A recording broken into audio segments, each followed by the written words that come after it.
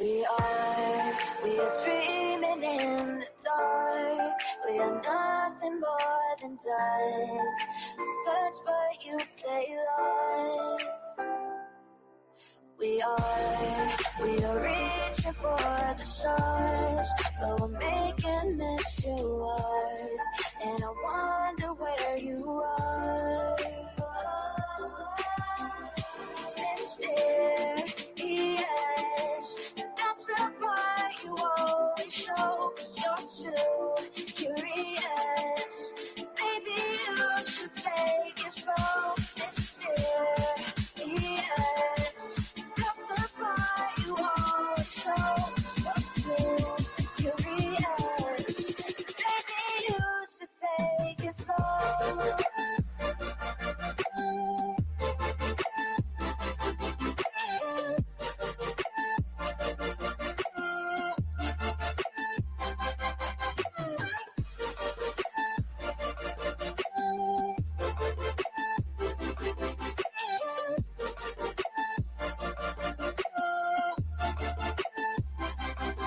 We're dreaming in the dark. We are nothing more than dust. Search but you stay lost. Search but you stay lost. We're reaching for the stars. We're making this too hard. And I wonder where you are. Mysterious,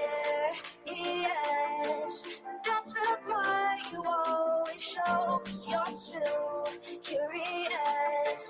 Maybe you should take it slow. Mysterious, that's the part you always show, 'cause you're too curious. Maybe you should take it slow.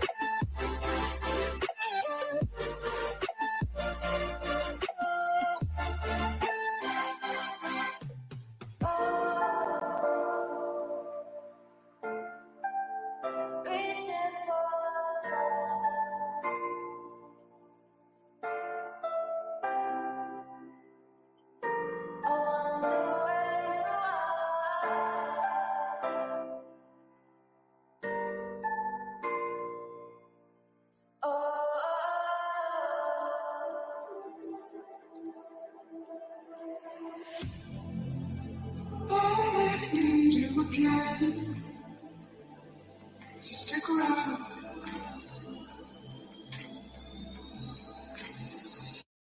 So stick around.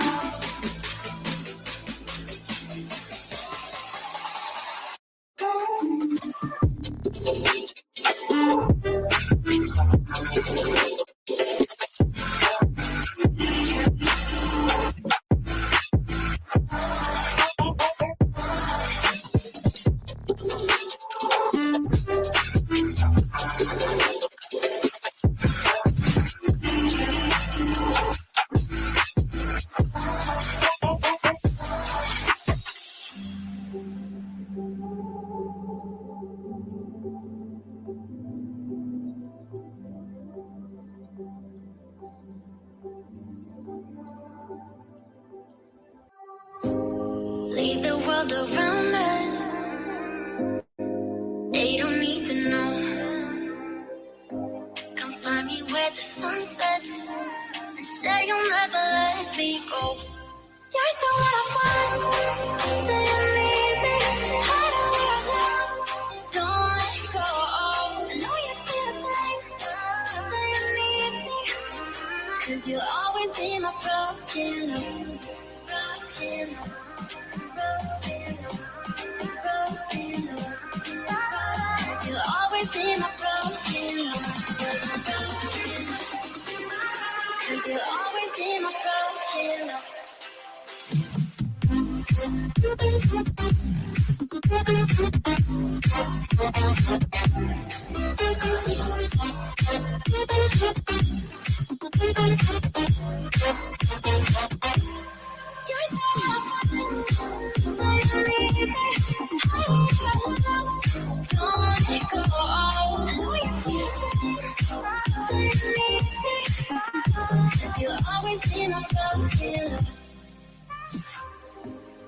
They don't know how we love when we're lying close.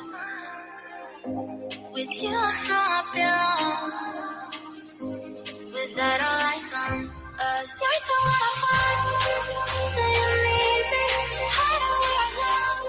Don't let go. I know you feel the same. Say you need me. 'Cause you'll always be my broken love. Broken love.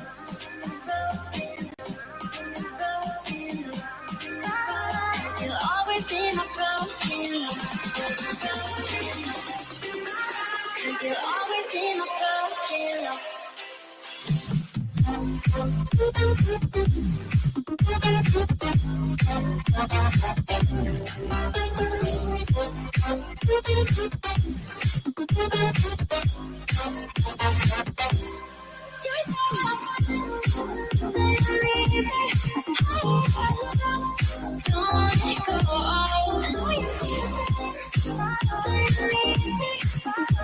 You'll always be my broken love.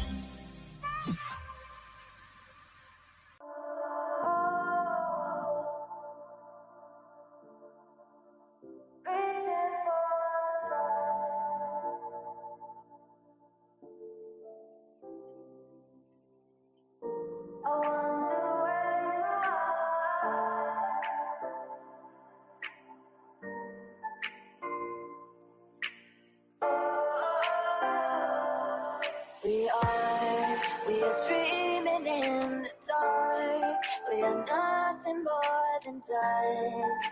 Search but you stay lost. We are reaching for the stars, but we're making this too hard. And I wonder where you are. Mysterious, that's the part you always show. 'Cause you're too curious. Maybe you should take it slow. Mysterious, that's the part you always show. 'Cause you're too curious. Maybe you should take it slow.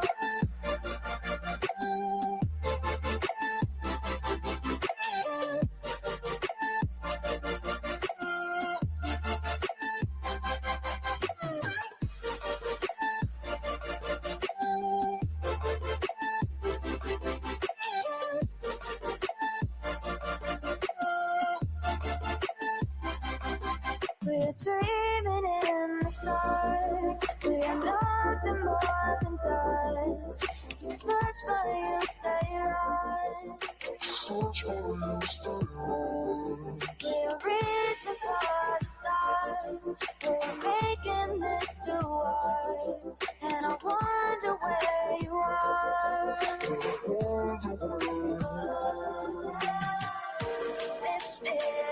Mysterious, that's the part you always show. 'Cause you're too curious. Maybe you should take it slow. Mysterious, that's the part you always show. 'Cause you're too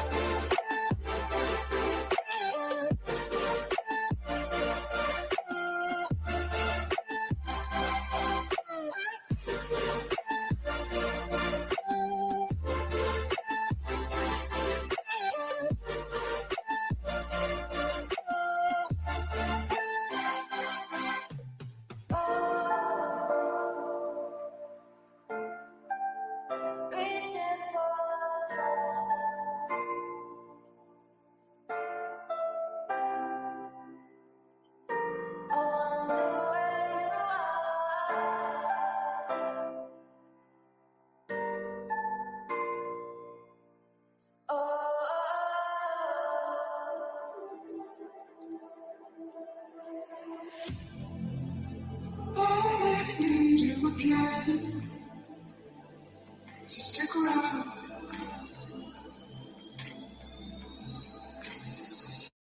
So stick around.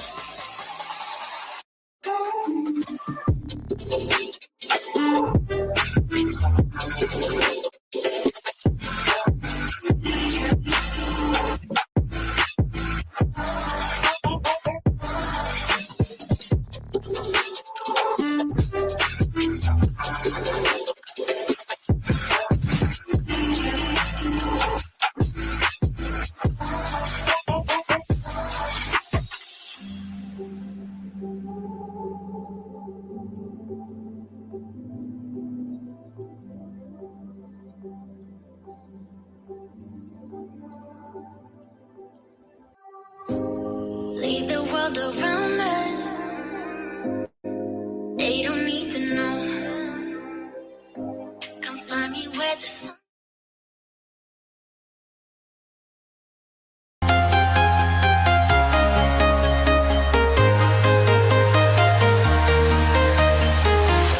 I'm walking alone, the streets are empty. The only thing I can see is my own silhouette. I'm getting stronger, step by step. The clock is ticking, but there's no time for me. I've been flying from town to town, from London to Taiwan. I've been...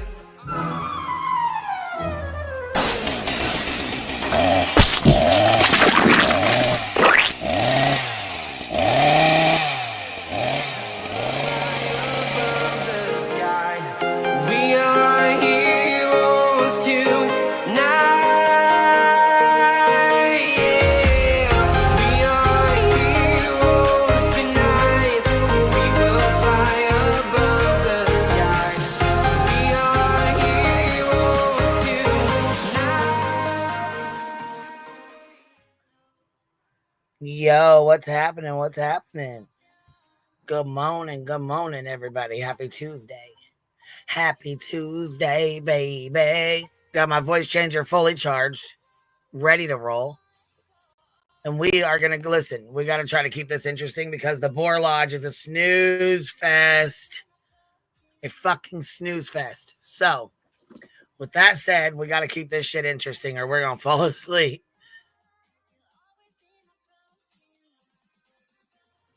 Call us Sleepy J for the day. Because holy shit, he's boring as hell, but we triggered him into a live stream yesterday. The snooze fest, the Boar Lodge. Yeah, he was real fucking pissed about our live stream yesterday. He makes reference to 7-hour live streams with open panels. You guys will hear him. He tries to take a couple jabs. He ain't good at this. He really ain't too good at this. So you'll hear his little jabs, but let me tell you something. He ain't like us. He ain't like us. That's for sure. We'll call him Snoozing Poon number 2, because holy fuck, Aiden, you are fucking a snooze fest, bro.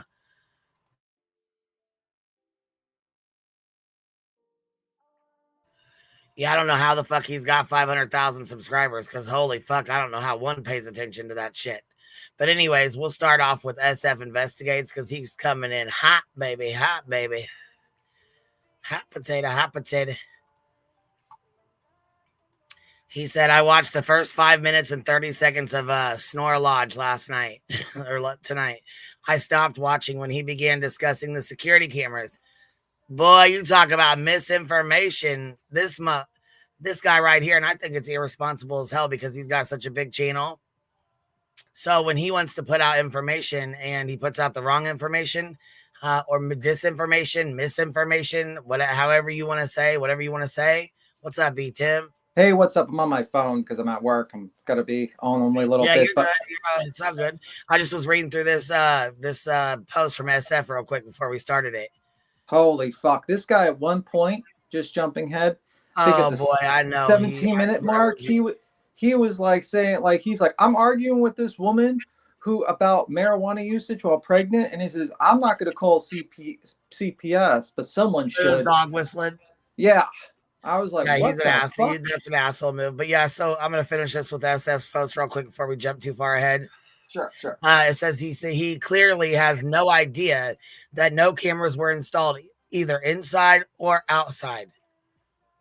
Therefore, when you start rambling the fuck off in the first 5 minutes with misinformation and disinformation, you know you're gonna fuck some shit up. You know some stuff's going to be messed up.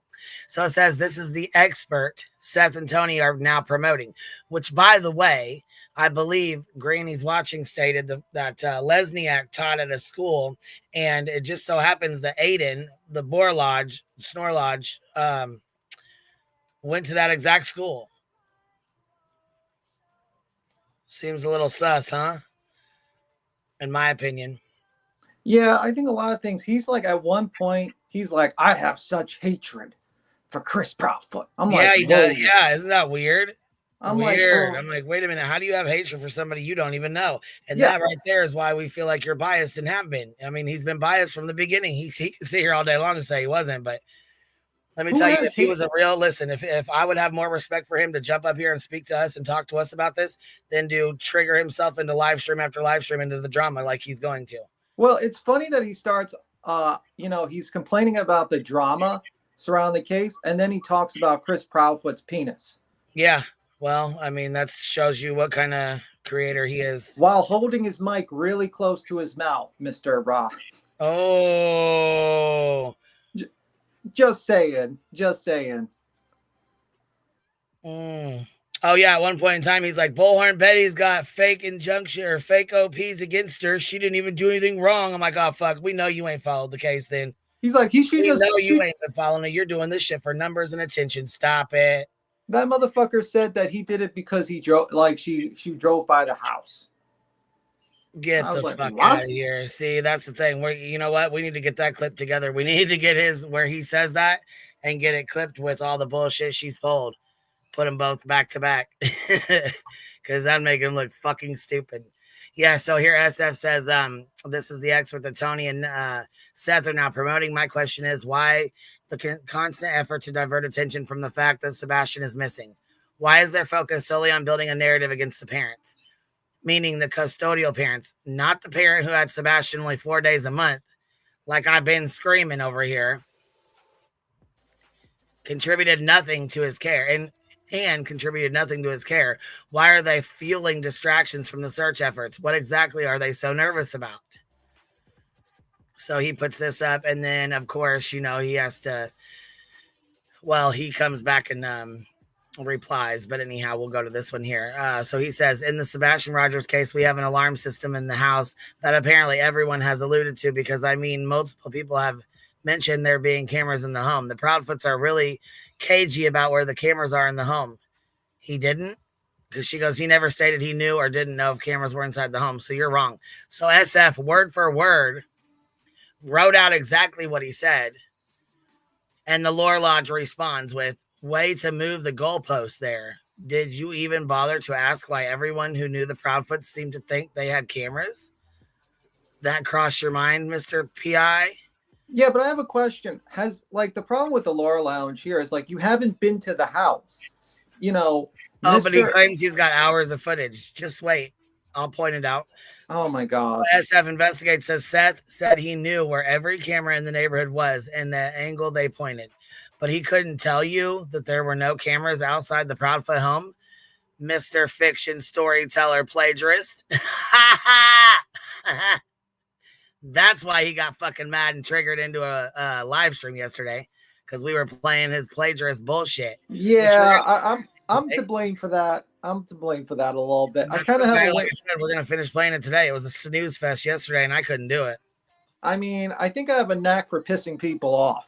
I think I've done that with a lot of people I've pissed off. It's like Well, a I mean, you know, it superpower. happened. I pissed a lot of people off too. So, I mean, I guess we're, you know, just cut out for it, I guess. He'll get over it. He'll get over it or he won't. And who cares one way or another, because he ain't going to come up here and say shit. He'll just continue to talk shit about Chris and Katie like he does. He'll need like a sound crew. He'll need his buddy to help him do the sound crew and his research team. You know, that or he'll just plagiarize some more. That's all. I mean, you know, in my opinion, allegedly. Yeah. Storyteller. Oh, you're a storyteller, all right. A storyteller with misinformation and no facts, in my humblest opinion. When he said, Bullhorn Betty violated her order of protection just because she drove past the house, I thought, oh, fuck, you know, you're going to fuck this one up. When you don't have the facts and they're really easy to find, there's going to be issues with this for sure. But then again, I mean, is he doing this for Sebastion or is he doing this for drama and reactions, clicks and views? Because that's surely what it seems like why he's screaming, they're doing drama. But you just stepped right into the circus. So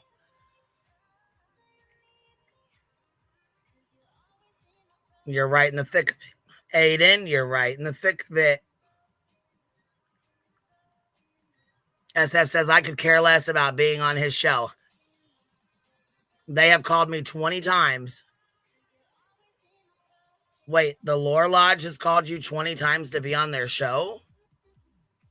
Bro, he was begging. Because he said he invited Chris and Katie to be on his show, and they won't come on his show. Bro, this motherfucker was doing a baby voice, hoping to antagonize Chris to jump on his show. Like, bro, tell me you're desperate for fucking content without telling. He's like, he'd rather be on these other channels. Yeah, he was mad about it. He's like, on these like 6,000 and 7,000, 20,000 channels with only like 20,000 subs on them. Bro, that's not a dig at me or nothing, you know. Yeah, but bro, his live viewers, he gets like almost. He had the same amount of viewers we had. Yeah, like bro, your live viewers are basically the same as most of us. So what the fuck you're talking about? Yep.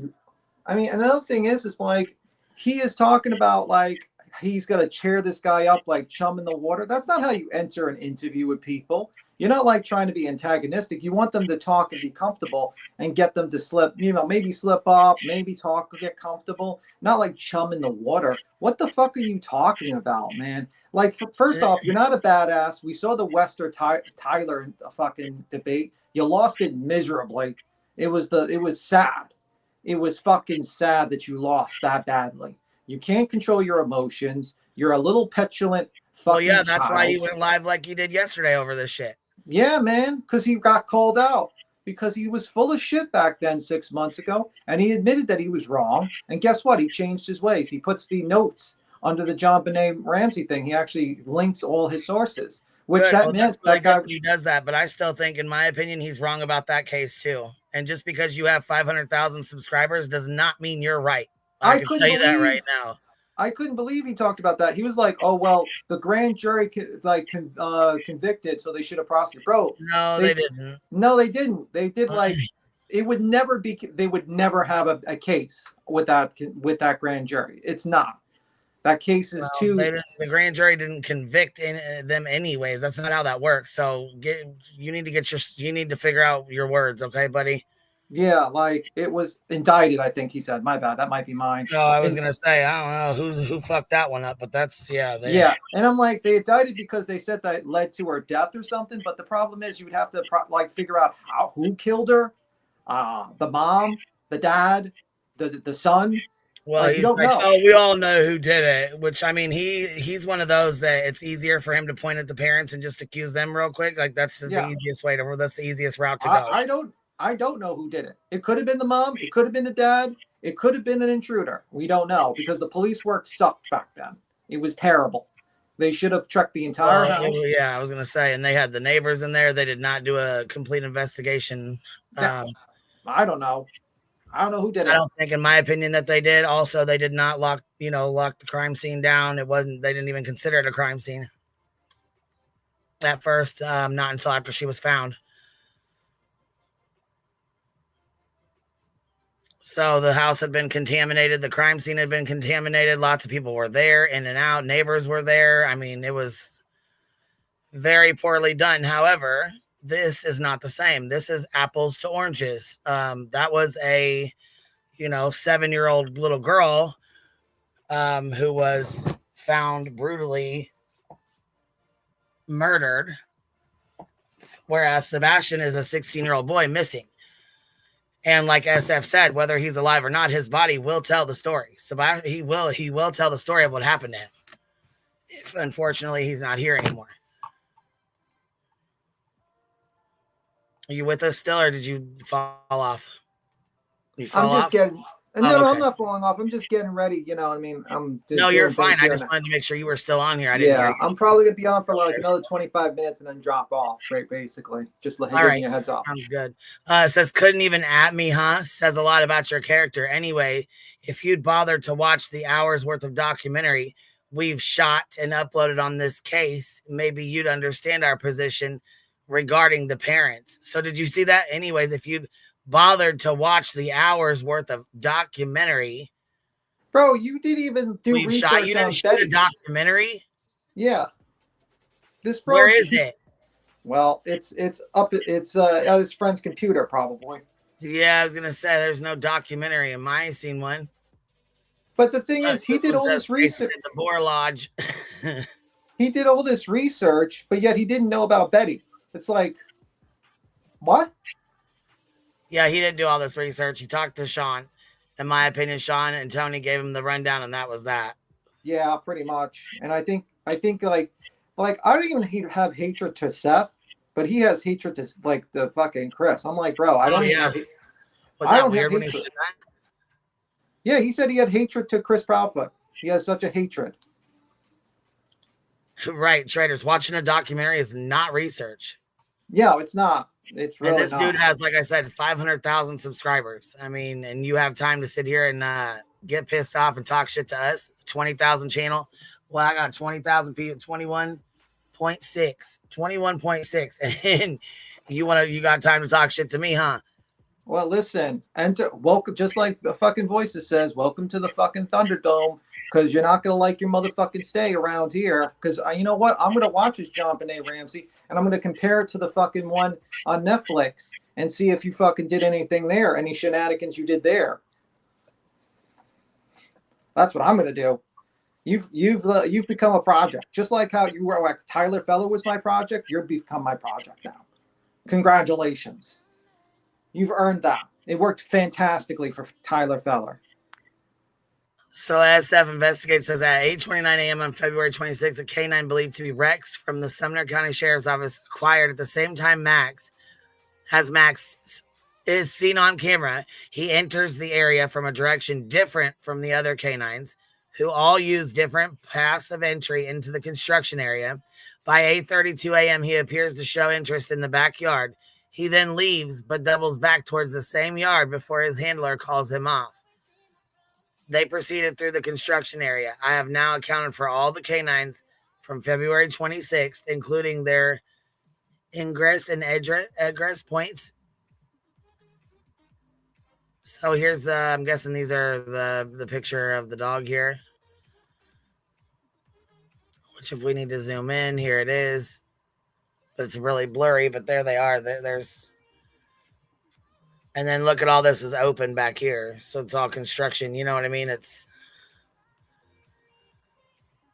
Yeah, and the sad thing is like this guy is like could really fucking really do research, and he hasn't done any research really.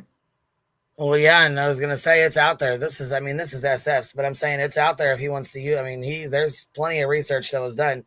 He's like, well, there's people that talk about the drama surrounding this case. Yeah, that's exactly what we do, because you know what? There's no updates in this case. There hasn't been. The only thing we cover is the fucking clowns that are fucking causing a goddamn, ruckus around this case and the drama involved in it, such as, in my opinion, At Night Media, Midnight Media, Nick, Hong, Dog, Seth, Tony. In my opinion, they're all causing a fucking ruckus. They are making this case into the shit show that it is now. But if you let Borlodge tell it, who hasn't been involved nor has he done any research, he's going to say this all is Chris's fault. Yeah, I mean, he said that he couldn't be bothered to watch all 40 interviews. I'm like, bro, what type of deep dive fucking research are you doing? You're just watching. You're basically doing. You're like, well, no, because if he did, he'd be forced to have to call Sean out for his bullshit, and he can't do that when he's gonna play mad. When he's gonna blame Chris and Katie. Yeah, it's really ridiculous. This guy is a joke. He's basically that guy, Tyler Westman or whatever, was absolutely right. He's a content mill. He's just doing this to get the fucking algorithm and get as many documentaries as he can get out in his mind. He calls it documentaries. I call it fucking content fucking milling out, where he just copies it. My ass. I mean, in my opinion, they're not documentaries. They're fucking YouTube videos of his opinion. That's it. Yeah. YouTube videos, just like everybody else. And he's like, and like the only reason why you don't call out Netflix documentaries because you feel like they get things wrong. You call it out because it gets you views, man. Because it's on Netflix and it goes on the algorithm and people watch people that review the Netflix on true crime cases. Dumbass. That's why you do it. You don't do it because I have a disagreement with John Benet Ramsey's case. Well, you were like 9 at the time or 8. Right. I don't know. I don't know if you actually, like all your research is based upon fucking documentaries and old fucking videos. Like, what are you talking about? You weren't there. You were like 9. You're like, he's 27 years old. This thing happened 19 years ago. So what the fuck is that? 8 years? He was 8 years old, and he cared about the John Benet Ramsey case so much. Like, what the fuck are you talking about? Like, let's be real. It hit the algorithm. You like the fucking views, and you're doing it for the views like this one. Stop bullshitting your audience, pretending that you're some purist that wants to look for truth, justice, in the fucking American way, and tell the goddamn truth that you're doing it for views and fucking clicks. Let's be 100 here. Let's stop bullshitting a bullshitter.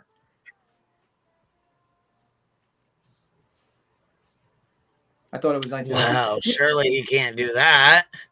Yeah, he was Come 1996. on now, you can do that. Hello. Yeah, I know, right? Yeah, I mean, come on. And this guy got his sound crew next to him, which is like fucking crazy to me. It's like, bro, it's YouTube. You don't need a fucking sound crew. Like, for the content you're doing, I've seen people fucking make better documentaries with their goddamn phones. Okay? I've seen JP make the better lives on the fucking Zodiac Killer on her goddamn live stream on her phone than you, which is fucking crazy to me that you got all this money you're spending on this high production, and it's like literally I've seen people do better with a phone. You're not special. You're pretentious. You think you know it all. You don't know it all. You're only 27 years old. You're basically barely out of your like diapers. You shit on Mr. Chris Proudfoot for having 5 wives. At least he got 5. You didn't even get 1 yet. You're 27. You're still not married. What the fuck are you doing? I didn't see you. It was 6 months ago. You weren't married.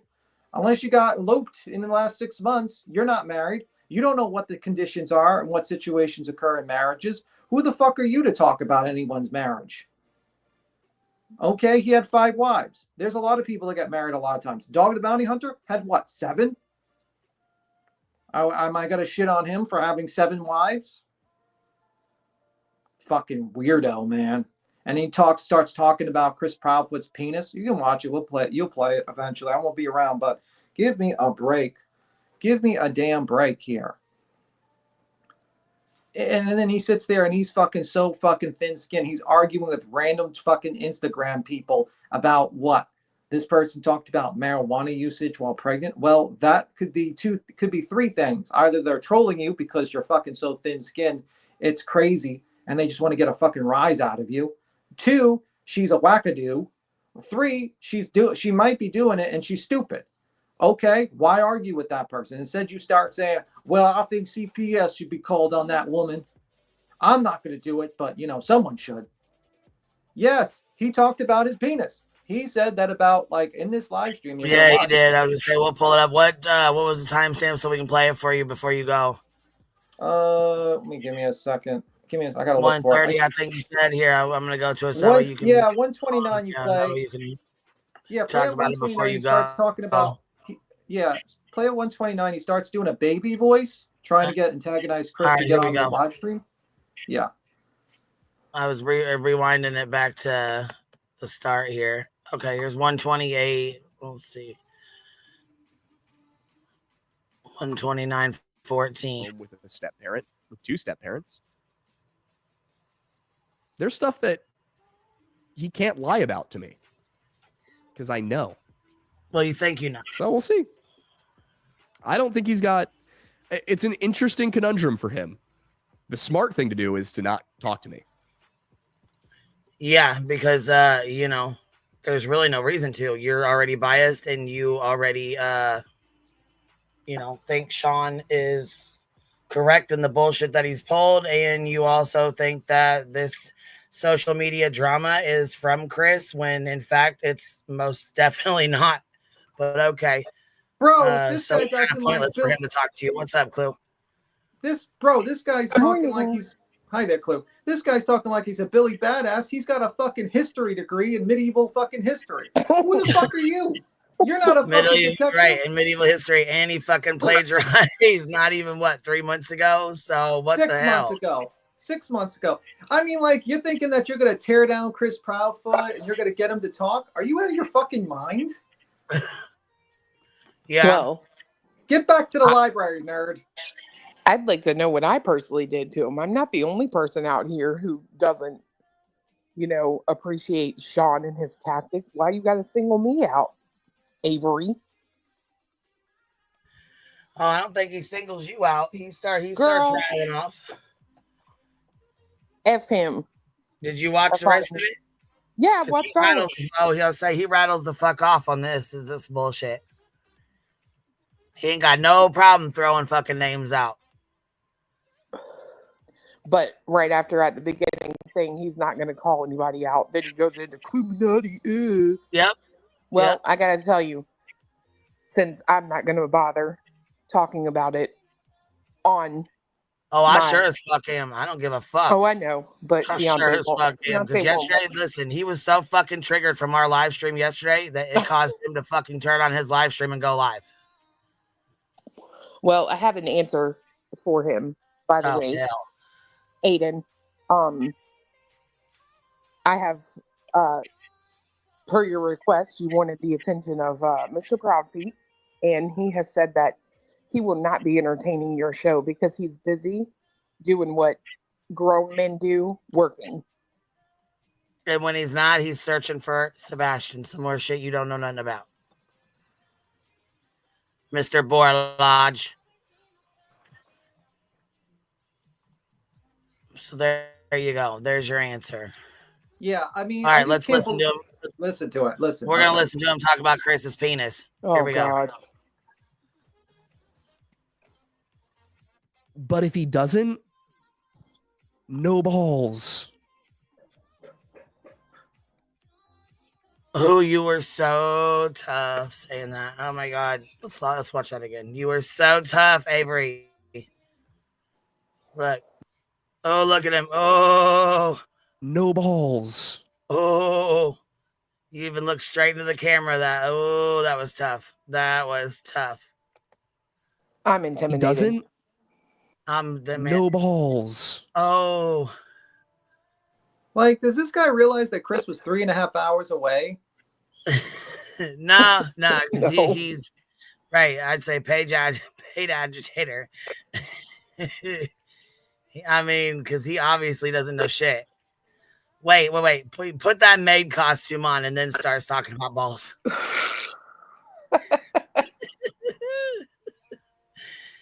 My goodness. Oh. Coward. Oh. So are you, though. That's the thing. So are you. Bet you won't come up here and talk to us. Bet you won't. I bet you won't. We'll talk to random true crime girlies. He talks to random true crime guys too, not just girlies, but he won't talk to you. And that's why you're fucking mad.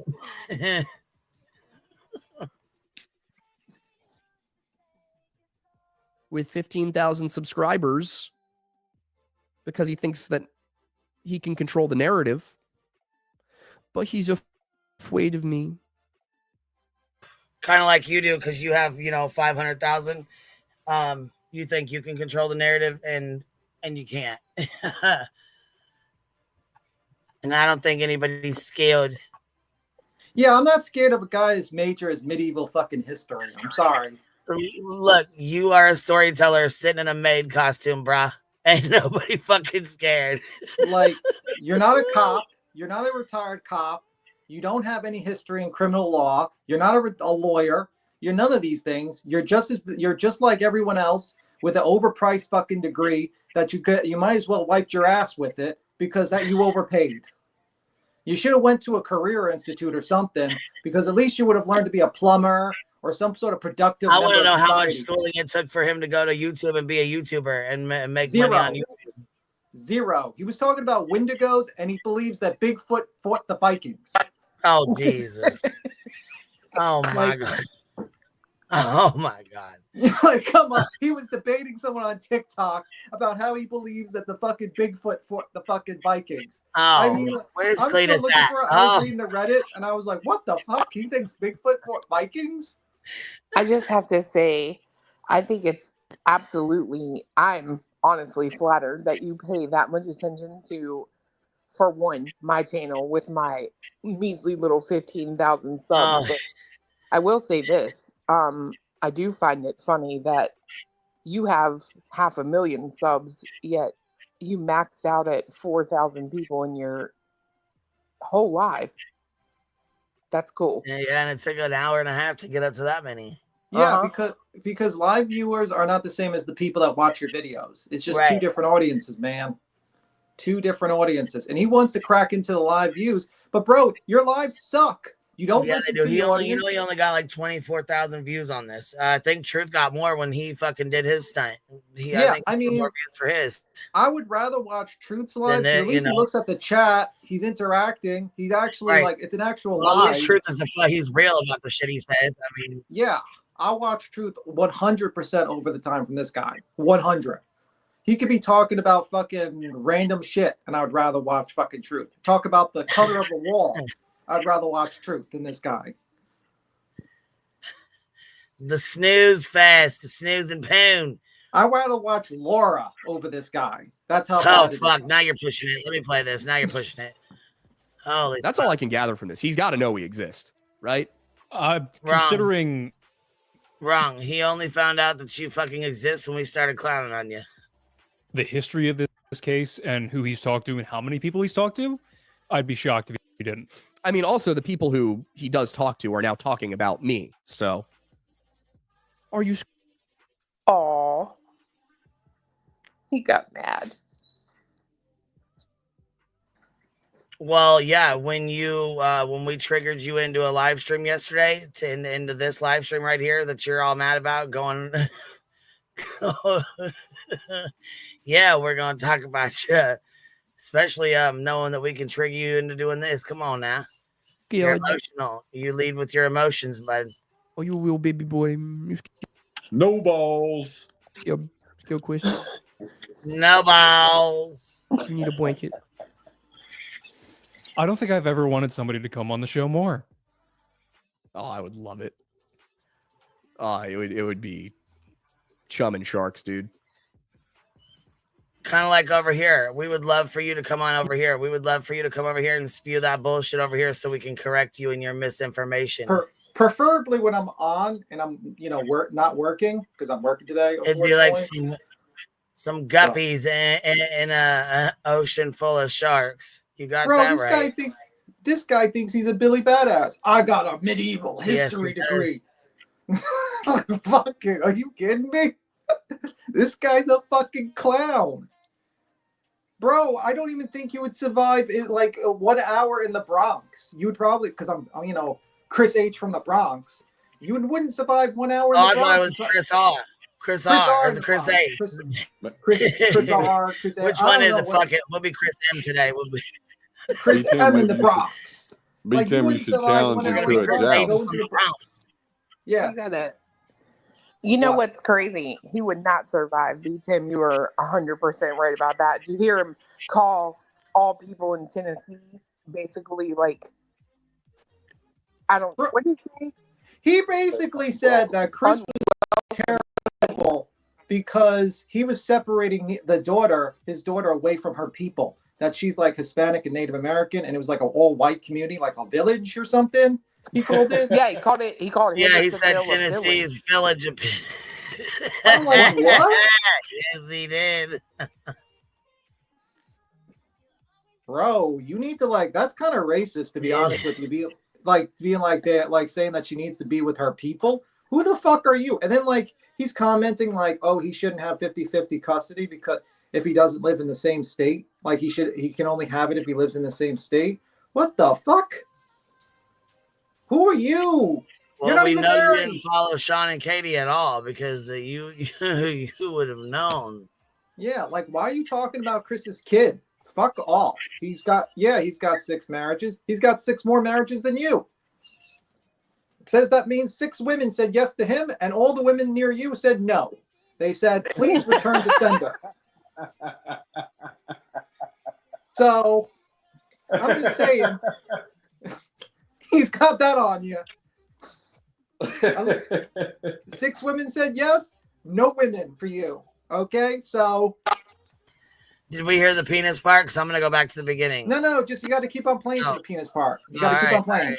For All right, 2 here we minutes. go. I'm gonna play it till it pops up then, so we can get that out and reverse it back. He won't. He won't do it. He doesn't need that big truck for work. He needs it to feel good about himself because something else is real small. I'm telling you. You know why you're on wife number 5? Tell us why you don't have one at all. I think it might be because you couldn't perform enough. I think that might be it. That's why you got the truck. I mean, Yeah, because you would know how he performs, right? I mean, you would know all about that, wouldn't you, Aiden? I'm just curious how you would know about that. I'm curious why you would even give a fuck. I do agree, and I'm just gonna say my truck is massive, and so is my dick, so that doesn't matter.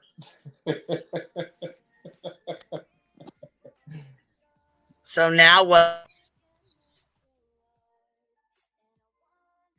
if I bought a truck for work, like I'm buying a Jeep Gladiator, right? I know that it needs to be above a certain weight. I know what is different between the years. I know that some of them have a certain engine type that I might want. It's because I want a truck. You know, the kind of guy who has a truck but doesn't know what year it is, even though it was bought in the last 4? A guy who wants a truck because something else is small. I was going to say, coming from somebody who owns a truck and knows way too many details about their truck, I can't imagine not even knowing the year. Mm-hmm. And I mean, you're a physically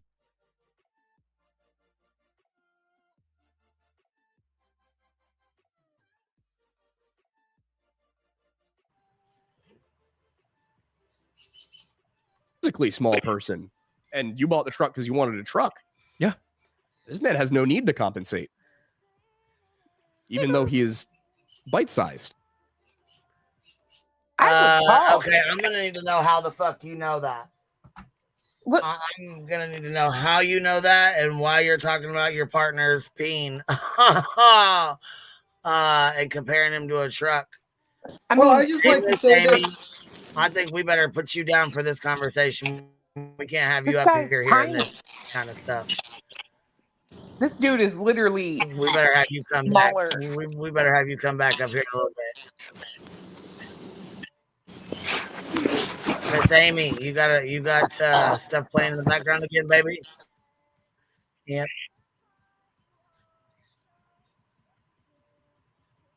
I don't know what the hell you got going on, baby, but it's loud as hell, whatever you're ruffling with back in there.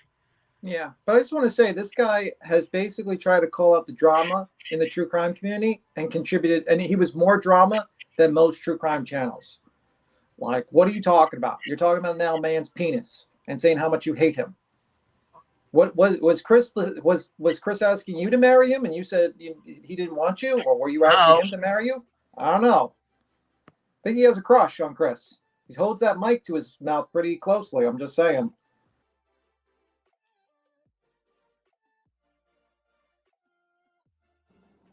Queen, do you not let me up here? You're up here, baby. You're up here. Is it okay? Yeah, I was joking. I said maybe you shouldn't be up here while we're talking about penises. I think Amy's good with that. She said that someone it's a conversation you may not want to be up here and be involved in. Yeah, I don't know about that. I don't think Amy's as innocent as my BTM can't hear me. Oh, I'm sorry. No, it's okay. Can you hear me or? Yeah, I can hear you. I'm sorry. It's a little bit of a delay. Yeah, so I just didn't want to bring you up while we were talking about talking about penis and having this conversation. I didn't think you wanted to be involved in it. So when I brought you up here, though, I muted you because you had dropped the phone or something. I don't know. You had a lot of background noise, so I went ahead and muted it for you until you were ready. You still up here?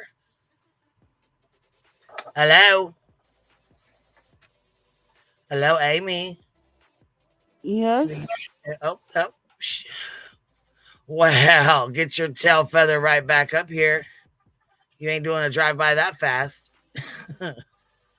Get back up here. All right, we'll finish this, and then we're going to take it back to the beginning. Yeah, you want to start about the 17-minute mark. He is great in spirit. But not you, Chris. You're small in both manhood and manhood. In my opinion, you Allegedly. are too, Aiden. That truck's never seen a speck of mud. See, this is the problem is, this might be the only way that we can piss him off enough to come on the show. Everybody keeps saying, talk about his truck. I mean, I'm talking about his truck, all right. Brother, I have a... Well, kind of like we talked about your maid outfit and you plagiarizing and it triggered you into a live stream, kind of like that? Kind of like that? Huh. A little bit so. I bet so. Sounds a little familiar there. 1989 F350. I know way too many things about it. I've done work to it myself. Mm-hmm. I'm officially... Nobody cares. Newsflash, and nobody cares. The point where I'm in a position where I'm engine and doing a whole... You know what? Listen, why did I just have a... Look. I just pictured Aiden singing to Chris on Too Sexy. You know how Justin sings that song? All I can think of is Aiden singing it. Jesus Christ. I was thinking about this guy in a maid outfit singing Mr. President to Chris.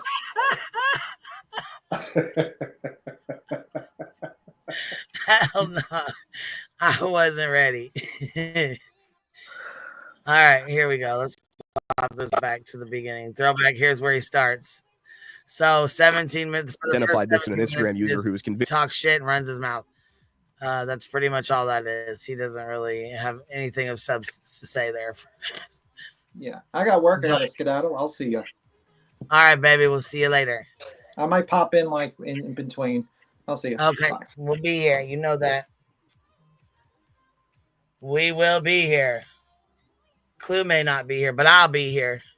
She might get tired of my shit. No, this is great. This I guy know was this. upset, dude. I don't think he was Oh yeah, upset. he was I just fucking see him as mad. I just see him as like a high school kid that thinks he's gonna antagonize a grown ass man. Yeah, Like, that's Right. literally what I saw, and it's like, we dude, said it. yeah, it's like, dude, what are you doing? What are you doing? You got 500,000 subs. Why are you out here taking little immature pop shots at a grown ass man trying to provoke him to talk to you? Like, what the fuck? Yeah, that's some pathetic ass bullshit if I ever seen some. But I mean, when he you can tell his antics and his tactics because Chris said he's not going on his show, and he's pissed off because he won't come on his show. Well, gee, I wonder fucking why. Look at the way you act. Are you kidding me? Right. No, it's childish. Yeah, it really is. It really is. He got pissed off because we played a fucking video of his plagiarism bullshit that he got caught doing and his fucking maid costume. That's it. That's all it took yesterday to trigger him into doing this. What? Oh, yeah. I got into an Instagram argument with a woman who thinks that smoking weed or consuming weed while you're pregnant is totally fine and has no negative effects. Now, the entire... Well, first of all, smoking is going to have negative effects, period, no matter what it is. Secondly, there's a lot of women that smoke when they're pregnant. They actually smoke, and then they normally are smokers, and then they find out they're pregnant, and the doctor will tell them, do not quit cold turkey. Do not immediately just stop because you can hurt yourself and the baby. They will tell you to wean down. Of course, that's what the doctors say. That's what they all say. They're going to tell you not to smoke because smoking in general is bad for the baby. Common fucking sense. But in my opinion, I don't believe that there's been any anything linked back to marijuana causing birth defects or problems with infants in the womb, or in the womb. I'm sure there's probably some kind of fucking articles you can pull up or find or whatever, but we're not going down that fucking road. In my opinion, I think you're petty as fuck for even trying to dog whistle that bullshit. That's what I think, because it ain't your motherfucking business. Medical consensus is that this is not true, right? I mean, smoking anything at all, it could be grass, like literal grass. That's still bad for the baby. Cannabis? THC? There's a consensus on that one. It's bad. It's bad for fetuses. Like, you should not consume mildly hallucinogenic drugs while pregnant. That should be obvious. Anyway. Yeah, I mean, it's obvious. Come on now. You don't smoke fucking crack, cocaine, meth, heroin, none of that bullshit. We're talking about smoking a little fucking weed here. I mean, let's keep it real here. Exactly. Jinx, how many fucking times have you been pregnant, Aiden? How many times? What an idiot. Yeah, I mean, his fucking nonsense bullshit speaks for itself. That's for sure. Because I'll tell you right now, there's a lot of women in here that smoked when they were pregnant. Jesus Lord. I don't know if I'm going to make it through his bullshit. I just don't.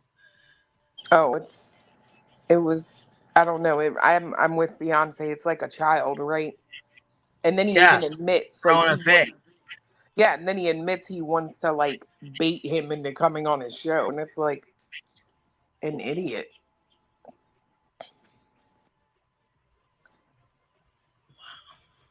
Wow. All right, here we go. This woman's arguing with me, and I'm just kind of pointing out how, like, I she wonder keeps why. like kind of hinting that, yeah, you should go and say something about this. You should make a video. Go tell your 600,000 YouTube subscribers, blah, blah, blah, blah, blah. And I'm sitting here like, well, I'm not going to do that because you have 1.5 thousand followers on Instagram. I'm not going to punch down that. Do I think you're a bad, dangerous person who should probably have a CPS visit? Yes. Am I going to bring the entire internet down on you? No, that would be rude. That would be mean. I will let CPS handle it. I didn't call CPS. I'm sure somebody else will. Point is, I kept saying, you obviously have narcissistic personality disorder. Otherwise, you'd be able to tell why everybody thinks you're absolutely insane. Wait. The fact that you can't. Who in the fuck are you trying to diagnose? Wait a minute now. This motherfucker has Right. got. Lord, have mercy. No, you can't say nothing to him. I don't want to say nothing to him. I regret. No, I'm talking about in general, right?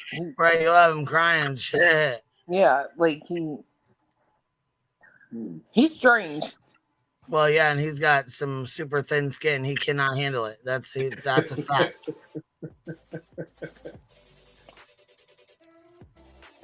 That is a fact. Look, yesterday all we did was play a little bit of his bullshit from his fucking maid costume shit that he was wearing, that maid costume or whatever.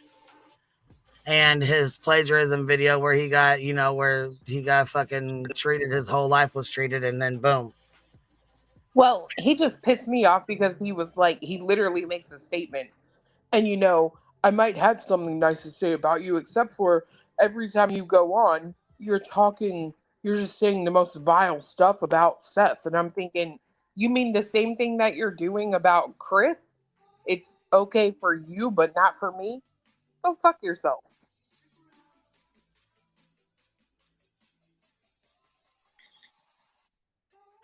Yep, that's exactly what the fuck's going on here. All right, ready? To acknowledge that you're wrong and you keep begging for more attention tells me that you have a narcissism issue. Turns out she's diagnosed borderline personality disorder. Yeah. So I was close. I was damn close. No, I don't think so. I think Chris is in the same boat, Chris Proudfoot. But my reason in bringing up Jameson and all of this is because I feel like as I'm looking through it, Jameson is, if you look back earlier before the internet, you've got people would always, you have people sending letters, calling in, psychics, people claiming they did it, blah, blah, blah, whatever. But it all got kind of funneled because it all went through to the police department and they decided what they told you. I mean, that's the internet comes into play, the website. Right. And you know what? Because there was a lot of quacks that were just throwing information out. Didn't matter what the fuck it was. They was just throwing it the fuck out. No, we can't have that.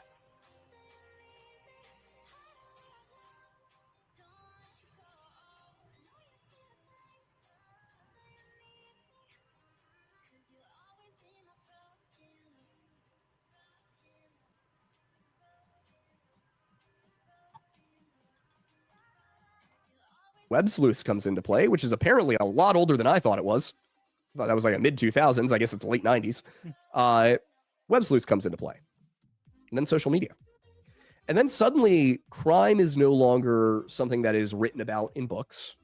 It's no longer something that's talked about on news programs. It's not something that is, for the most part, isolated to the investigative department. It's something else. It's culture. True crime. We get, podcasts and TV shows and all sorts of stuff. Goes from 48 hours to Netflix has an entire series on the Menendez brothers. Netflix has an entire series on John Benet Ramsey. And what it creates is an internet subculture where you have all these people who are out there and they're talking about it, they're getting involved. Yeah, the exact same shit. You're a part of it. You are a part of all that. Can you imagine, dude, listening to all this across from him? Can you imagine the dude listening to all this across from him? Dude's probably like, what in the fuck is going on? The guy with the weak abdominal muscles.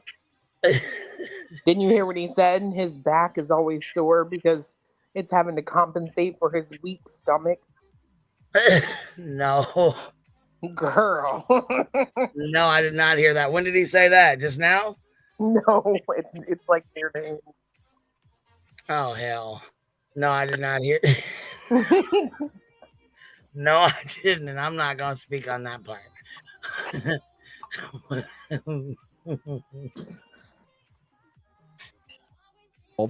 And when it stays on Reddit and TikTok, and you basically got, people like, oh, well, here's what I think about it. Sure. But something really weird happened with the Sebastion Rogers case. Something that I've never seen before.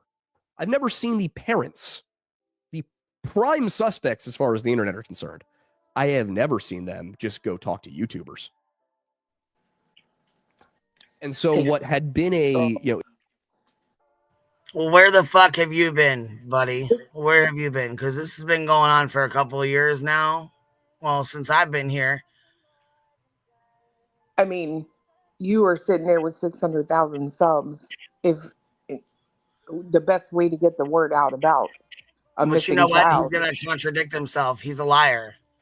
He is a fucking liar. He's going to contradict himself because he sits here and says, oh, well, the parents being involved and talking to YouTubers, but then he'll go on to say, oh, well, I had a conversation with Gabby Petito's sister or whatever for 7 hours and I never said anything about it.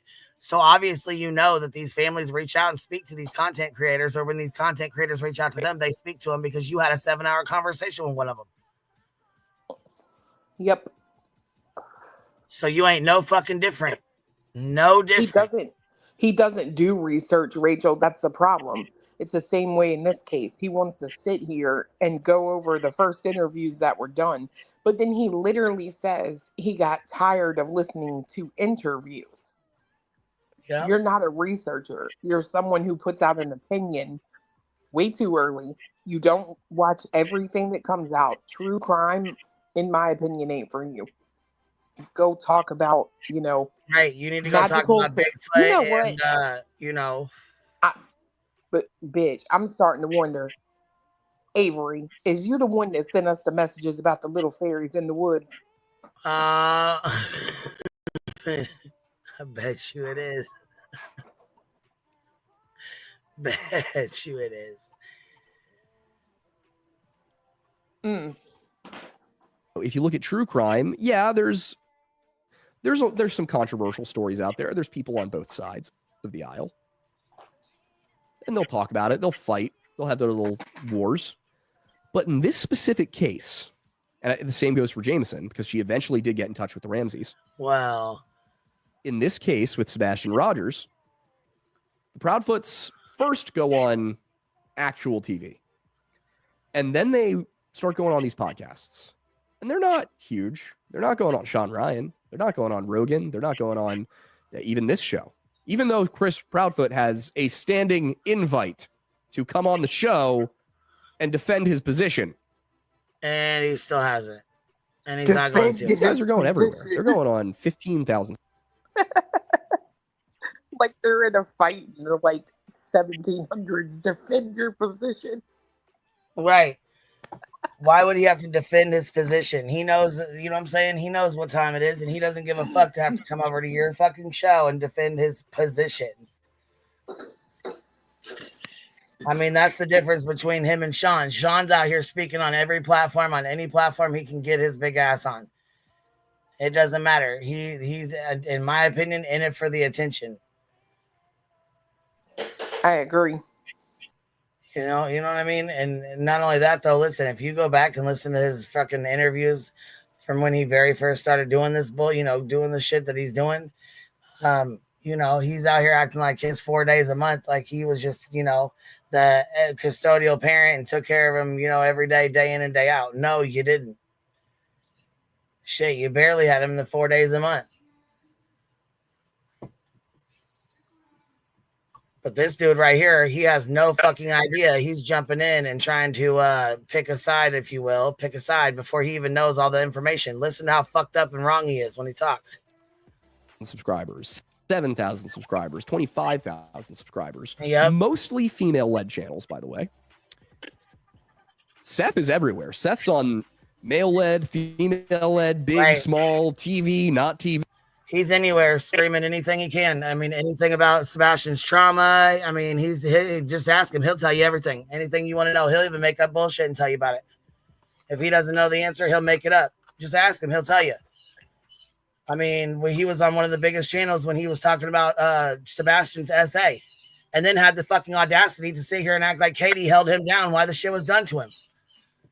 Saying she allowed it to happen to him. Get the fuck out of here. No, she didn't. She would never. And you know that. Well, he blames Chris. That. He blames Chris. Yeah, he sat here and said Katie fucking let it happen, allowed it to happen to him. Bullshit. Bull fucking shit. It's that kind of shit that I can't fucking get behind. No, hell no.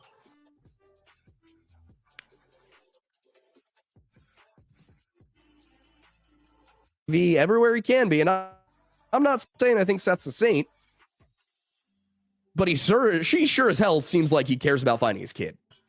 Well, Chris Proudfoot seems like he cares about controlling the narrative. Shit. And you have a bunch of these YouTubers who I think maybe at the beginning they were well-meaning, but they allowed themselves to get emotionally connected. Kind of like you did, Aiden. Kind of like you did. Controlling the narrative. Yeah, because Sean hasn't done that at all. None.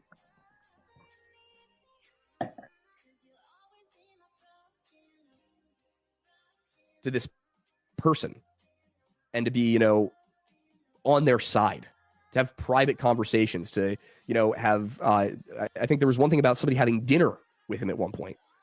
I've never seen that before. And I don't like it. I don't like what I'm seeing. I mean, we went and sat down with. Well, we know you don't like it if they go on anybody else's channel. You invited them to yours, and you're pissed the fuck off that they won't come on there. You're pissed off that Chris and Katie will not come on there and entertain your bullshit, huh? Boy, I tell you, the internet would really shit a brick if they found out we ate at Chili's.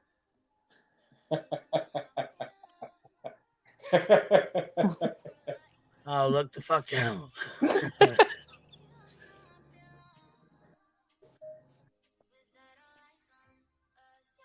with Tommy Booth's mom. We had a conversation with her, but there wasn't a whole war going on. We weren't, getting up there and bashing other YouTube channels who disagreed with us.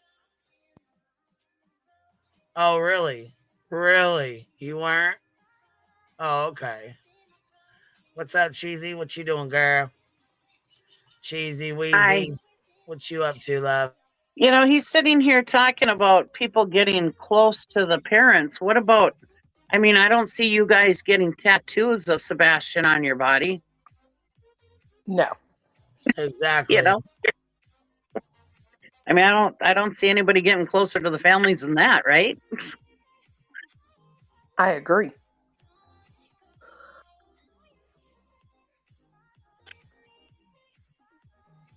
Or going to jail for them. You know what I mean? Right. He's talking about having dinner with people. we were out there, SF, we had been out there all day, and right. it was nighttime when we finished, and humans do typically have dinner. Yeah. So we had dinner. We did not go in the parking lot. Okay. I'm just saying dinner is one thing, but their side is doing tattoos and going to jail and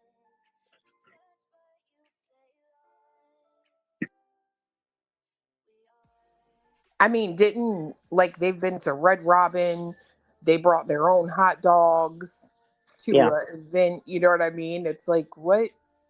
Okay. that's what I'm saying. He might want to talk to his people before talking to this side, Yeah,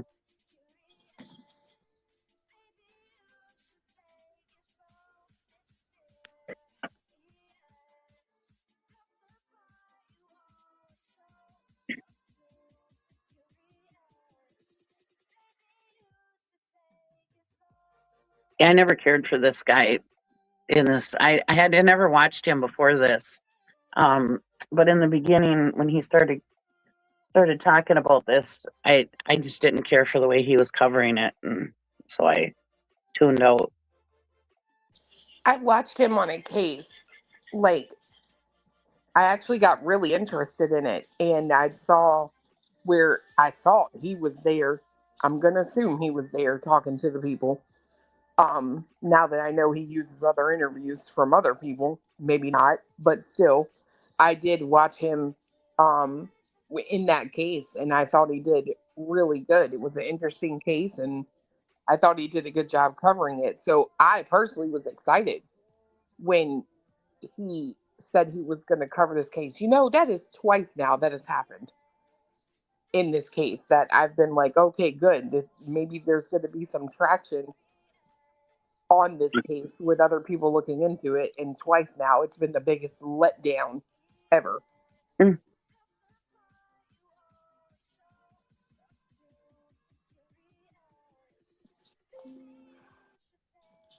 I don't like this guy. I think he's got issues.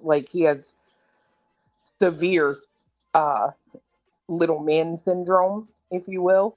Yeah.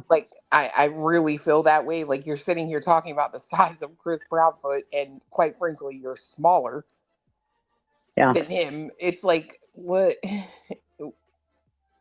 Why does that bother? I don't know. He's weird, dude. Yeah, just because he drives a big truck doesn't mean he has a small penis. No, it does not. Because my husband drives a big truck. Let's leave it at that. Same girl. When I met fiance, he drove a F-350 Platinum, whatever it was. Yeah. Diesel thing. Mm-hmm. Yeah, that doesn't always mean they're compensating. Nope. We This guy just doesn't call a even lot of look like stuff. he would. This guy don't even look like he would know what dirt is. Like, I'm sorry, but you literally talk about how you guys shop at a certain store, and when you got to Tennessee, you felt like they were very unwelcome based on the way that you looked. Like, okay, Yeah. they ain't like us. I don't know. No.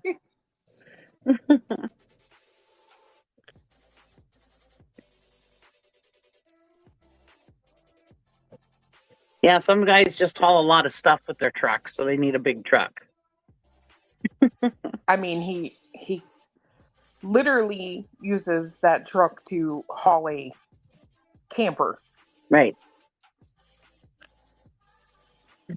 Maybe he wants him to tow it behind a station wagon. Maybe that would be suitable for. What's his name? Aiden. Aiden. I keep calling him Avery.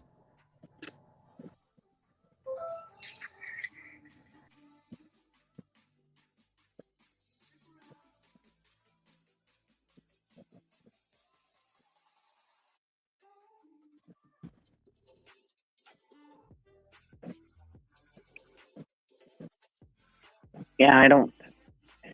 Like I said, I haven't watched him much. I watched him one time and I didn't care for him, and I haven't watched him since. But now B Tim's bringing him up, so I guess we're gonna watch him a lot more now.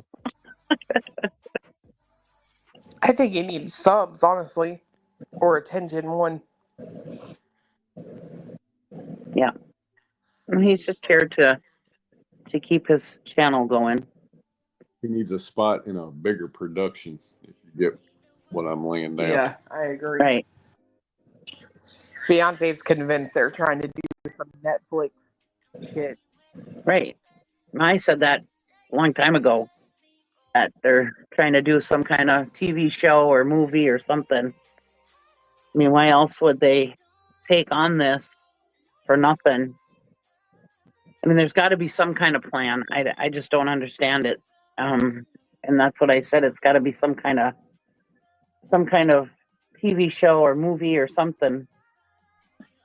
Well, what's weird to me is, like, you can tell the type of people out here in the world that are comfortable with talking shit to someone and basically, I guess, what you would call dragging them. He does not fit that bill. Like, he seems very, like, uncomfortable and out of place. And even his digs are, like, kind of juvenile. Yeah. Right? Which, I mean, no fault in that, right? But I feel like he's trying to enter into an avenue that Unequipped for. Right. He is not ready for this. No, he's really not. Like, they want to know if you use anything on your beard to make it look nice. Clue juice, that's what he uses. Ew.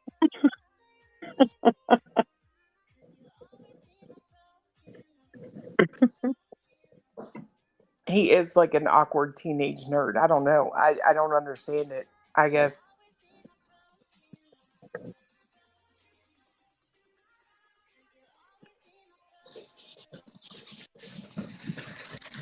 It's definitely 2 hours long. It's hilarious to watch it, but I don't think so. I do. When that guy started talking about his hurting back because of his weak stomach, I was almost in the floor. It wasn't really fun for me because this is not your realm, dude. Like, it's just not your realm. What are you doing? You are so fucking out of place. Like, you're so out of place doing this. It makes no sense. And looking at his background is even more of a disappointment because it's like he is set up to do. He seems to have experience doing a lot of things where he could actually have an impact in something, and he's wasting his time making juvenile prods at the father of a missing child. It just doesn't make any sense. Like I don't get it. I do not get it. I'm with you on that 100% because I'm telling you guys right now, I was super excited after I saw him do the first show because I'm like, oh, yes, okay, awesome. This is someone who has the ability to play all the interviews, dig into it, find the inconsistencies, and Right. you stop. You're basically like, I'm too lazy and sorry to do the work, but I'm still going to try to capitalize on it all anyway. Right. He could have really done good with his big platform and getting Sebastian's name out there and stuff, and he could have been a good impact on the case. But yeah, no. When you're in it for nefarious reasons, just to, pad your pocket and whatever, which is fine, whatever, make your money, but do the right responsible thing. Research the case. Don't come in here just. What are you doing?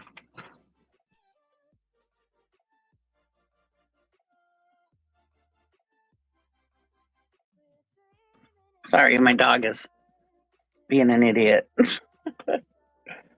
Little lug nut.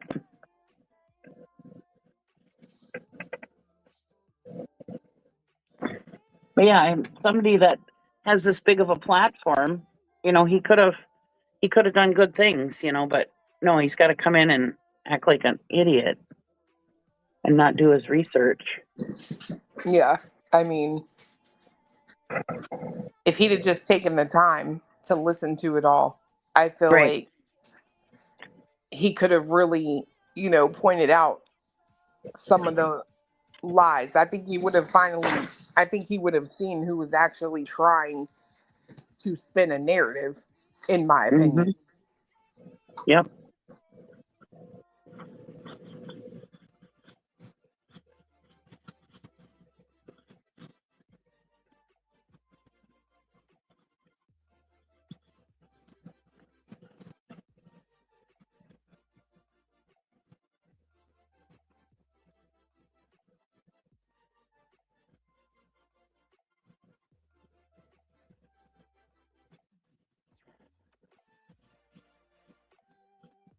I don't know where Queen went.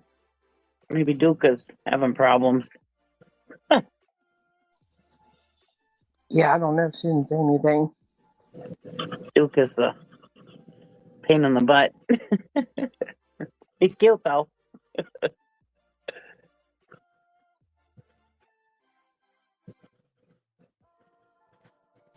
My dogs are using everything in the living room as a jungle gym right now, so I have to keep muting. Oh, geez. Yeah, my dog was sitting here messing with some stuff, and I was like, what are you doing? I don't know what. He got in puppy mode this morning or something. He's 8 years old, but he decided he wanted to be a puppy this morning, I guess. These do that all the time. They get this like burst of energy and then they'll just crash out for like hours. Yeah. Yeah, Lugnut usually is he's a Lugnut. He's lazy and he's a big black lab / German Shepherd. He doesn't get too excited usually, but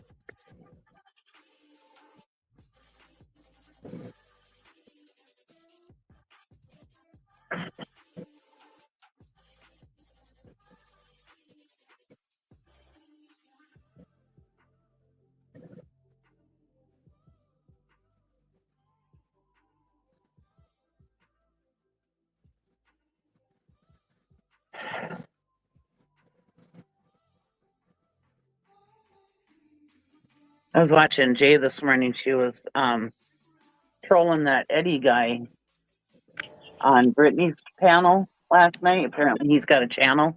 And she was up at like 2 a.m. trolling him this morning, and I guess Brittany came in the chat and said, "That's Jay. Get her off the panel," and he kicked her off the panel. Oh my gosh. But she was just up there talking to him. I mean, she didn't talk to him as Jay. She was talking to him as somebody else. But she wasn't being rude, or she was very respectful. She wasn't, out of the line to him. But I mean, like that. That's hilarious. Yeah. But because Brittany came in and said, get her off the panel, and they're like, oh, she was so cruel. And it's like, well, she wasn't cruel. She wasn't rude, She's just up there talking to you, She's like, I was up at 2 a.m, didn't have anything better to do.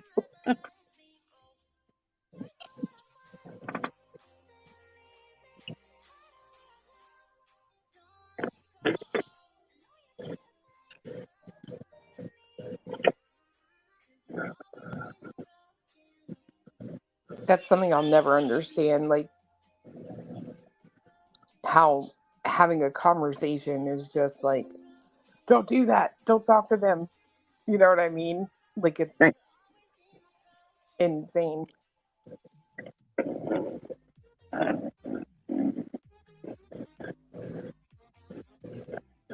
Oh, somebody said he came into her chat too.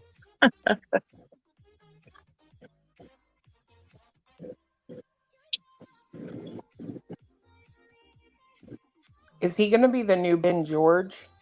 I don't know. Not if he came into Jay's chat today. And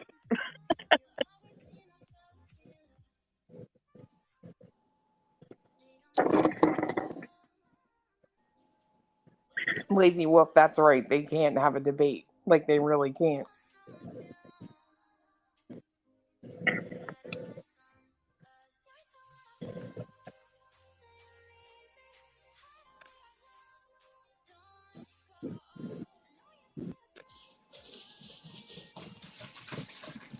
oh, he doesn't donate, so no, he won't be the Ben George.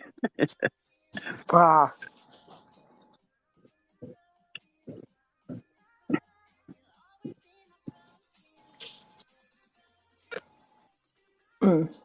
I can't believe Queen Bee and B Tim triggered Lore Lodge so much that he made a live. I can.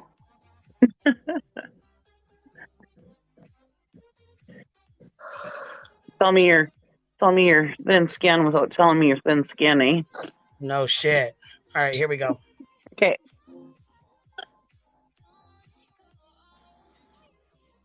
We were getting up there and saying, hey, I think the police are wrong, and I respect the work of the Smiley Face Killers gang, but I think they're wrong too.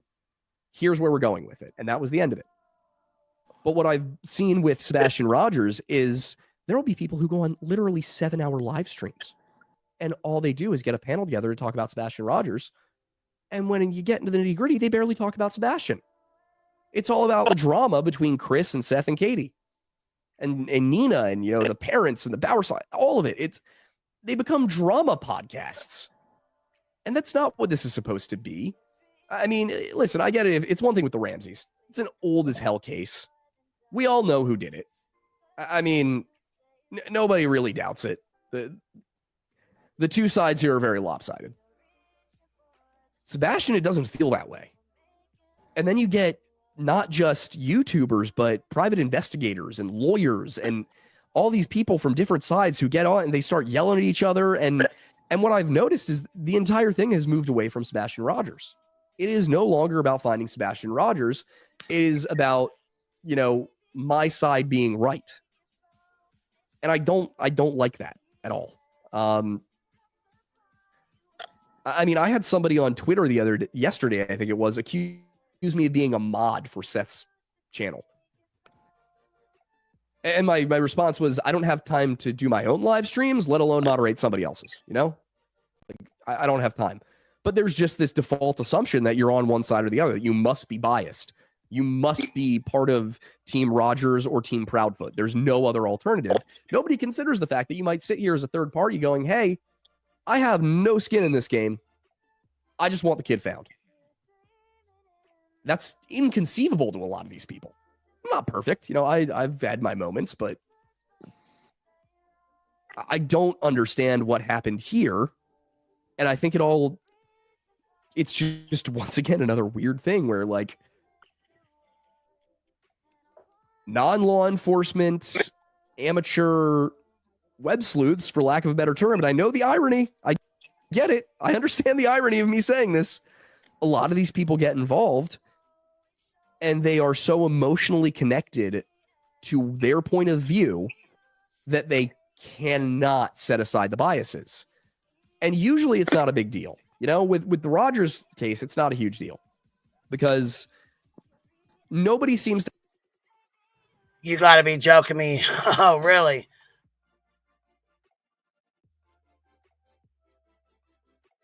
To have, for lack of a better term, classified information.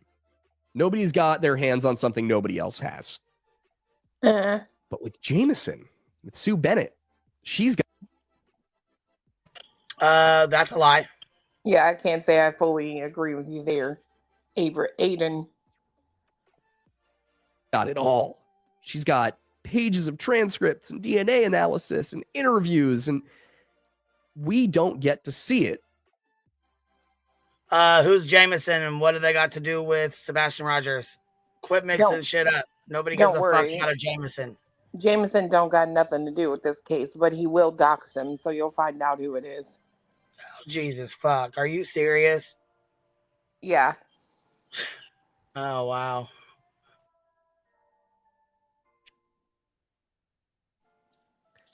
I mean, I've said for a long time, if I have access to something that would benefit the public's interest, I will release it. Or at the very least, I will offer to release it. Like, oh, of course you would. Because, I mean, who gives a fuck about, you know, keeping shit private that should be staying private? I mean, you know, don't worry about that. It's all good. Don't just give it out to everybody. Like, I might not just put it up there, but if somebody comes to me and says, hey, can I take a look at that? I'm going to say, yeah, sure, why not? What you doing? Just checking something. Okay. But yeah, I feel like I'm talking to myself here. Sorry, just confirming whether or not the. Because you are. He does not give a fuck. He does not give a fuck what you got to say, my boy. The Seth R. Rogers. Oh yeah, no, that's actually. Oh yeah, hell yeah, that's definitely Seth. He's got to come in and kiss the ring. Fuck right, hell yeah, he got to come in and tell you thank you, Seth. Thank you, having my back, not calling me out of my bullshit. Allegedly, Aiden went to school at the same school that Lesniak taught. Pretty interesting, the connections here. He still teaches there. I'm sorry, what? He still teaches there. Yeah, so it's very, very, very wild that's interesting here, if you will, that there's so many connections. It's crazy, the connections. Yeah, nothing like an enterprise or anything like that. I'm just saying, you know. Gone. I'm sorry this is happening to you. I mean, Chris and Katie, I'm so sorry this is happening to you guys. Is what you should be saying. Right. Because nothing's happening to Seth, really. No, he's the one that's pushing the shit out. He's the one that's putting it all out. Yeah. Other than people calling out his bullshit, nothing's happening to Seth. Nobody's going to his house. Nobody's attacking him. We're not even attacking him. His mom's house. Nobody's been driving past his mom and dad's. Nobody's been following them home from the fucking grocery store. No. And we're not out here saying, he killed his son. He did this. He did that. No, we're not out here doing that. We're side-eyeing him a little bit because he's got so much bullshit going on. But he's a liar. Yeah, that's it. Good Lord. Clue said, fuck this, I'm out. Well, have a good day, baby.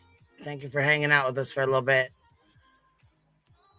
And that was the thing is, I came He's into an this actual totally. fucking snore fest. So we have to keep this shit going. We got to keep this interesting, or we'll all be asleep by the time this shit's over with.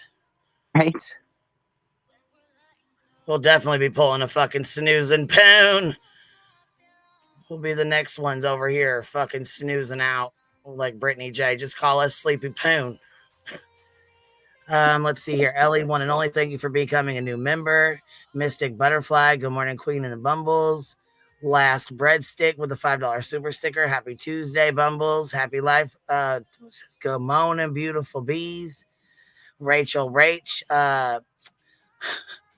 Uh-oh.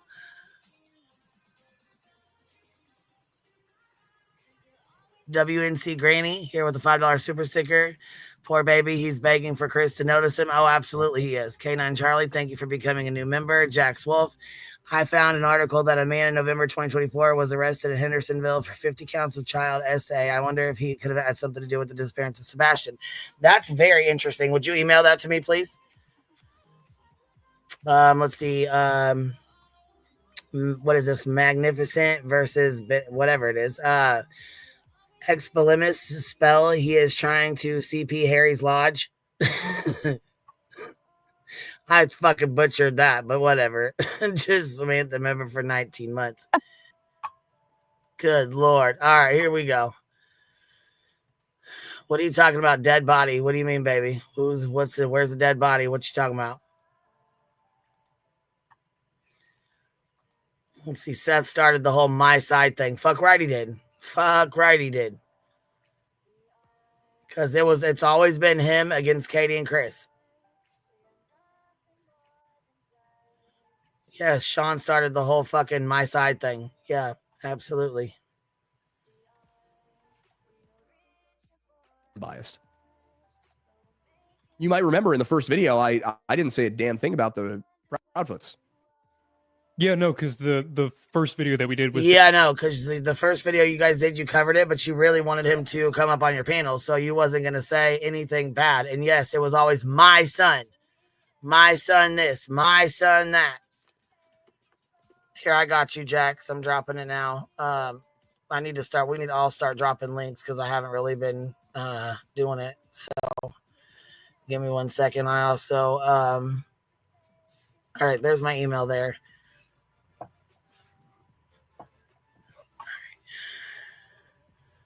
basically the summarization of essentially that first 24 hours in prime focus to Sebastion. Yep. What happened, where he might have gone, the search effort, not really. Oh, yeah, Sean did, yeah. Sean told searchers that they were looking for a dead body. Yeah, I do remember that now. Now that you reminded me, I do remember that. Another one of Sean's voices. Yep, that's exactly right. As I was going to say, they usually try to find bigger channels, and at first it was Pascal, JLR, T-Rev, those were the bigger ones. So that was the first round that he went on. When they got tired of his shit and noticed it, just like Aiden will notice his bullshit, and then he's going to turn and be like, nope, I want no parts of this shit. And when he does, I mean, it is what it is. It might take him a little bit, but he'll notice it just like Pascal did, T-Rev did, JLR did. I mean, anybody that's fucked with Sean has left because they and if they're going to try and take away one of my voices, they're going to have to get ready for my voice, Sean. Oh, it gets better. He even says that they falsely arrested Bullhorn Betty. That's how much he doesn't know about the fucking case. Oh boy. Yeah. I was like, oh my God, you are making a fool of your fucking self, Aiden. You are making a fool of yourself. Well, that just goes to show, when you have a bigger platform like he does, you need to do your research. Yeah, you really do, because people will believe anything. Right. They think, oh, this guy's got a lot of subs. We're going to follow what he has to say, and it's irresponsible. Oh, it absolutely is.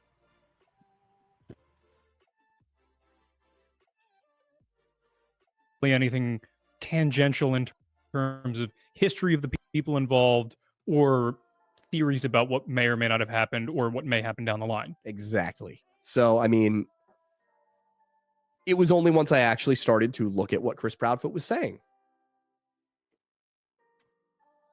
I didn't like it. I did not like what I was seeing. Well, that's the thing. Good. That's how we feel about Sean. I don't like what I'm seeing, and I don't like what I'm hearing, and I haven't liked at all what the fucking shit I've been hearing. Especially, like I said, when he wanted to put out there about the SA stuff, when he wanted to put out there that he wore in quote unquote diapers. You know, personal things, private things that should have never fucking been put out here. That's how I feel. I don't like it. We don't like it. It gives you an icky feeling. There's no reason why we should know about his 16-year-old son's trauma from 4 years ago. What the fuck? You're still blaming Katie from shit that fucking went on 10 years ago, bro. Come on, man. She broke your heart and left you, and you've had the internet down her fucking, you know, up her ass since this happened.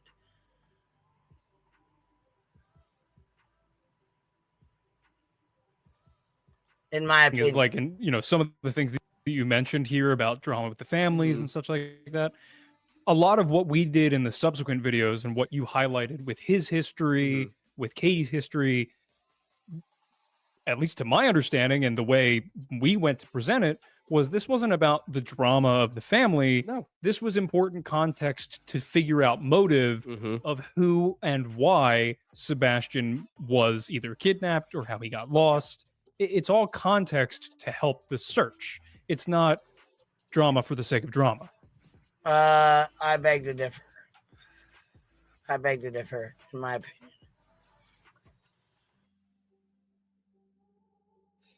And I mean, when I like, I even commented. I asked Steve Fisher about one of these things. SF Investigates.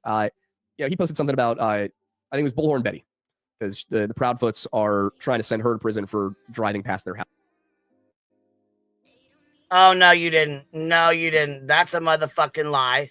That is a motherfucking lie. You are out here. See, listen, that's that right there.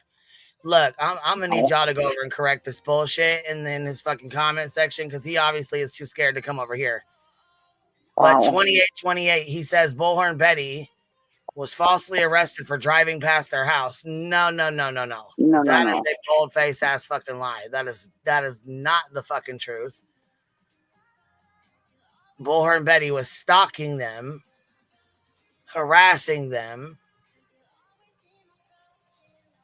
I mean, quite frankly, he made it clear, but since she wants playing games. I guess there was a protective order and she violated it, but didn't actually like. See, that's the thing. You don't even know what the fuck you're talking about. Yeah. You shouldn't be talking about shit you know nothing about, because you sound ridiculous. Let me slow this down, because listen to the dumb shit that he says. Something about I think it was Bullhorn Betty, because the Proudfoots are trying to send her to prison for driving past. No, they're not trying to send her to prison. They're trying to send her to jail, not prison. I think they just want her to leave them the fuck alone. I think that's their only objective in this, is to be left the fuck alone. Their house, I guess. I guess there was a protective order and she violated it, but didn't actually like. She didn't contact them or anything. I think she just got too close to them while filming something. I don't know the details of it, but like. Anyway, he's posting about that. Like, so this person who clearly is in no way involved. Bullhorn Betty didn't take Sebastion. I can understand if they're being sincere, where they're coming from. Yeah, I get it. It's, you had a protective order. She violated it, blah, blah, blah, blah, blah. Well, what does that have to do with Sebastion Rogers? Everything, actually. Everything. It has to do with everything, because the judge told her the family no longer exists to her. The judge told her this family no longer exists to you. Keep them out of your mouth. It has everything to do with Sebastion, because you know why? It's coming, in my opinion, it's coming from Sean's direct. Sean's the one leading this shit show. Yep. Right. Who's going to tell him? Who's going to tell him? Because holy fuck, this whole fucking situation revolves around Sebastion. It's his dad that's causing all the shit show, in my opinion. Him and his fucking team are the reason why this case went to shit.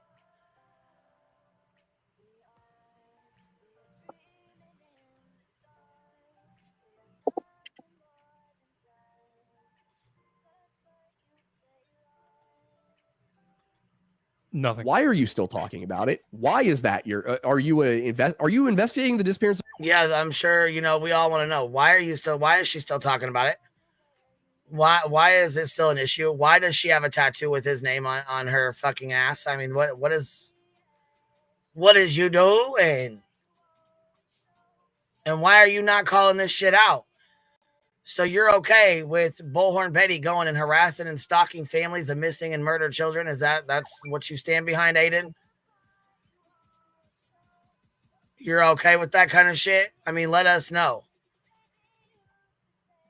Because that's some real tragedy pimp bullshit behavior. So let us know where you stand.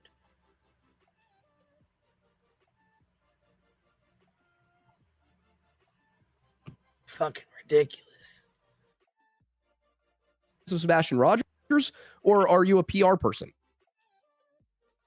You know, like, I get it. You're the investigator hired by the family.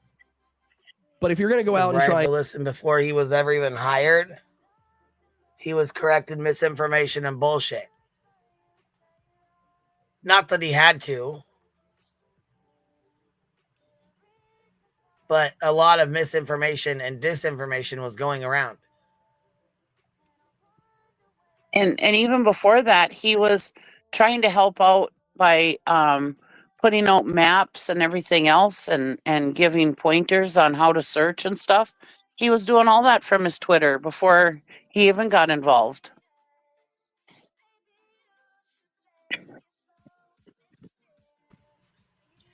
Yeah, see, I don't know. I think he should have done a lot more research before he just came out here fucking pissed off at us because of the whole plagiarism and maid costume shit we showed yesterday.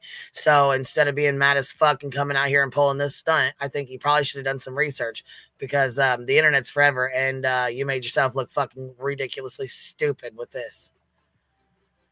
And like, make it public. You're a private investigator, buddy. Unless you're sharing everything you have, keep it to yourself. Because otherwise, you're cherry picking and crafting a narrative, and nobody can get in there to crack holes in it. I see somebody else that's spinning a narrative and putting it out there on his larger platform. So he's an idiot too. He thinks that just because SF is a private investigator, he needs to keep everything. He needs to be behind the scenes. Jesus. These people watch too much TV. You want to talk about cherry picking, bro? I think you've got that handled. Oh, right. Like, oh yeah, he does. You're doing a lawyer's job, not an investigator's job. You're doing a spokesman's job, not, in your opinion, an investigator's job. Why are we talking about Bullhorn Betty? Because Bullhorn Betty is the center of this bullshit. She is the center of the circus. She is the fucking clown show circus act. I guess you must have missed that in your fucking hours and hours of non-research that you've done. I mean... Right, and she started calling out SF before he even got involved in the case. She started attacking him. So, yeah, why wouldn't he call her out? She's gone after his license, for cripe's sake. Several times. Oh, and you know, she didn't go live at all yesterday. She didn't make a community tab. She didn't do a raid stream. Nothing. She was eerily fucking quiet. Yep. And then she decided to get on Twitter and she's like, I don't know why they take this as a win. You guys said I'd be laughed out of the courtroom. Betty, you were laughed out of the fucking courtroom and your shit was dismissed. And that's why you went and refiled it, because your thin-skinned ass could not accept the fact that you were laughed out of the fucking courtroom. Are you serious? Come on, man. Don't act like you forgot. Don't act like you forgot. Come on now. The only two things that went through are about her sex life and her finances. So we're here for that. We are here for that. We're here for all that. So I asked him, I said, Steve, have you taken a look at Chris Proudfoot's court records? And just cascade of replies like, what does that have to do with anything? You know, he didn't like violate a protective order, blah, blah, blah. And I'm sitting here like, you're right. He didn't violate a protective order. He took one out fraudulently, then had it adjudicated to be not needed. First of all, you don't know shit because you wasn't fucking there. So you have no fucking idea why he took that order of protection out. You have no idea what was going on in their fucking home. You absolutely have no idea.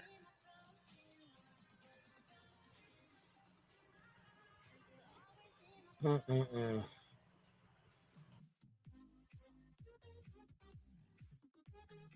And then he spent 5 years in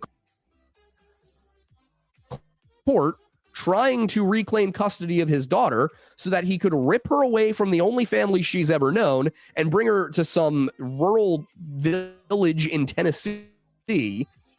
Okay, storyteller. Okay. Oh boy. He took it out because Nina hit him, runs with scissors, says. Yeah. You don't know if this woman's a psychotic fuck. You don't know what she's done. You have no idea their relationship. You don't know anything about anything. All you know is she came on here and did a fucking video and cried a little bit, showed some tears and shit while she was telling her fucking story. She's in a custody battle, for fucking Christ's sakes. I'm not sure if you've ever been around a custody battle or seen a custody battle, but we sure as fuck have. And sometimes the motherfucker will do or say anything. I mean, rural village. This dude is a joke, right? Talking about rural village, where she actually just was visiting for visitation,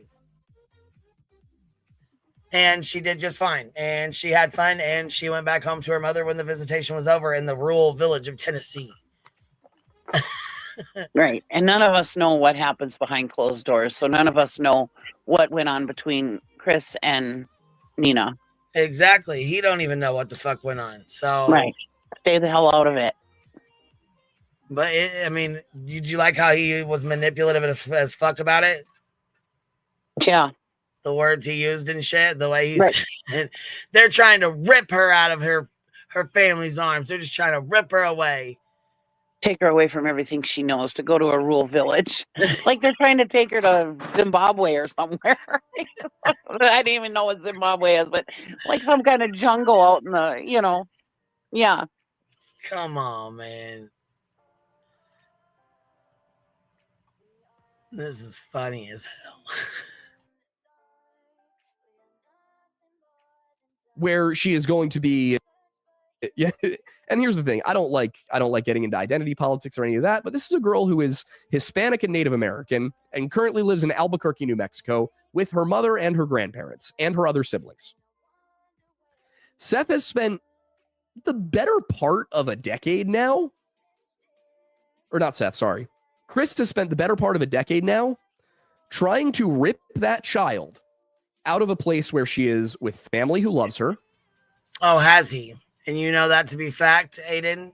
You know that to be a fact, huh? I mean, I would probably put, in my opinion, behind that before you start stating things like this as fact.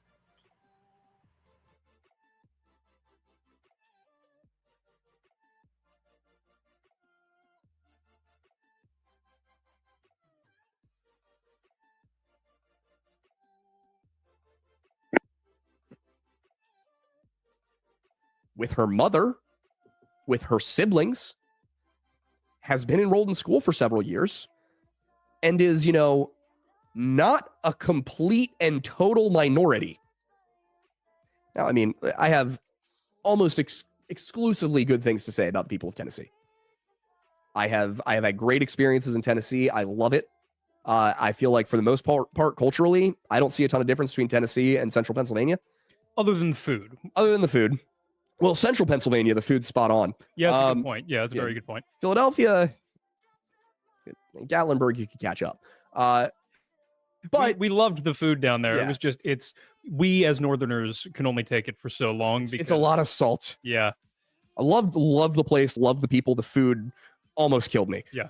I loved a lot of it. It was really tasty. It's just like it piles up. Well, especially with all the hiking we were doing. Yeah. Gatlinburg's options for breakfast, lunch, and dinner do not Very heavy. very well coincide with multi-day hikes. Were they delicious? Absolutely. Some of the best breakfast food I had in my life, but amazing pancakes. But my point is, when we were in Townsend, we're two white gentlemen. We're not from Massachusetts. We don't really dress like, Yankees, as you might, you picture like somebody who dresses like Northeast style. We don't do that. No, we exclusively shop for Winchester chic. Yeah, exactly. So I don't know about you. There were a few occasions, especially when Isaiah wasn't with us, out in more the rural areas, less touristy areas, where I did not feel particularly welcome. And it was based off of my accent. I wasn't there as a tourist or a carpetbagger. I was there to shoot a video about local stuff. I wasn't trying to exploit anything. I was just down there like, hey, here's a cool story from Tennessee. And I felt uncomfortable in some places. And I get it. I mean, there's a lot of reasons to be suspicious of outsiders in places like Townsend, for example. I cannot imagine the situation would be better for a young Hispanic girl. Unfortunately, yeah. And these are considerations in custody battles. If you look at the situation, Chris Proudfoot is frequently not home. He works in another city across the... Here you go, acting like you know what goes on behind closed doors in their home. You have no fucking idea. Can I go ahead and assume what you do in your house, in your home? I've been to all parts of Tennessee, and I've always felt welcome in Tennessee.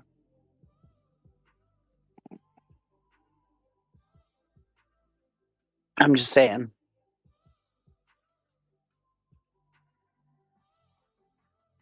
And I'm a northerner with a different accent.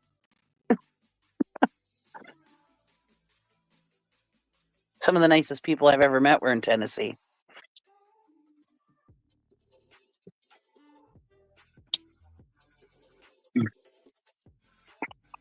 I felt a hell of a lot more welcome in Tennessee than I did over on the East Coast.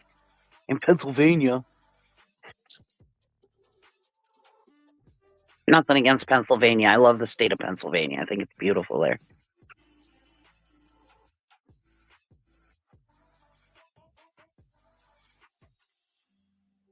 The East Coast, everybody seems angry over there. Everybody's in a hurry.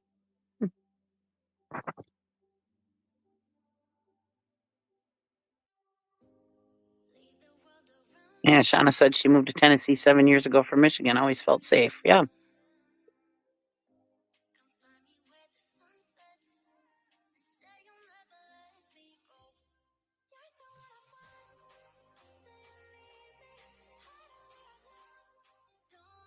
My stepkids are half Navajo, living in small town Indiana, and they're excelling in school with lots of friends. This guy's an idiot, right?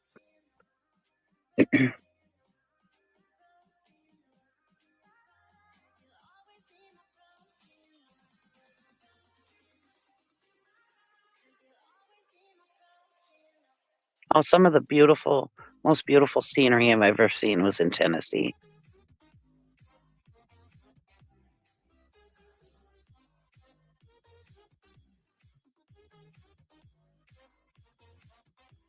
Right, you live in Delaware next to PA, you're quite diverse. Yeah, well, these days, almost everywhere, not everywhere, but almost everywhere is pretty diverse these days. Right? I wonder how Nina feels the way he described her. Well, he's against Chris, so she's probably okay with it.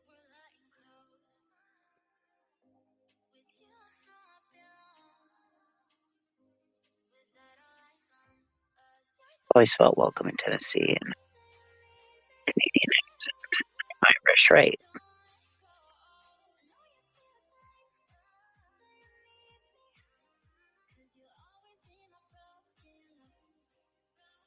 No, I've always felt welcome over on the East Coast too.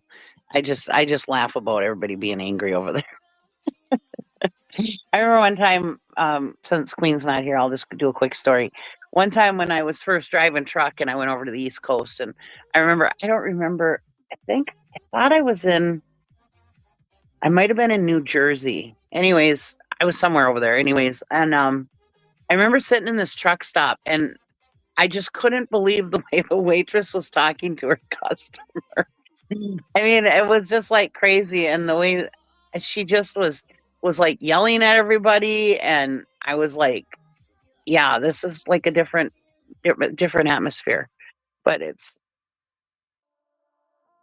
what are you talking about? I'm fucking angry over here, right, Granny? And then, like, my experience in New York City, I mean, everybody's honking their horns and yelling at everybody, and come on, anger is their love language, right? No, I'm not trying to make anybody angry over there. It's just a different part of the United States. That's all. It's that, that's I'm from Minnesota, Minnesota nice, We're a lot slower here in Minnesota as far as like, we're not honking at everybody, and you don't feel like you're going to get run over by a car. You guys are just a lot busier over there. That's all. Life is different, Hang out on the Cape with my tribe, yeah. But that's nice. No, I've always enjoyed the East Coast. And then that one time we were in New York City, me and my girls, and we were in Little Italy, and there were these two Italian guys yelling. No, that's just Italians. I'm Italian, I can say that. They just yelling at each other, telling them, "Get the fuck out of here!" Blah blah blah. It was just funny. We were laughing so hard. All right, we ready to roll? Yeah, I was just killing time with the chat. Oh, I appreciate it. I just didn't want to interrupt. You know what I mean? I just wanted to ask. Have you not driven in Minneapolis, St. Paul? Right. I was just talking about how slow we are over here, how much slower we are over here in Minnesota than they are on the East Coast. Anyways, you can continue. Oh, girl, no. They are fast moving always. Yeah. Well, you're over there by Chicago, so you know how that is too. You're quite busier down there. I'm about 3 hours off though in a smaller town, you know what I mean? So it's way different here. Yeah. Sure. But I mean, yeah, Chicago, I mean, I'd say that's like a New York. Right. Yep. State. So he's frequently not home, which means that this girl will be left with her very high needs due to chromosomal deletion syndrome, very high needs autistic older stepbrother, and a stepmother who, I mean, I don't know what words to use. Yeah, you better choose those words wisely, Aiden. I love these people like Bullhorn Betty and this guy and stuff, that Sebastion was so high needs that Seth left him for 12 to 14 hours a day by himself. Yeah, at home by himself. So right, at night. You tell us who the shit parent is. Yeah, or how high needs Sebastion was. I mean, come on. He had him a whole 4 days out of the month. And when he did, he went to work and left him at home for 14 hours a day by himself. Yeah, and then would come home and sleep. Yep. So how much time did he really get to spend with Sebastion? That's why I think in my opinion, that's why Seth is doing all the shit he's doing, screaming from the rooftops, going on every channel he could, because he's trying to make up. He feels guilty as hell for not being there. Right. Well, you know what? You attacking Katie and making her enemy number one is not going to replace that feeling. I'll tell you that right now, big dog. Right. That's just going to, if Sebastion comes home, that's just going to piss Sebastion off, really. Well, yeah, I mean, he already was irritated with his dad. Could you imagine him coming home and finding out the way they treated his mom? Right. Right. I'll tell you right now. Because no matter how much a kid loves their dad, a boy and their mom, there is a bond there Yep. like no other, just like girls and their dad. I mean, I don't care what anybody says. You know, in most families, boys are more connected to their mom and girls are more connected to their dad. It's proven. Generally, I don't want to say everybody, but yeah.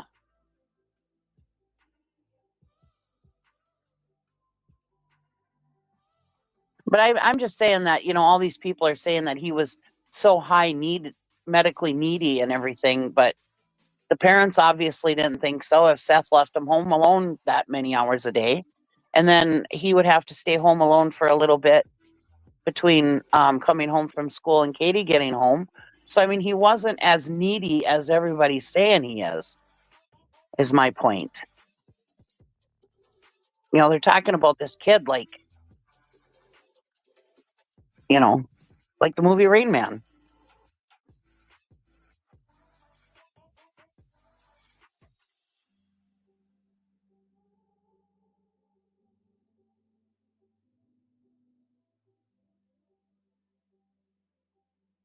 Right, casual, absolutely. My son is my heart and my soul, and my daughter is different. Yep. Yeah, my kids, my two girls, I'm very, very close to my two girls. Very, very close. But there's a special bond between them and their dad.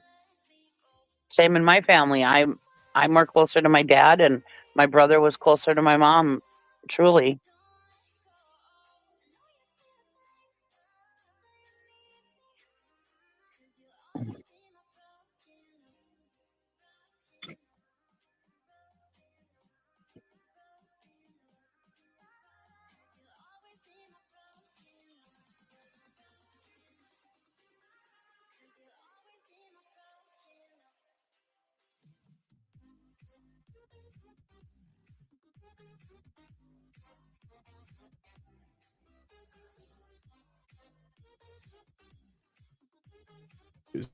But she does not strike me as particularly involved. Particularly concerned with childcare. Yeah. And who also has, you know, according to Nina Gomez, on several occasions, like, traumatized this child. There's no good reason to take Faith out of Albuquerque and bring her to Hendersonville, Tennessee. There is no good reason. No. Not a single one. Now, I can see the argument being, well, I'm her dad. I deserve 50-50 custody at least. Well, maybe if you lived in the same state. But you didn't. You not forced, but basically being the husband in the situation, coordinated a move from, I think they were in Albuquerque at the time, Albuquerque to a small town in Tennessee. You then went ahead and tried to separate a mother from her daughter. All of this was very deliberate, by the way, if you look at the order of events.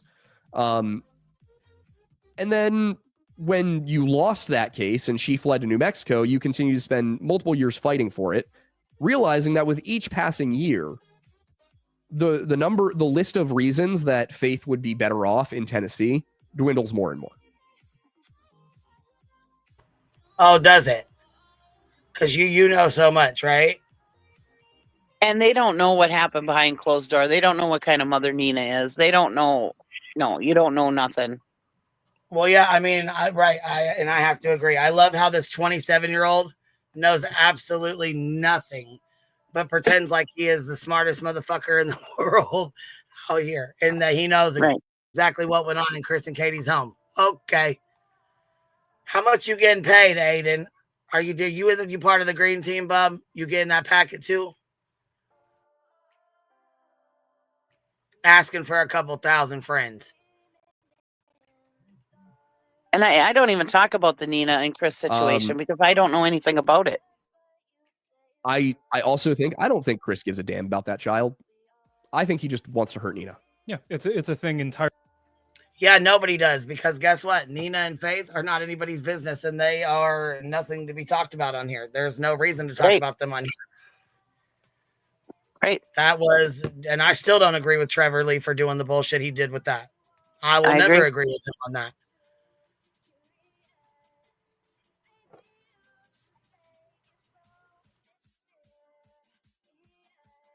In my opinion, I think it was a fucking stunt, and I think she did a lot of acting. I think some of those were some fake ass fucking tears because they had court that week. I agree. Tell me again, there wasn't a fucking reason for that video to be fucking dropped the same exact week they had court for Faith. Yeah, bullshit. No, not gonna buy that bullshit. Exactly. Josh even said it, that he was allowed to release that call as long as he did it. Yeah, they gave at him a the certain date. Yeah, exactly, and he told on him. We still have the clip. Mm-hmm. Yep. He said, "You're the one who gave me the video, Seth. You're the one who told me I could leak it." So tell me again, y'all didn't come up with that bullshit, and that wasn't a fucking plan that you guys had, in my opinion. Right. And yeah, he brings up Nina a lot because he thinks if he brings up Nina, the truck, and Chris's penis, that it'll get him to talk. I mean, let's keep it real. That's all he's really done was dig at him and certain things, you know what I mean, to try and get him to respond. Right. Entirely out of spite. Yeah. I don't think Faith would be better off in Tennessee. And Chris doesn't think Faith would be better off in Tennessee either. Well, it's a good thing you're not the judge and no one gives a fuck what you think, especially pertaining to his child. As we can tell from the fact that he made a significant effort to get Sebastion out of the home. There's a lot of people who have suggested, and I haven't found the proof of this yet. A lot of people have suggested that Chris gave Katie an ultimatum that was, it's Sebastion or it's me. Doesn't look like, if that's true, that Katie picked Sebastion. In my mind, this all comes down to the custody case with Faith. In my mind, this is all about getting Faith. Well, and you pretty explicitly went through the details of the reasons for that. Yeah. In both the original videos that we made and the most recent compilation we just did. And what is astonishing to me is that somehow that stuff is not the topic of conversation. It's drama. It's Bullhorn Betty. It is Dog the Bounty Hunter. It is SF Investigates. It's JLR. All these different people who are somehow the topics of conversation. And this, I'm not trying to go out there and be like, hey, none of you get to do this. Only I get to do this. No, that's not my point. My point is when you have become the topic of conversation rather than the avenue for conversation, you have become an obstruction. And I'm seeing that from a lot of people, several people on both sides of this, by the way. I'm not going to name names. I don't want to be attacking people. Well, you already named names, so come on, Snore Lodge. Shit. What about all the attacking on Chris he just did?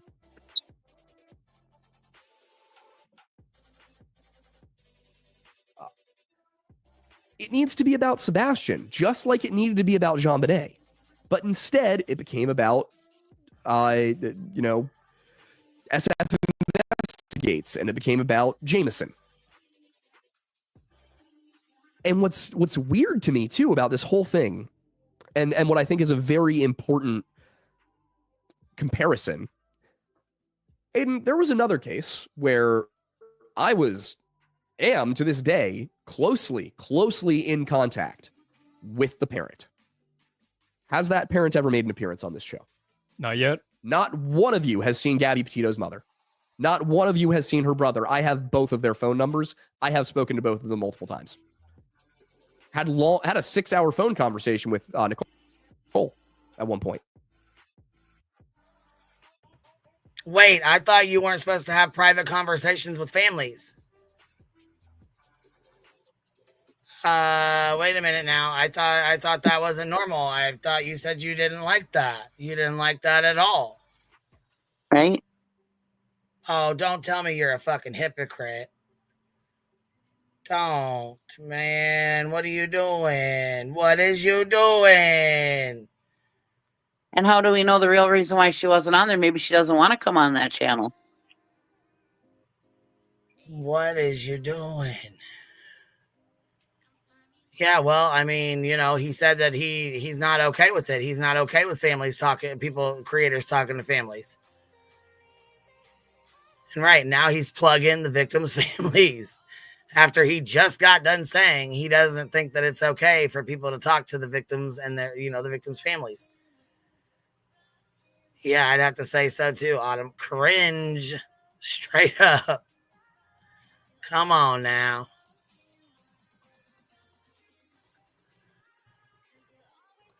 They haven't been on this show. They haven't been on any shows.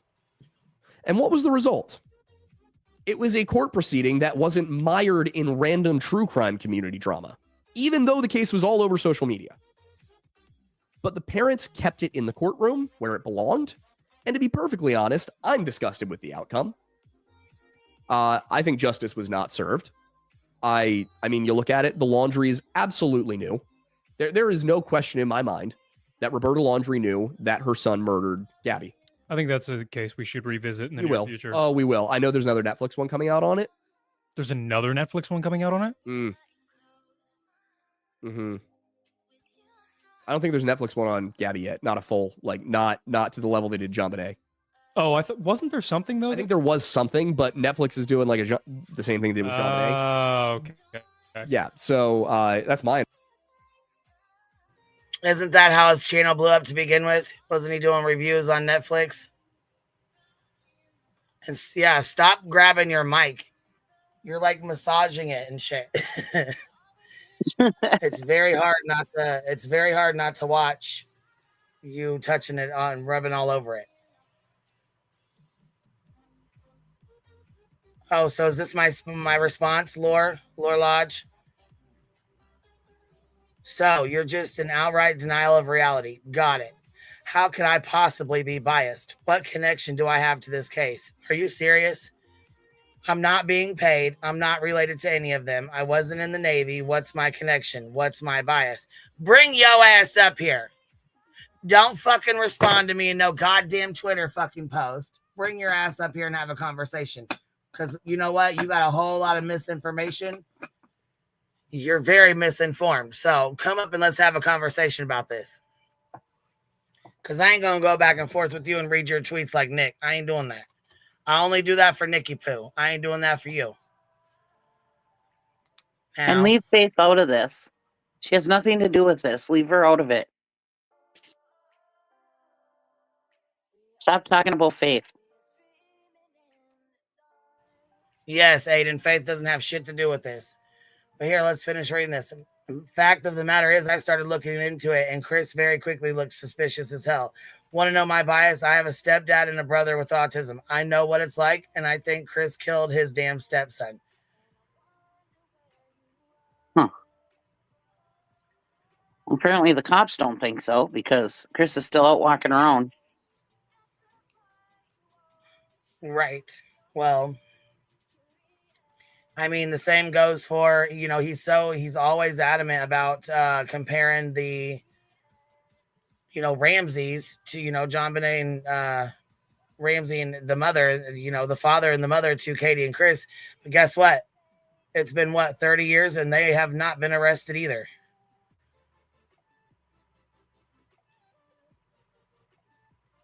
I think you're just another one of those that's blame the parents because it's the easiest route. And that's where you stand. In my opinion, I feel like you're either being paid or you're getting a fucking packet. You're on the green team, one or the other.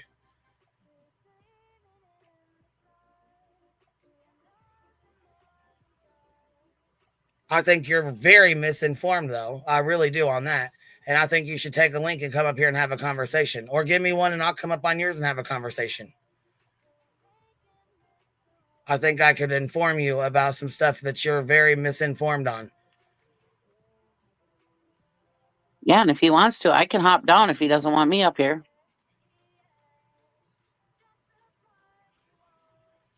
Well, that's my choice. I don't really care what he wants. That's not. I'm just saying. Right, so am I. I mean, I don't know. If he felt more comfortable one-on-one with you is what I'm saying. Well, I mean, he's got his little, and that's the thing. He's got his little his wingman over here. So, like I said, if he's more comfortable, I'll come up on his panel. I really don't care. It doesn't matter to me who's up here, who's up there, who's on his, who's on mine. I don't care. I want to talk to him directly. Right. He is very misinformed. He is very, very misinformed. And I think he needs to get some balls and crack that link. You know, since you're so manly.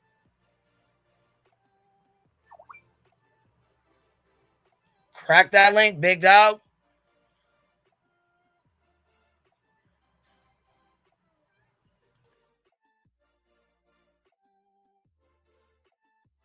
That was my understanding last time I talked to Nicole, at least. Got it. So there were things, basically the family was hamstrung with what they could say until that comes out. Yep. So when it comes out, I'm going to do exactly what I did with JonBenet. And I'm going to go through it and be like, all right, here's everything Netflix left out. Unless they. And here's the link. There's the link for you right there. Yes, Jax, I did just get your email. It did just pop in, yes. Thank you for sending that. I appreciate it. Yeah, I'm calling bullshit on that.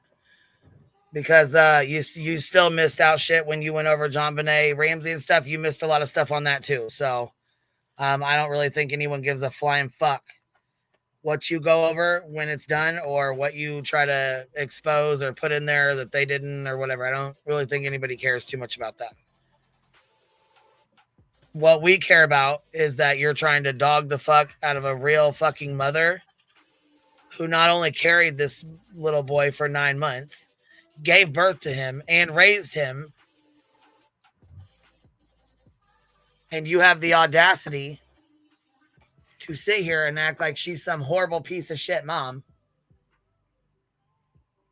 And then you want to bring up, Gabby's family. You talk about you're not supposed to be friends with the family. You're not supposed to talk to the families, blah, blah, blah, blah, blah. But you just said you had a 7-hour conversation with the victim's family member. So you're a hypocrite and you contradict yourself a lot.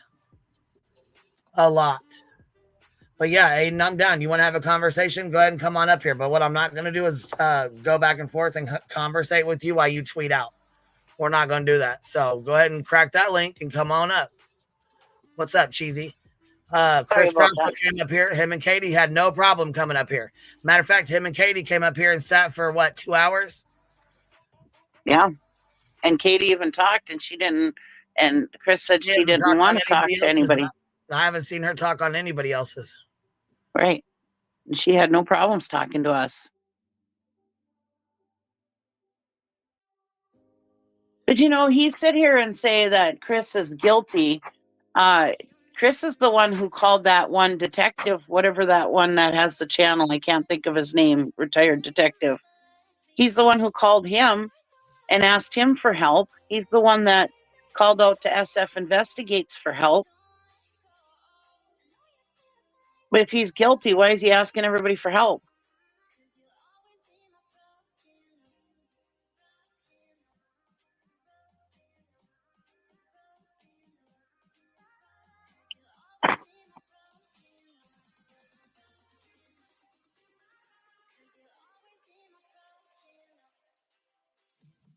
I just don't. I don't know. I've listened to Chris, and I don't see him guilty. I really don't. I've never gotten any red flags from Chris and Katie. But I looked at this with an open mind. But see, the problem what happened is that this came out right around the time of Madeline was her stepfather. And that made everybody had a bad taste in their mouth with stepfathers at the time.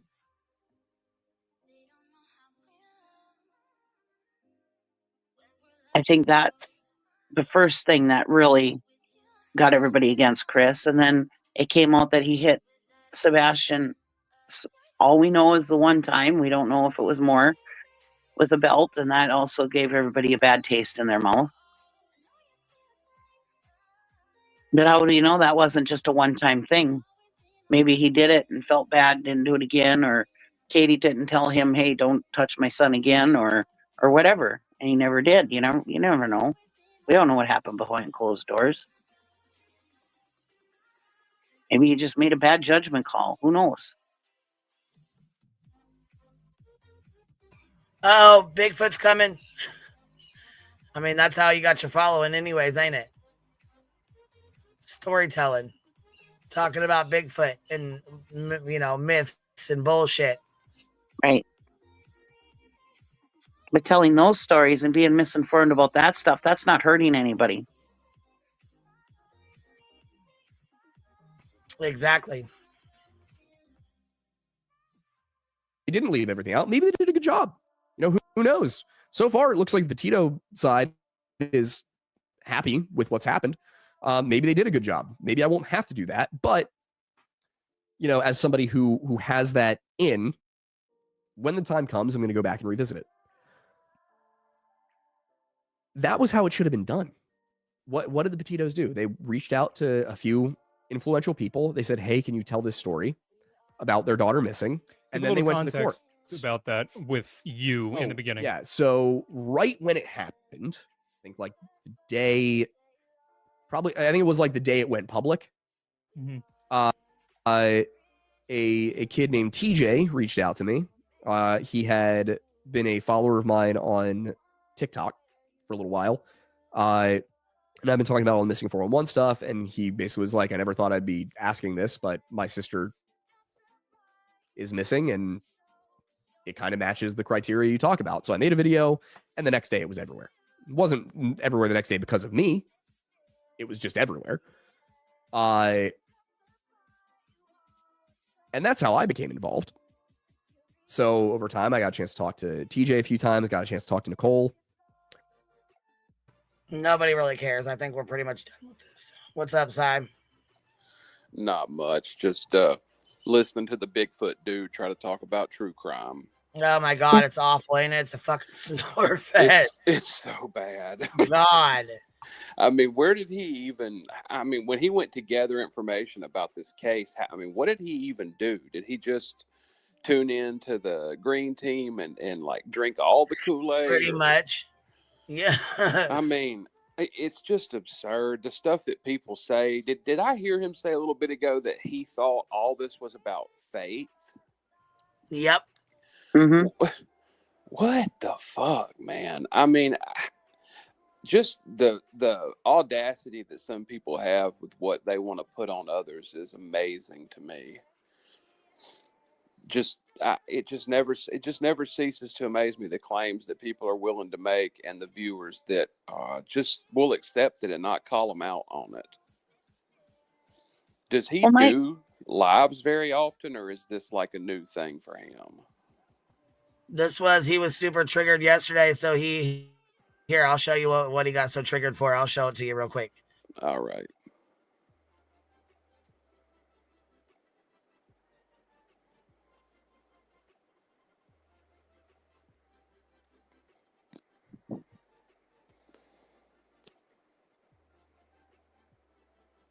I'm going to say something real quick. Yeah. I don't understand these people. Stop and think a minute about what you're saying. Okay. Sebastion is now 16. He was 15 at the time. He's almost 16. Okay. And he's 16 now. 2 more years, he's going to be 18. They had worked out where Sebastion was going to go with his father. So if Chris so badly wanted him out of the house, he was going to be out of the house soon. So why would Chris go through all that and risk going to jail, going to prison the rest of his life so he can have his daughter by getting rid of Sebastion? Well, it makes no sense. Well, and beyond that, to think that somebody would do a thing like that instead of simply taking faith and I don't know, going and staying with his parents who are obviously in their life for a little bit if he wanted to see her. Or, there's any number of things that he could do. It's an absurd conclusion to draw. I just, and then also earlier in that live, wasn't he saying, Chris is never there. He's gone for a long time. So, I don't know. It just kind of cuts against that narrative too, to me. Well, I just feel like if these people would stop and think a little bit, about the scenario. Why? What motive would he have to get rid of Sebastion? I agree. To me, there's no motive whatsoever. Yeah. That's why I've never had any red flags with him, because there's no motive with either one of them. No. I mean, I've side-eyed Seth before, but really and truly, when I stop and think about it, there was really no motive with him either, because he had Sebastion whenever he wanted, it seemed like. No, I've never thought that there was a reason for Seth. I mean, I thought he, I mean, it doesn't make logical sense for him to do it to me. I mean, the only reason that I've even ever kind of entertained the thought of could that be a reality is just due to how he's acted after the fact. But I mean, if you look at the setup, it sounds like they had, and the relationship that sounds like they had, there's no reason for something like that. Right. I mean, I just, right.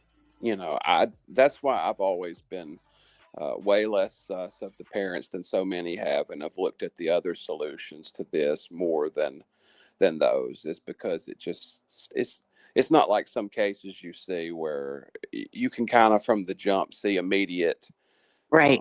I don't know, neglect or motivations for something like that. Yes, I didn't see any of that with these guys. Yeah, and the only time I really ever thought side-eyed Seth was after he started coming out acting like an idiot, and then I kind of side-eyed him a little bit, but then I reeled myself back in. I was like, now wake up, but but I have also thought about what he's told inmates and stuff like that, or has he pissed an inmate off? I've thought of that kind of stuff too, but yeah. But Chris and Katie, never have I ever got a red flag from them.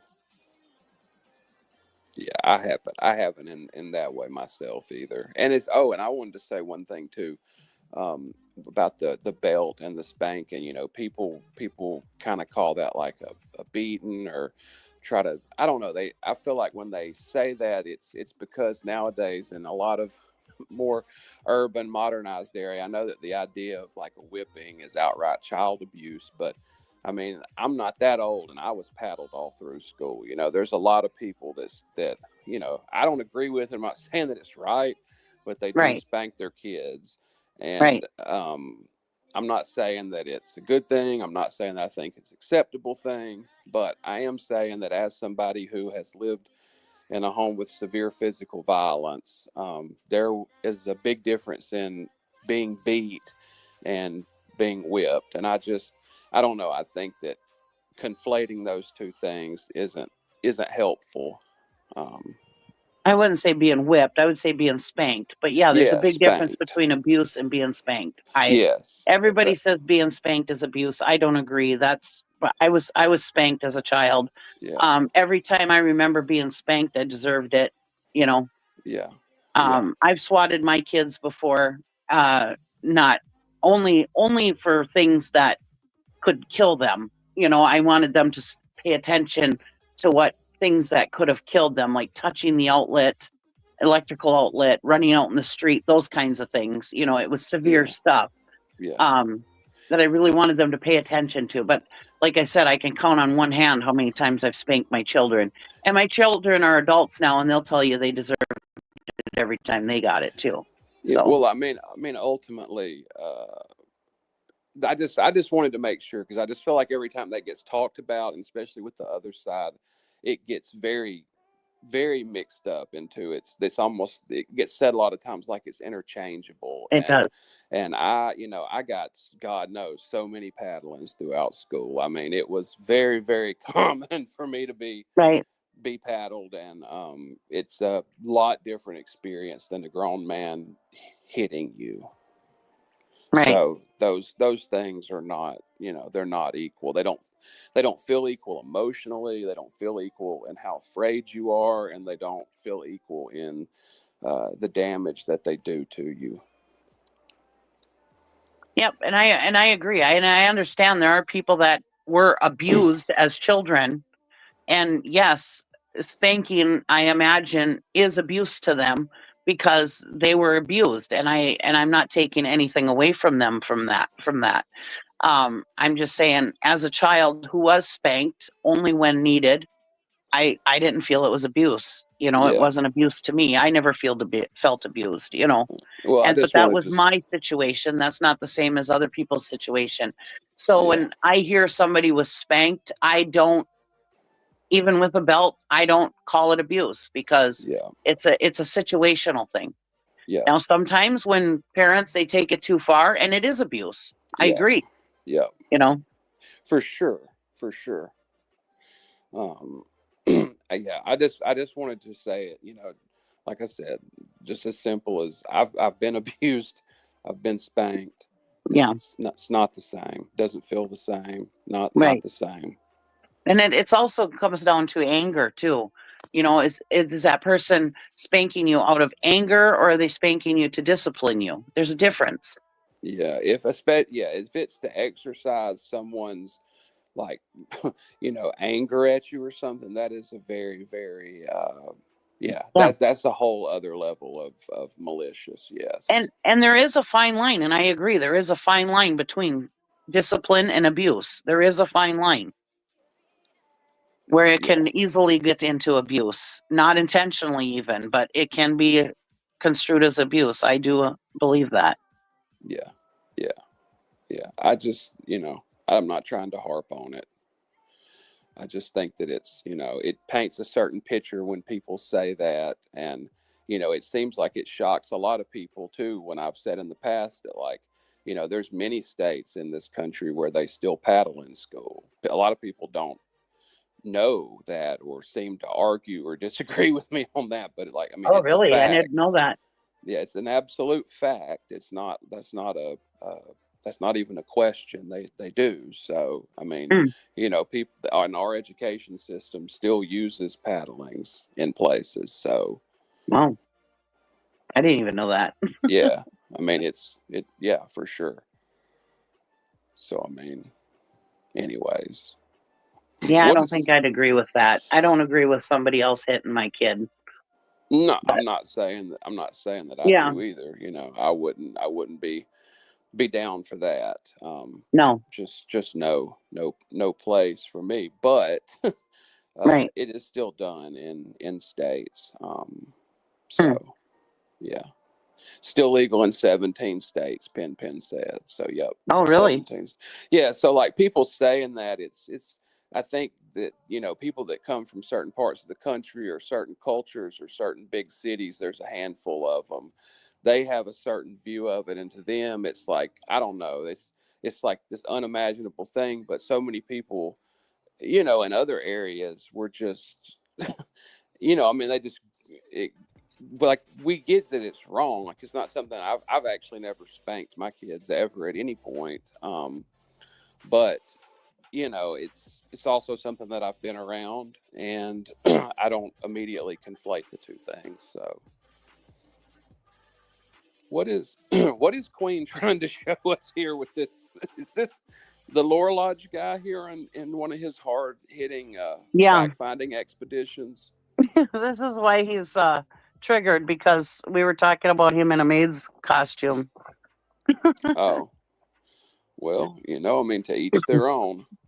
That's what I say. If he enjoys wearing a maid's costume, who am I to judge? Yeah, certainly not me. I'm not going to. You rock that maid costume, buddy. Was this something to do with the case that we're talking about now, or is this just another random video? I don't remember what it was about. It was something history-wise. It wasn't. Oh, go on. This is what pissed me the fuck off. This is a Halloween. I didn't want to be rude and interrupt you guys, but this is he did some Halloween bullshit and he was doing storytelling. So this is what we had on yesterday that pissed him the fuck off. This and the plagiarizing argument, where he got caught plagiarizing shit and he admitted to it, and so he's quite embarrassed of it, which I don't blame him. I'm sure he probably is quite embarrassed of it. And then this, where he's dressed up in the maid outfit, it was between this maid outfit bullshit, as well as, like, you know, flying things, like flying vampires. If you see Midnight Mass, very much like that thing. Okay. Within the Welsh side of things, you get into oh boy,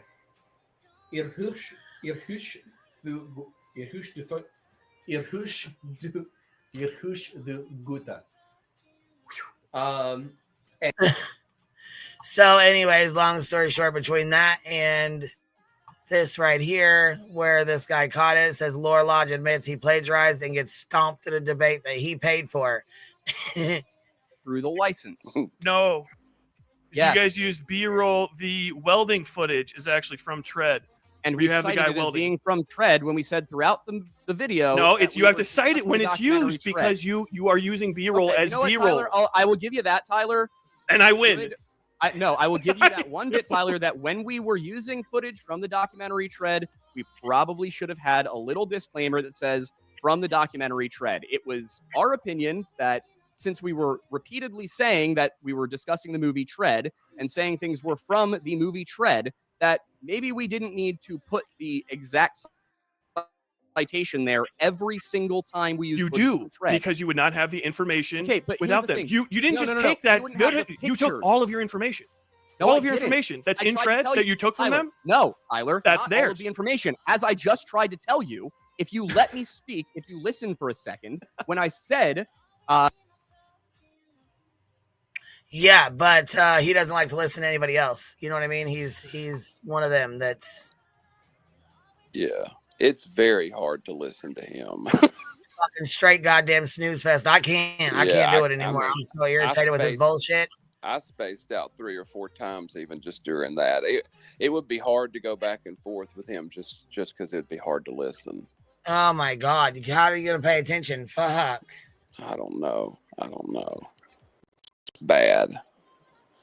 But so, yeah, consensus, he's a dumbass, speaks out of turn, doesn't do good research. Doesn't do any research. Doesn't do at any all. research. Gets and inserted himself into a fucking case that's already messy as hell. And yeah. I don't know if he just wasn't told or what, but Sean's actually the one that sent out the cease and desist first. And he sent them to Chloe, who is someone that goes and searches and has been searching for his son, even though he's been sitting on his ass. Didn't they say, didn't it come out? He'd only the entire time he's been sitting on his fucking ass, she's been out there searching for his goddamn kid. Yeah. Didn't it come out that he'd only searched 4 times, or did I hear that wrong? I think he did it on video for JLR. He did, video searches for attention, like to show the, Somebody had stated he put it in the legal thing that it was only 4 times he searched. Yeah. So everybody who was always getting at us about how he's out there searching every day and we needed to shut up and all the damage you're doing and da. And in the last, 9-10 months, he even personally claims he's only went 4 times. Right. So, Chris Proudfoot has went and searched more than he has. I bet you he's went more in 1 week. Yep. They've searched more than Sean has. I bet you they have donated to billboards. The only thing they haven't done was come on YouTube and go chat to chat, stirring up shit and get with creators who file injunctions and lawsuits. Yep. He's done nothing but hinder this case, put out disinformation, argue with the police. The police say clearly. The police were so tired of his shit, they cut him off. Yeah, exactly. Even the date that they went missing, him and his group changed. They disagree on the most basic facts. Yep. And then they come out and lie to people that he's been to work on the worst wing of the worst jail of the worst day of the worst time and had to break up a fight between the biggest, worstest inmates ever and got a concussion.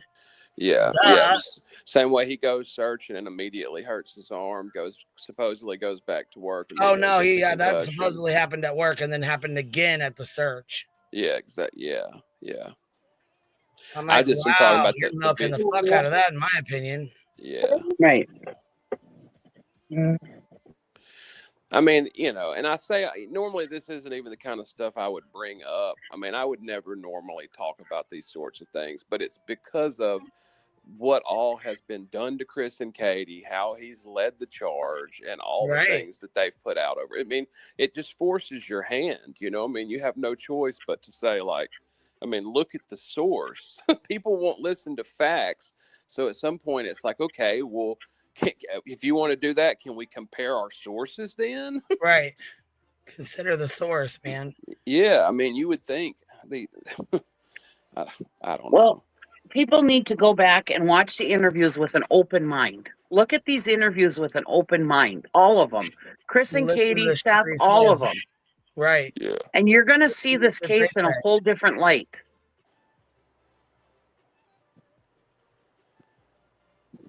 Well, yeah, and there's a lot of, when we played the interviews, there's a lot of shit that he said that people didn't hear the first time or they didn't catch it the first time. Yep. Interviews are often that way. That's the one good thing about them. You listen to them 3 or 4 times and you still pick up on little nuances and things, you know. But when you start from the beginning, when you have your suspect from the jump, and everything that you're doing is just solidifying that in your mind, you know, it's like it just taints things so much you can't get anywhere. I never understand why people have to come out so quick and call somebody guilty. I mean, well, and to go after the parents is the first thing. We have always stood up for the parents. Yeah. Always. Yeah. When the tragedy things attack them, we always stick up for them. Always. There was a video a while back somebody showed. I don't remember who it was. It might have been you, but these cops came to this house and they were informing a family that I think the father had died, and there was a mother and a son there, and the totally different reactions. The reason they shared this was to show the mother's breaking down, screaming, hollering, and the son got like utterly calm and was asking questions. Yeah. And they were doing it just to show the differences in how the different people handle reactions, grief. because you know that's the thing. People want to be like, well, I didn't react that way. I would never react that way. I wouldn't do it that. I wouldn't do that. You don't fucking know. Exactly. You have no idea until you're in the position and in that position. Exactly. Whatever you imagine you would do if your child was missing, you probably you have no fucking idea. Oh, Granny said it was her that showed it. Yeah, I thought that was very useful because it showed the same family, you know, so many social things that was the same, but completely different reactions. Oh, you guys, we got another unlock. Look at unlock and activate new fucking weird ass fucking psychic medium that is going to tell us where Sebastian's buried at. Oh God. Oh God. Yeah, we're gonna fucking turn this on too, and I'm gonna show you guys how fucking ridiculous this case has gotten. It's fucking ridiculous, man. I cannot. Is this Donald Serpent Fiend? Nope, we've already shown that. This is a new one. Oh, okay. This is a new one. Yep, this is a new one, and she's a fucking wild card. So get ready, but at least she ain't a fucking snorefest like the other one. Yeah. Jesus Lord. Yeah. I can't do it. Fuck, I cannot do that boring bullshit. Nope. Yeah, it's brutal. But listen, did you guys know Brittany fell asleep 4 fucking times? No, I didn't. I didn't have my Brittany sleep counter on. Yeah. Right, Hell. sleep counter activated. She put me to sleep. There ain't no way I could tell you. I think the longest I've ever watched her in one go is like 3 minutes. Yeah. I can't handle it. Yeah, she's a weak bitch, melts like butter. If you played a drinking game, would take a shot every time she fell asleep. You get wasted. Fuck, you ain't lying. You shit. You'd be smacked. Yeah, you would get twisted.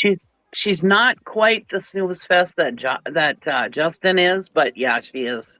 I can't watch her. She's really a snooze fest. Her and Justin, I can only watch them on 2 times speed. Yeah. He's brain dead. Jeez. Did we get proof of life on Remy Pearl? Nope, I ain't seen her at all. No. Oh, well, I'm misinformed then. Somebody told me that we had proof of life. Okay. Did we say, oh, hold on. Maybe we did. No, Maybe they seen her and I didn't. I mean, it was a random comment. I think they may not be informed. I know if you're deleting comments of people asking you how Remy Pearl's Christmas was and banning them, I mean, that's pretty sus to me. Oh. Remy Pearl had her first Christmas, and you didn't even show pictures of it. Justin, did you get rid of Remy Pearl? Did you already boot her ass out? Did you already get her and take her to the pound? Yeah, that's sus. Something's up there. JJ, where's RP? Yeah. We on the need lookout. to know where the RP is. Yeah, we are. We're gonna need to see it.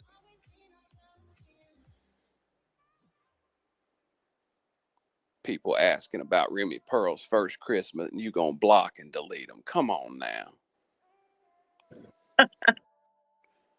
Got time to be over there going back and forth with old Snoozy Poon, but can't put a damn picture of RP up from Christmas.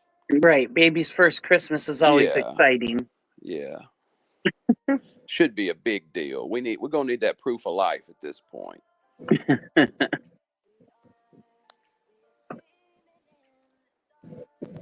Oh yeah, Donna, I saw that too. The spider monkey that was rescued from the Rolls Royce in Tennessee was out this week 2 or 3 times. I saw. Oh, somebody says they saw her. Okay. Well, I saw her. She is a little doll. I mean, she's going to be ugly when she gets older, but she is a little doll right now. God, they're hideous. Cute. When those things get a couple years old, they are hideous. Yeah. They're not like them capuchin monkeys. The capuchin monkeys stay cute. Somebody wanted me to say Snoozy Poon again. Snoozy Poon. It's that accent. Yeah. It's like saying Queen Beezy.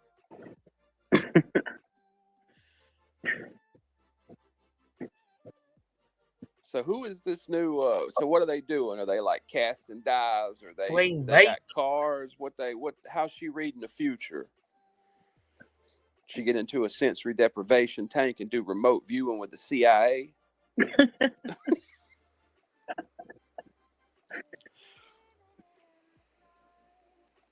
We got people in the comments not believing scouts. We're gonna still need that proof of life. Yeah, Scout. I don't know. You're the only one that's seen Remy Pearl. How you got this inside information?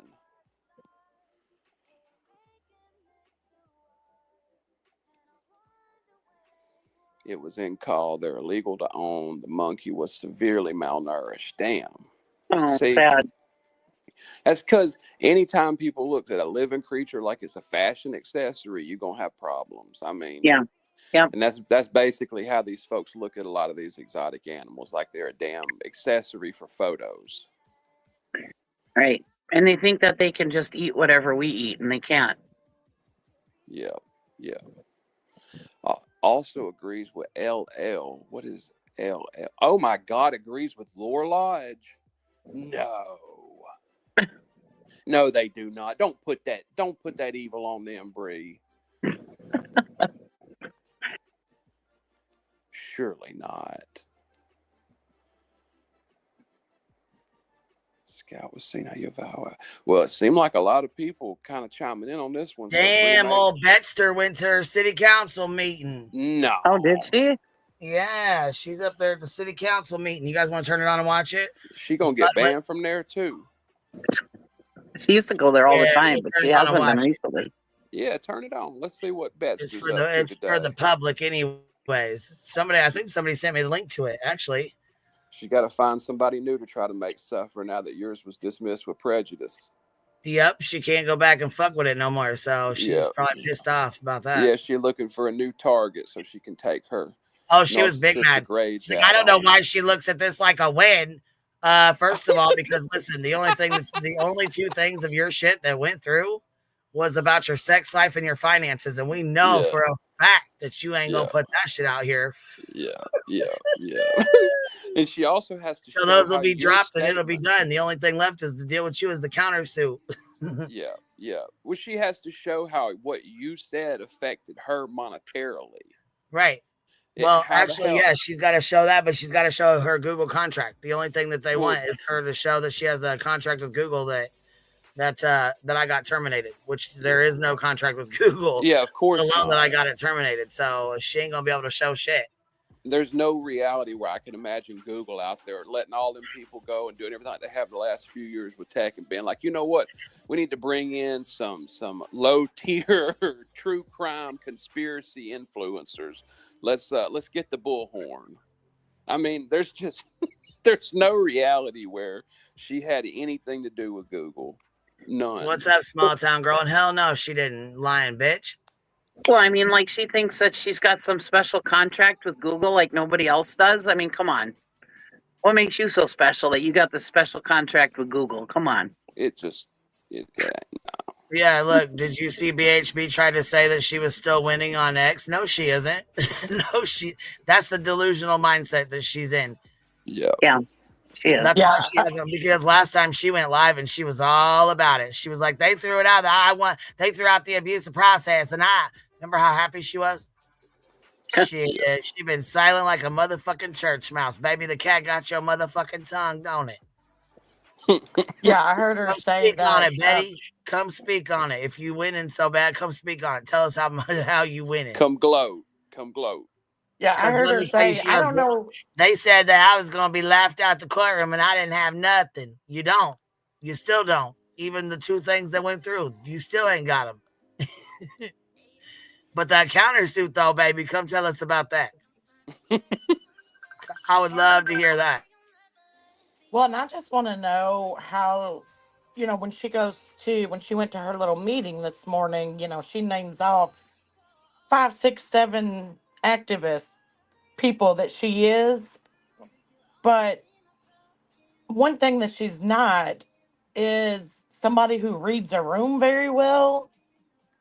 And I don't know what's going on with her, but girl, going to a board meeting with a cow on your shirt, I don't think that you're going to be taken serious. Yeah. It's They're used to her there. About like going to a court meeting with a missing boy's shirt on underneath your button up, It's kind of just not a smart idea. She used to go all the time, like every week. And but she hasn't been recently, and so I haven't been paying attention to them, but yeah. Well, and in my opinion, she went today, so she had an excuse not to go live this morning because she didn't go live yesterday in response to the judge's order. So she's trying to play everybody like, oh, they think I'm on my way to Tennessee, Yeah.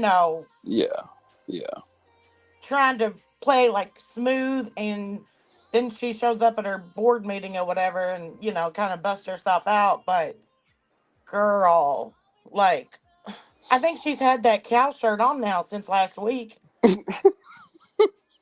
Yeah, she do like to wear them for a few days. she do. And ain't nobody got time for laundry. No, and that poor guy behind her, he's like rolling his eyes and like wanting to know like how much more time she's got. Like, when is she going to be done? Because she's talking she's talking about stuff that she doesn't even know. Like, she's calling it the wrong name anyways. Like, it's so sad. Like, so embarrassing. Not Betty. She always goes up there and looks like an idiot every time. Yeah. She's always up there looking like a moron. I'm surprised she ain't got herself banned. They can absolutely ban you from those things. Yeah. See, they put up with her. I mean, I'm sure, that they all roll their eyes as soon as they see her on the list to come up. But yeah, she. Yeah. I think the guy sitting behind her, like when she was walking up to the podium, I think he like rolled his eyes when he first heard that she was coming up, because he's like, no, not this one. No. So they're used to it. Like I said, she used to go to the meetings all the time, like every week. And yeah. And she's an idiot. Yeah. And she's like bringing up, like, from what I gathered, she was bringing up something in her meeting today, like, that's been gone since 2017. And she's like, now that President Trump is president again, when are we going to bring this back? And it's wait. Is she? Somebody earlier said something about Confederate statues. Is she? Yeah. Is that what she's up there for? Yeah. Wait, Betty. I just want to make sure this is accurate now. Betty, this morning, today, is in a city council meeting arguing to bring the Confederate statues back. Mm-hmm. Oh boy. You gotta be shitting me. I should have watched it this morning. We're gonna turn it on and watch it right now. She's in her city council meeting. Beer Can Island, where you at? She looks like she's bloated. No filter and no wash face. Eyes are all black and smeared mascara. Holy shit. Oh my God. I'm sure she probably had a couple bottles of wine, in my opinion, last night. I know she wasn't happy. I know she wasn't happy. I don't even know what to say to that. I mean, how much fail can one person fit in a 24-hour span? Oh, just watch. My God, this is like the worst day ever for this lady. Jesus. But she still stands up there thinking she's the smartest one in the room. You know, I'm pretty confident in myself or whatever. I don't have any, bad feelings about myself, but I still wish I had even the quarter of confidence she does. Yeah, I mean, and also it looks like Chaos is saying that she don't even call them statues. She calls them statutes. Statutes. Oh my God, it just gets worse and That's worse. What she calls them. She calls them statutes. Oh my God. The fuck up fairy strikes again. Here she goes. Are y'all ready for this? Unfortunately. Dun, dun, dun, dun, dun, dun, dun. Get ready. Because your girl's coming in hot. She is coming in hot. Thunderdoming it. Dun, dun, dun, dun. Dun, dun, dun, dun. Light them up. Thunderdoming it all right. Boom. There she goes. Drum roll, please. Brrr. Here we are. Bam. Look to the right. There she is, right there with her udders on. She got her heifer shirt on. She needs a damn Darth Vader theme music. You should have changed your motherfucking shirt. Now, come on. You've been laying in the bed for 2 days with that on. You cannot be this depressed that this lawsuit done got thrown out, girl. Queen, you know it ain't Wednesday yet. She only changed her shirt on Wednesday and Sunday. Come on. She said shit. Try it if you want to. Look at her standing there staring. She's there as an advocate. I'm just advocating for a little beau.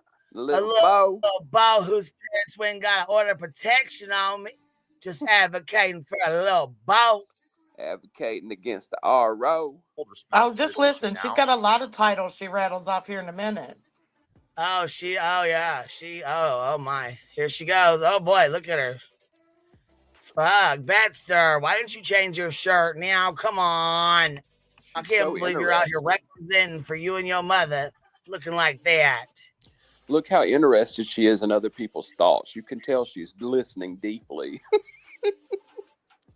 Oh, my. Hey, Queen, Yeah. Queen, can you listen? What? I want to hear what a little bit of this guy has to say, because this is the guy that's sitting behind Betty when she talks, and he's like rolling his eyes and all that. Which guy? What are you? I'm going to listen to her first, and then we'll pop it back on. Okay. Okay. Are you talking about this one here? This guy here? Yes. That's on, or which guy? Yeah, that one. You'll see it when she talks.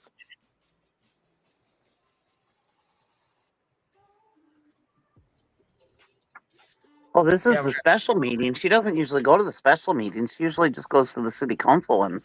Right. This is a special circumstance. Here we go. We'll go, and then we'll go back to here we go. Yeah. All right, y'all ready for this? Advocate, activist. Oh, hold on. Here we go. Good morning. I'm Andrew Griffin, Manatee County advocate, activist, and I heard the gentleman in front of this young lady here about the statute, which is one of my agenda items here this morning, my future agenda. I also got the robocall related to the statute, and I'm on the other side of the aisle when it comes to that. I don't believe that people should be shipped into communities and demand things to be torn down. I also. Oh, wow. Well, Betster, that's why we don't give two fucks what you think. But hold on. Let me make sure this music's on. Okay, it is. All right, here we go. So don't agree with county commissioners voting to those demands of radical people that come into this county and demand things to be taken down. I'm ashamed of the prior board that actually paid to have this statute removed. And not only removed, but now it is broken. So my questions to this board, because many of you guys supported bringing this statute back. Now, I know that there was conversations in front of the old court. Oh, hold on. Is this Aiden? Is this, let me see here. Hey, how are you? Hey, can you hear me? Yeah, I can. This is Sure. Aiden Lore Lodge, right? Yeah. Okay, how are you? Good. How are you? I'm good. We're actually in the middle of watching Betty's board meeting. You want to, you want me to stop it now? Because we can talk and then I can come back to this. I only got a couple of minutes. I was told that there was an inaccurate thing that had been said about me on this stream, and I wanted to come in and clear it up. But first, I wanted to ask. Oh, yeah. Well, there's been a lot of inaccurate things that were said on yours and, I'm not there sure weren't. about this one. There weren't actually, and you're welcome to go through my actual documentary and pick out the things that I said that were incorrect. You're welcome. Well, to do I don't that. know That about is your documentary, prerogative. but we just went through your live stream from last night and went through some The of it. live stream is based on the documentary. Everything I said in the live Okay. stream is supported by the things in the documentary. So that's Yeah, part there's of the quite a issue few here. wrong. You got quite a few things wrong, but we can go over those. I didn't actually. So anyway, what I wanted to say is, am I to understand that earlier in this stream you told your audience that I had been speaking with Seth Rogers?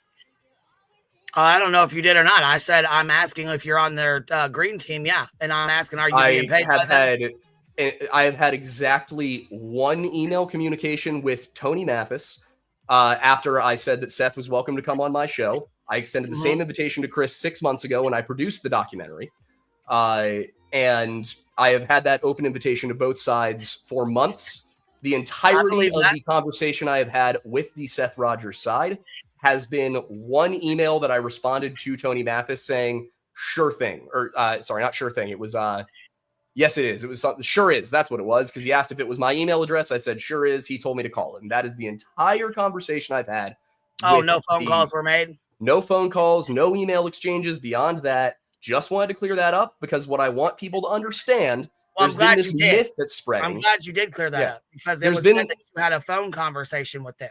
I did not. There's been this myth spreading around that I'm on somebody's side, that I am biased. The truth of the matter is, I do feel like you are biased in my opinion. You're welcome to feel that way, but the truth of the matter is that back in, I believe it was late June, early July, I got a Instagram direct message from Brazen Cyrus, the part of that Cyrus family from Nashville. And he said, you get that message, you open it, you know? No matter what it's about, you open it. So I did. And he said, hey, there's this case in Tennessee. It looks weird. It smells weird. Would you be willing to look into it? And I said, sure thing. And I had come across Sebastian's name earlier in March while I was covering the Riley Strain disappearance. At the time, I looked at it and I said, 15-year-old kid, different part of the state, not like super different, but not the same town, just not the same details. These probably aren't connected. I didn't look into it. I wish that I had, because maybe I could have done something at the time. But the fact of the matter is that when we got through to July and I started working on this case, I started working on my series, I had no opinions whatsoever. I didn't think Chris was responsible. I didn't think Seth was responsible. I didn't even know the names of the parents involved when I started. I hadn't seen Facebook stuff, hadn't seen Twitter stuff. I knew nothing. Well, your first stream I watched was, it was pretty good. You weren't on either side. The second one there started to go a little biased. But this one here that we watched like yesterday, the live stream that you did, was, in my opinion, this is just my opinion, was way off. Well, you're welcome to have that opinion, and I respect that. But for me, I spent a lot of time. I was up till 4 a.m. for 3 weeks straight. I spent a lot of time reviewing stuff. I looked at some of your stuff. I looked at Smiley. I looked at, trying to think of some of the other names off the top of my head. I looked at Clue. I looked at Shay. I looked at basically every interview I'd seen, every bit of coverage I'd seen. I compiled it all, and I did my best to analyze what I found. And in my opinion, based on the statements that Chris made, based on the statements that Katie made, and then based on the court records and the decisions made following some of these court decisions, it was my opinion, it remains my opinion, that... Well, seeing a lot of these people that you're watching are not very credible. Well, I'm watching you. I'm watching Duchess. I looked at a whole bunch of different things. And the thing is, I didn't just take what you guys said and go, oh, okay, that's what happened. Yeah, because I'm kind of curious about the abuse that happened with Seth and the stuff that happened there. Because you seem to only have a one-way track, well, you know, a one track mind with Chris. You know, and I'll address him as Seth, has done some pretty shitty things himself. You know, like I understand that. Essay. You know, there And was I no plan to ask him about it. mentioning his trauma, Sebastian's trauma, his essay, or the fact that he had to wear undergarments, or you know what? I'm not going to sit here and say diapers because he's not a baby. But there was reasons also coming on here and pretending to jack off on a live stream. You know, the things that he's done are awful. Like some of the things that he's done are fucking horrible. And as I said last night in my stream, I don't think Seth is a saint either. I have no loyalty to either side here. My only loyalty is to Sebastion. I have an autistic little brother. He reminds me quite a bit of Sebastion. And for me, that is all I care about, is getting justice for this child. If the evidence came out clear as day tomorrow that Seth was responsible, I would cover it and I would say yes, it was Seth. If the evidence came out tomorrow that said Chris was responsible, I would say yes, it was Chris. Can I ask you a question? Sure. What part of the documentary is it that it comes into play that you talk about Chris's penis and you think that's acceptable in the child's missing case? That's not in the documentary. That is in the live stream from last night where I was Which very obviously your words have just said everything covered in last night's live was directly from the documentary. No. So what part of your documentary is it okay to pick on another man about his member?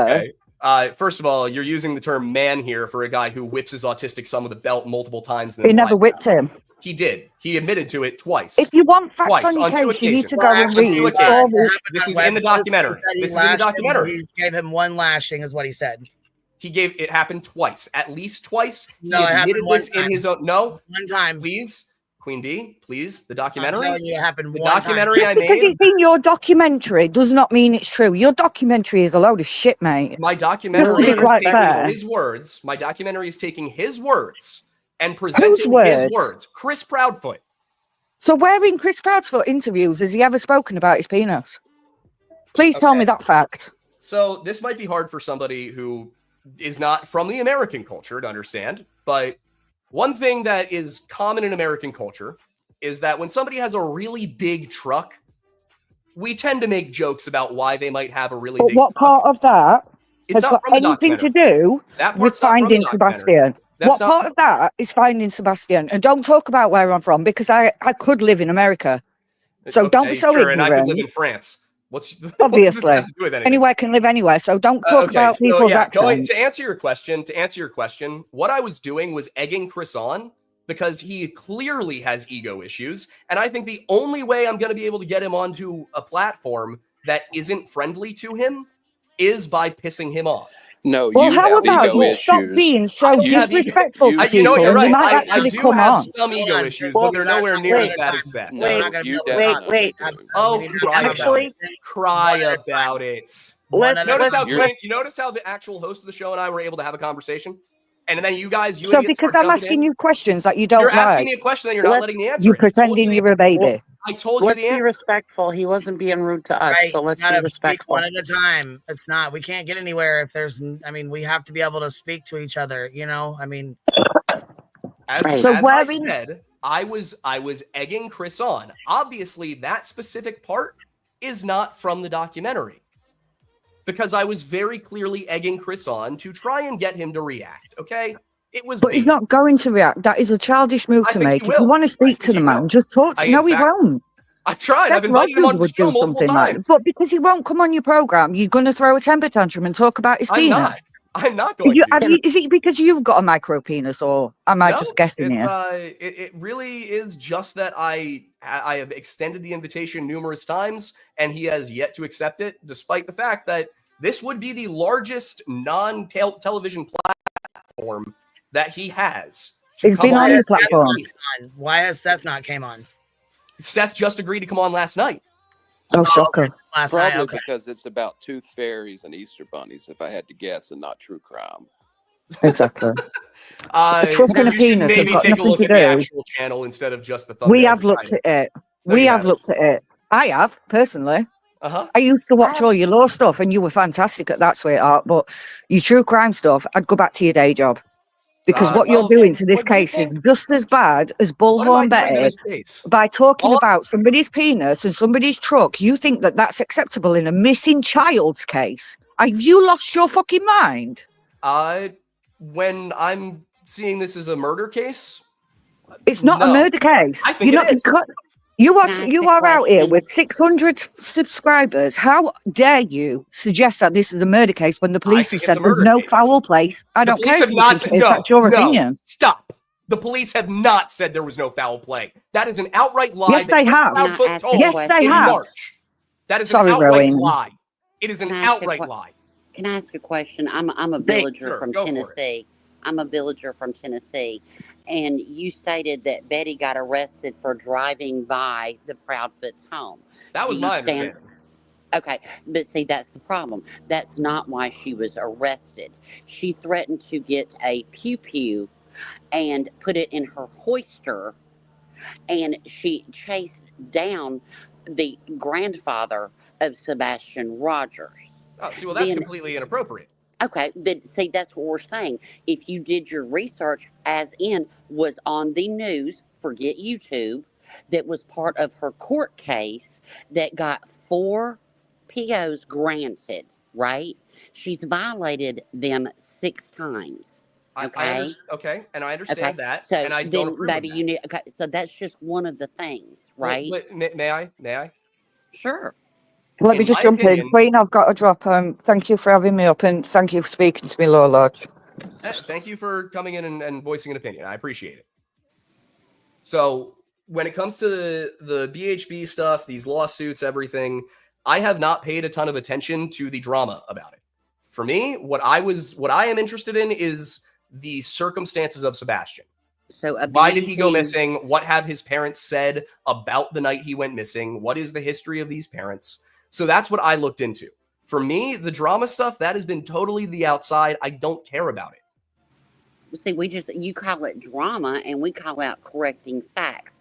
Do you realize that Seth Rogers, the person that you're going to have on your panel, that he also was kicked off a military base for hitting Sebastion, that he when he was married to Katie, that the people next door, his neighbors, were going to adopt a child and had a social worker come, nothing to do with him, but had a social worker visiting them, and they parked in his spot to where he raged out so much. He went ballistic. Do you understand that? Did you look into that? I'm aware that Katie has accused him of hitting that's Sebastion. That's in legal paperwork filed. Yes, by the court. but so this is what I would counter with there. There are all these claims that Seth was abusive towards Sebastion, and yet Katie in 2023 was ready to allow Sebastion to go live with Seth. So either way, whether what Seth did is true or not, that does not make Katie look great. Either she lied or she was about to allow her son to go live with an abuser. Or Sebastion was now 15, turned his 16, and capable of defending himself as opposed to being a 5, 6, 7-year-old. Given his health issues, I would argue he is in no way capable of defending himself. Well, I'm glad And you another said thing is one other thing. Let me say one more thing.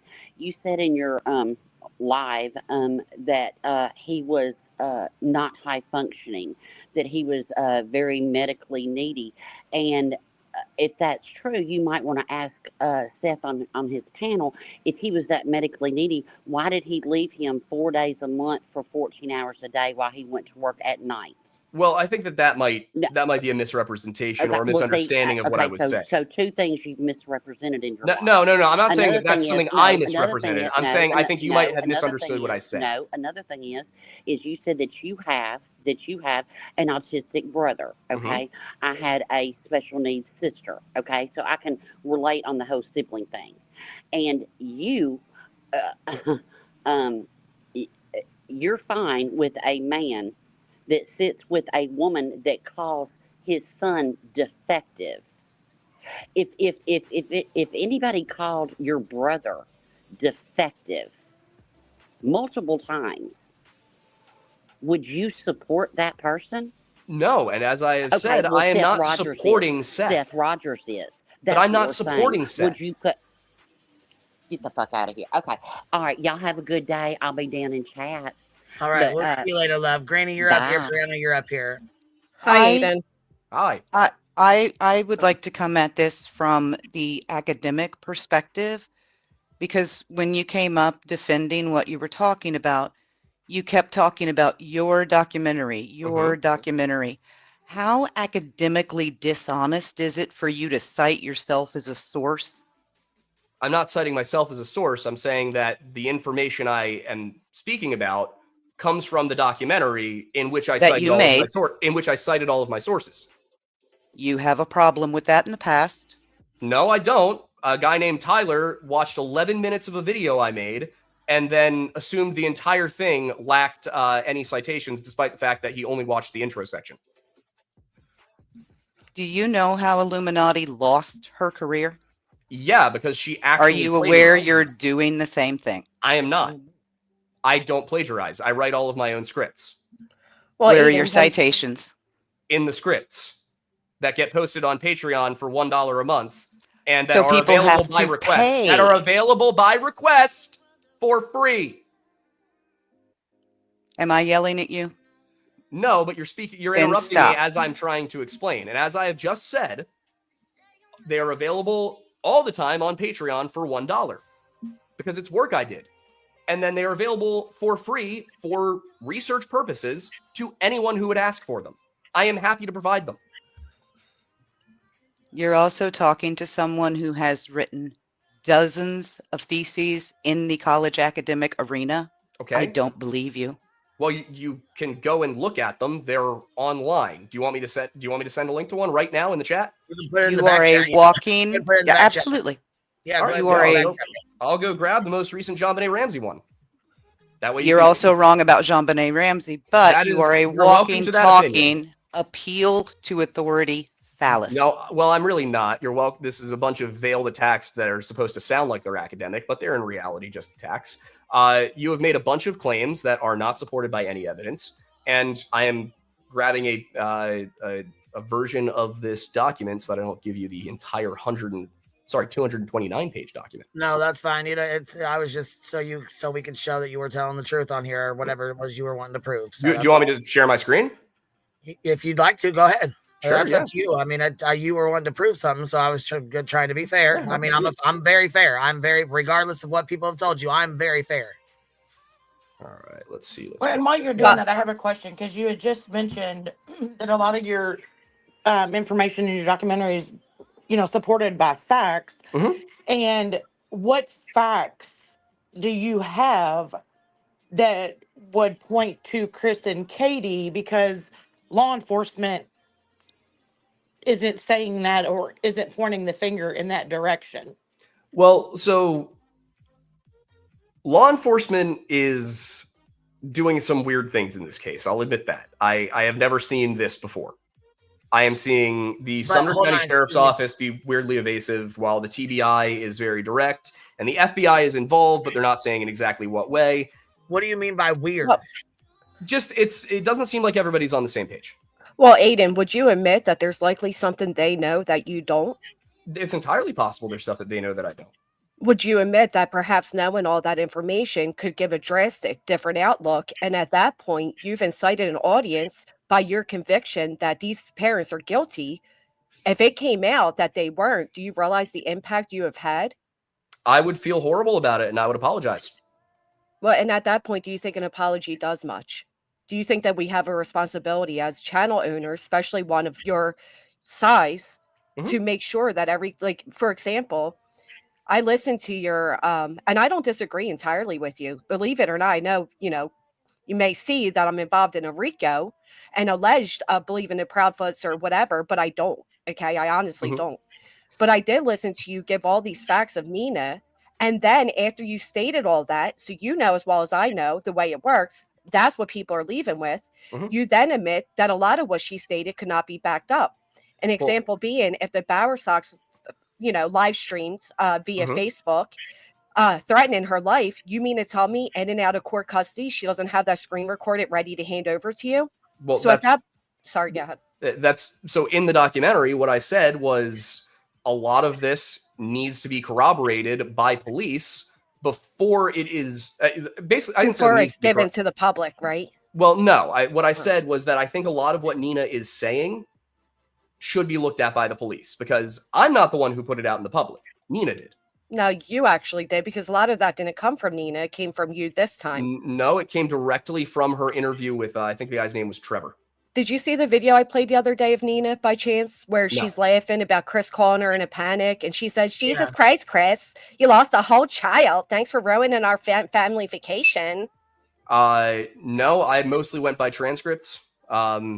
It was drop it in the back, Granny. I'll pop it up. It would have taken forever to just listen to each one, so I went by transcripts. Yeah, I get that. And can you go back and answer my question on like what facts that you have that you're going off of that make you believe the theory that you are portraying to your audience? Sure, they're all in this document. So this is the intro script. This is the one I wrote when I first started. Didn't really know anything about the case at the time. All of that got, kind of wrapped up into here. When we come through here we go.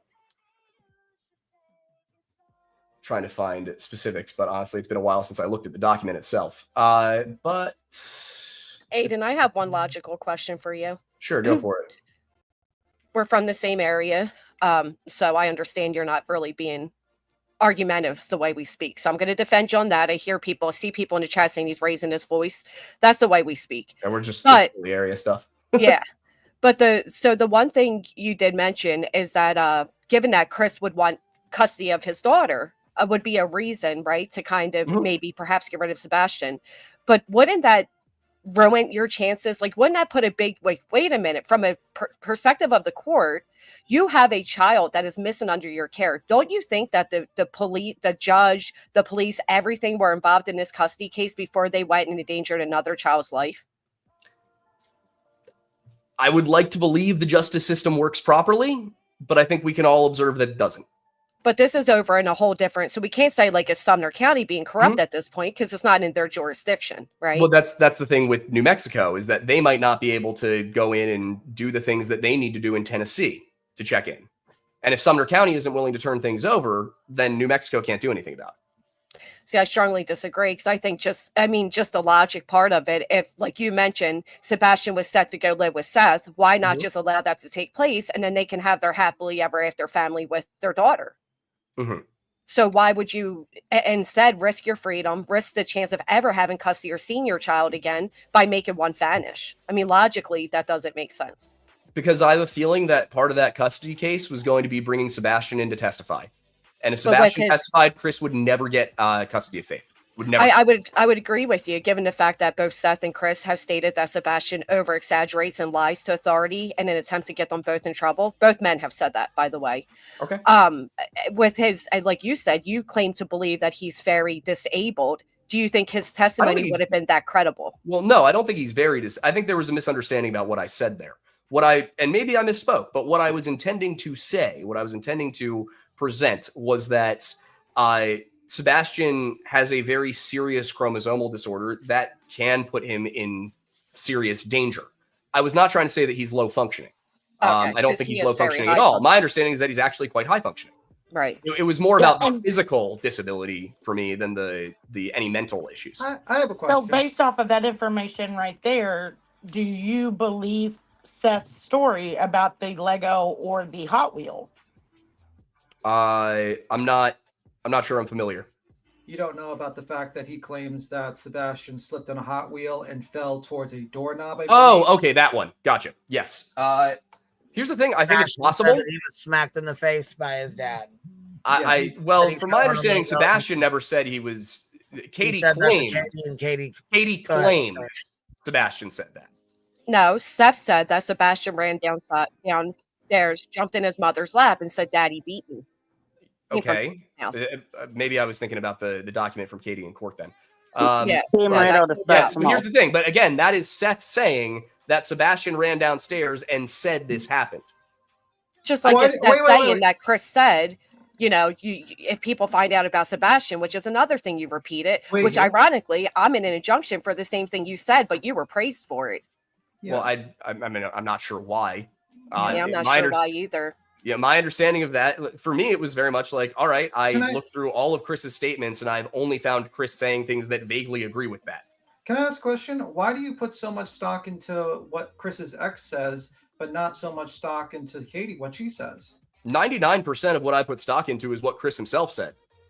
Yeah, but Seth Everything said a else was lot just of- supportive to that. Seth said a lot of incriminating things himself, which is pretty crazy. Like, for instance, did you know what age he met Katie? I've heard she was a minor. She was 12, and he was 21. Okay, that's Hold on pretty real gross. fast. Here's this video. It's 26 seconds. Trial date. So we're getting ready to go to trial. Then all of a sudden, Sebastion goes missing. I was like, great fucking Chris. Great to fuck up our family vacation. You just go lose a whole kid. We're not talking about a bearded dragon here. We're talking about a whole kid you lost. Yeah. Yeah, I don't think anyone in this situation is a saint. But the fact of the matter is, for me, what I'm looking at is who had opportunity, motive, and means to get rid of Sebastion. Could you please explain that process, that thought process that got you convinced a man who was 4 hours away did something that night? 3.5. I don't think that Chris necessarily has to be the instrument so much as the mastermind. We know that his family helped him abduct Faith. According to Nina. According to the court records. Well, so you said who has motive and all that. Well, let Yeah. me present you a different motive based off a lot of things I've heard Seth Rogers say. So we know that Sebastion was giving them all a difficult time, correct? Because they were all looking at behavioral schools to go to. Okay. One of the things that Seth tends to say a lot is my son. This is my son. This is my story. This, he's very possessive. The date of February 26th being the divorce date. Okay. We know that Chris and Seth were trying to get Katie on board with allowing Sebastion to go live with Seth, but she wasn't 100% on board with it, which kind of contradicts something you said thereafter. Well, my understanding was that it was Chris's idea. Seth was okay with it. And then they were trying to convince Katie to get on board. Right. But because what a you year said- prior, Sebastion said, or Seth said he'll give him another year to get his shit together. So if Sebastion was so, abused and neglected, why didn't Seth step up a year ago instead of giving him a year to get his act together? Well, And my what you understanding here said Wait, is Brandon, Katie you is gotta- fully on board. Brayna, you gotta let She's him not. answer. She Yeah, is But now he's fully on board. wrong. Listen, you gotta let him answer. He's like he's on this thing. He's got a bunch of people should throw a question at him. Let him answer one question at a time. So you know what I mean? Just saying. But letting him lie doesn't help anything. Please don't say it. You know what I mean? Like, just let's be polite. One question at a time. So I read this out already, but it says, so you're just an outright denial of reality. Got it. How could I possibly be biased? What connection do I have to this case? I'm not being paid. I'm not related to any of them, which in my opinion, I thought you either were or you were called and asked to do this. No. It says I wasn't in the Navy. What's my connection? What's my bias? Fact of the matter is I started looking into it. Chris very quickly looks suspicious as hell. Want to know my bias? I have a stepdad and a brother with autism. I know what it's like, and I think Chris killed his damn stepson. Yeah, that's my opinion. Which, of course, you're welcome to it, but some could argue that you do have a connection. Are you very close to the Cyrus family? No. Oh, no. I had no interaction with Brazen Cyrus until he sent me that DM. Okay. Are I you don't even aware really that? listen to any of their music. I think Miley's actually gotten pretty solid into the rock scene lately, but other than that, I don't listen to the Cyrus family. So he just randomly sent you a message and asked you to get involved in this case? Yes. And he just so happened to allegedly pay the retainer for this at night media company? Wait, what? And you just happen to be from Pennsylvania and went to the school that wait. knows the last name claims he Wait, taught wait, at? hang on. What? Wait. Who? Okay. What? I'm I wasn't sorry. paid. I'll roll it back. Not you. So there's a quote unquote private intelligence agency that received a $500,000 retainer to get Okay. involved in this case. All right. That was allegedly paid by that Cyrus gentleman that just so happened to also reach out to you. I was not paid anything. So I believe you weren't paid anything. I'm not saying that you were, but you can admit that there's some odd connections here nonetheless. I mean, I don't know when At Night got involved. I was reached out to. It was either late June or early July. Okay, And it they was got over like, Instagram DM. I was not paid. I said, I said I'll look into it, and that was it. Who reached out to you? Brazen Cyrus. Brazen Cyrus. Okay, thank you very much, Doctor. I have a question though. Back to you didn't know about when the relationship started with Chris and Katie. You didn't know that during one of the interview of Terry Lynn that he said that she would be his at the age of 14. And did not know about that part. All I knew is that she was a minor. How about the fact that he said in Dolly Vision's chat that Sebastion Rogers was the only child that wasn't aborted by mine? And if you look at the age of Sebastion Rogers and you do the math, that means it probably is there might be she might have been some sort of relationship before she was 18. Could that not also mean that any child since Sebastion? No, he said mine. The screenshot said mine. Well, yeah, but they were together after they got married. Yeah, but she was deployed. I'm sorry, you go. I'm sorry. My apologies. All right. Well, yeah, so here's the thing. I will ask Seth about that when he comes on the show. Mm-hmm. He will not answer that. He might not, and that wouldn't look good. I mean, that's like I said. I have no loyalty to anybody here. I only care about Sebastion. Well, I do believe you don't have loyalty. With you saying that, that goes back to the information that you claim that you've gathered to form your opinion based on that information. But again, where and what is that information? Because the police have come out and said that there's no evidence of foul play. They've said there is nothing to indicate foul play and that there is nothing to indicate that it was not foul play, which is police speak for we don't have a know. Clue. Yeah. Right. Aiden, are you aware that the police told Seth that they only wanted to communicate with him via text? So there's a, direct proof of communication. They also played the what if game with him. What if you and that he's the only parent out here and announced himself as a suspect? He's also the only parent to have financial gain from the very beginning, 3 days after his son disappeared to current time with a monetized YouTube channel solely based off his what was me, not Sebastion. Ask him the last time you threw a poster of Sebastian's face up on that channel. Wait, and also 3 days after Sebastion went missing, he did a GoFundMe for himself. That's what she's talking about. Yeah. My understanding about the GoFundMe was that it was so that he could remain on the ground looking for Sebastion. And are you aware that he didn't remain on the ground looking for Sebastion? Are you also aware that he did receive his all of his coworkers paid leave? So he was financially okay. Are you aware that he recently admitted via his green team, they call themselves, that he was not searching on the ground because he didn't want to risk disability? Are you aware that in this injunction and the 9 months that Sebastion has been missing, he has only searched 4 times on the ground? I mean, I'll have to go and corroborate some of that information myself because that contradicts with some things that I've seen. But I mean, here's the point. Here's where I feel like we're getting into the weeds. I have never come out here to say Seth Rogers is, number one dad. I don't think he is. I don't think Chris is either. Okay.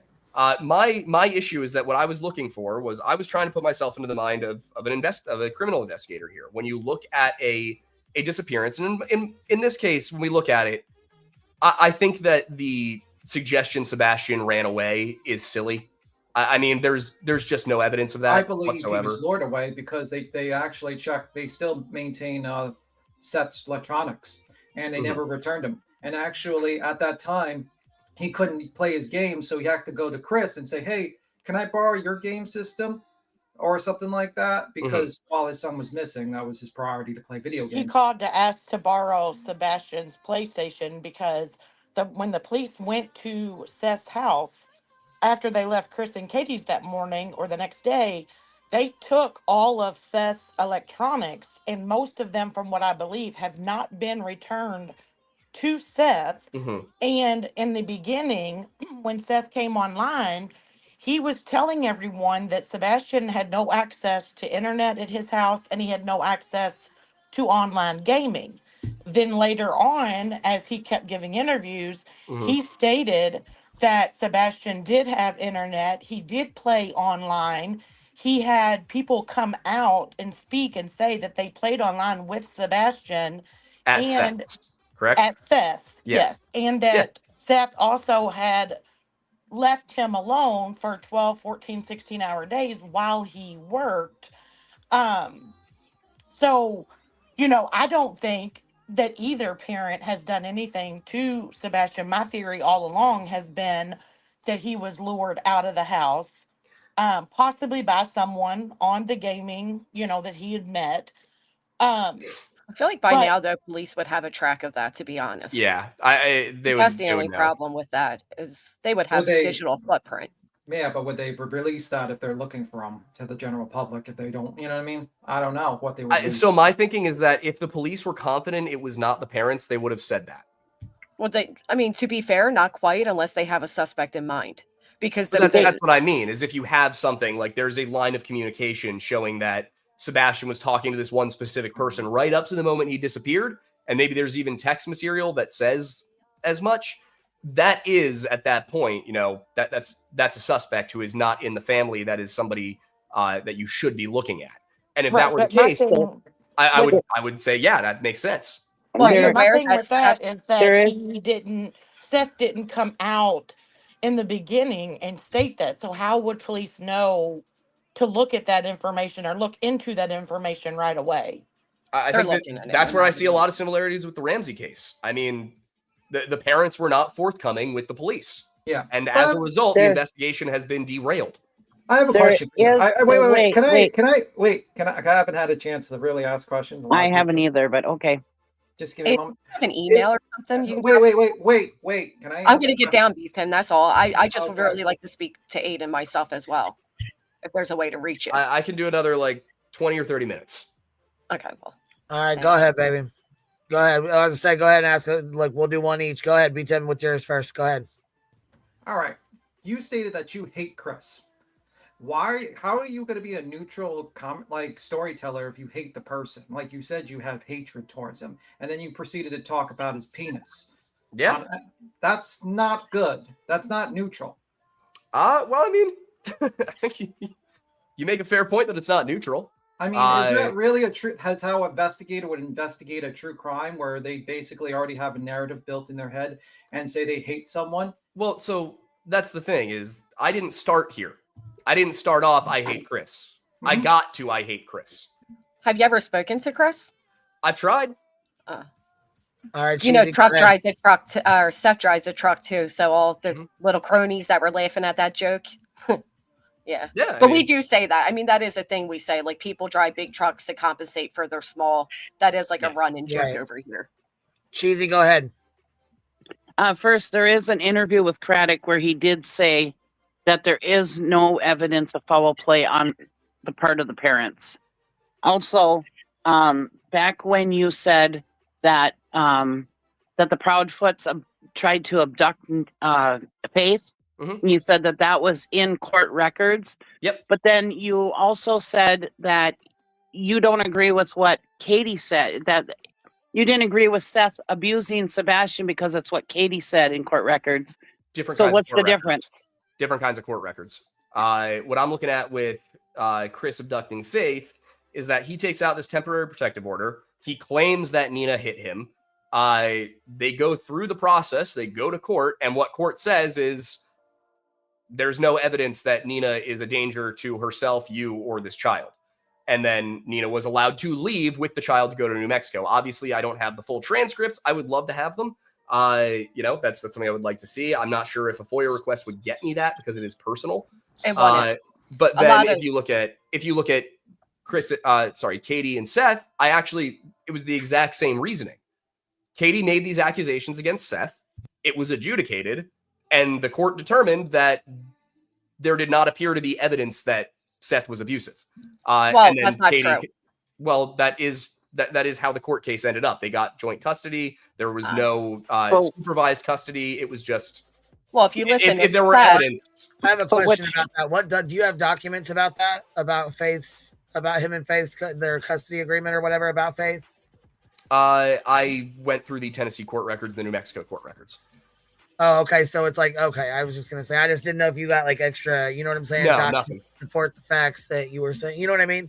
Yeah, so everything I've used is publicly available. Well, Aiden, are you aware that the courts did label? Hold on, baby. 1 second. I have something I want to say. I have something. Is your emails available? Yeah, it's you can get to me at thelorelodge@gmail.com.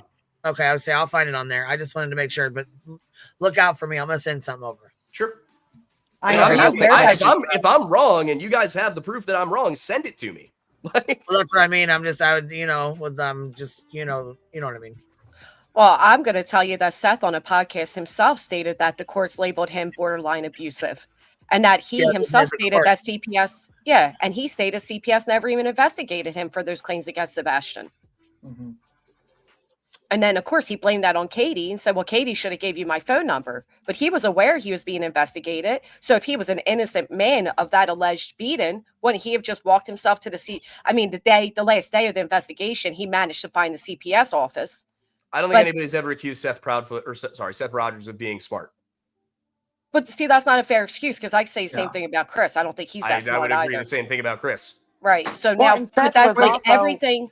I think the problem for me personally is like, I see why you think the Proudfoots are guilty. I'm not that blinded by everything happening, but it seems like you have a lot of excuses when it comes to Seth, because you're set on your narrative of them being guilty. That even like right there, you're like, oh, well, maybe he's just not that smart. He was smart enough to find the CPS office on the last day of the investigation. So he was smart enough to do that. Right. So I think that there's a little bit of maybe misunderstanding regarding what I value when it comes to information. I'm looking for who had the means, motive, and opportunity. Like who was most likely to commit this crime, basically. With Seth, we know that Seth has an alibi. Chris has an alibi. Mm-hmm. The only person without an alibi is Katie. Seth was allegedly missing for 2 hours at work that night, and Tony said he was taking a nap in his truck. So is that really a strong alibi? I'll have to look into that.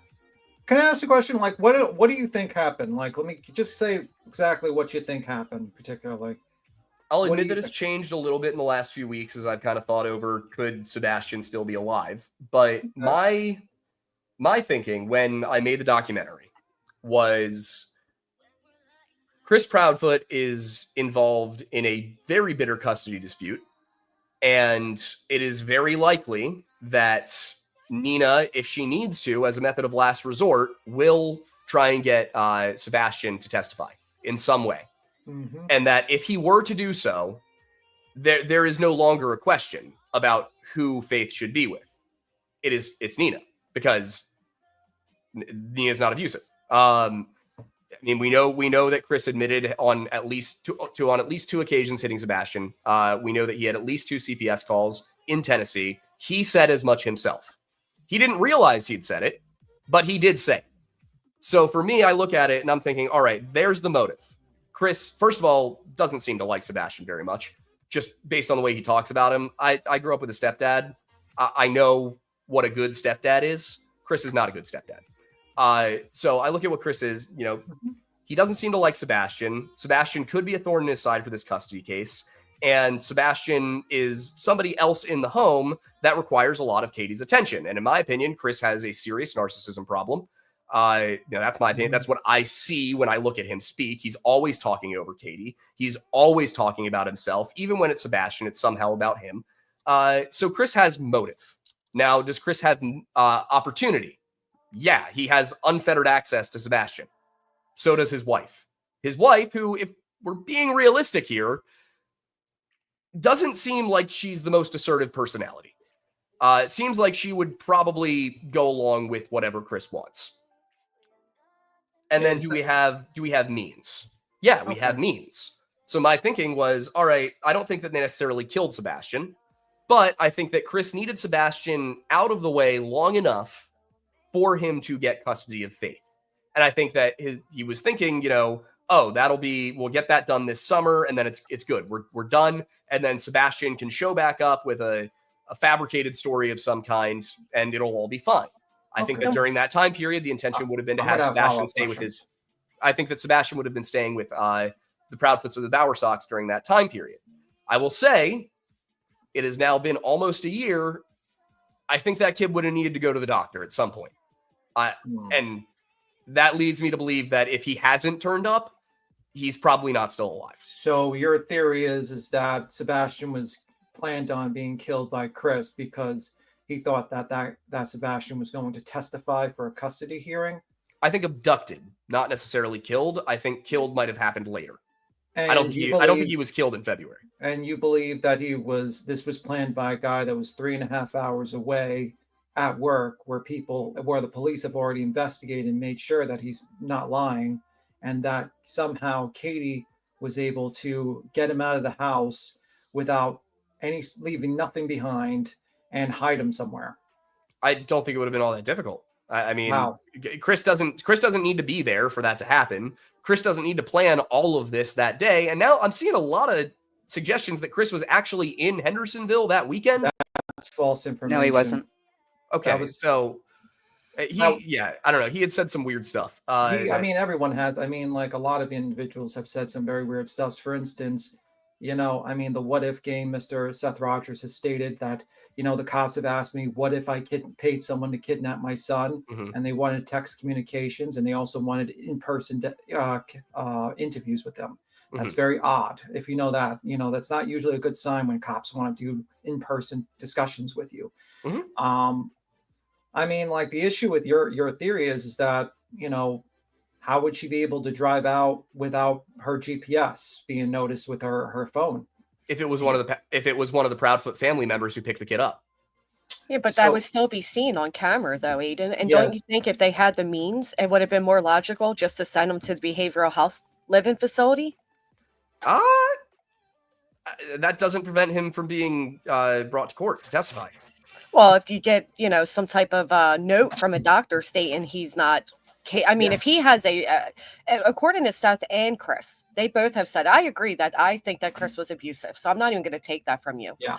But I also think that both fathers have painted this idea of Sebastion being of stational defiance disorder, if you will, and going against them and trying to get them in trouble with CPS, almost weaponizing it against them.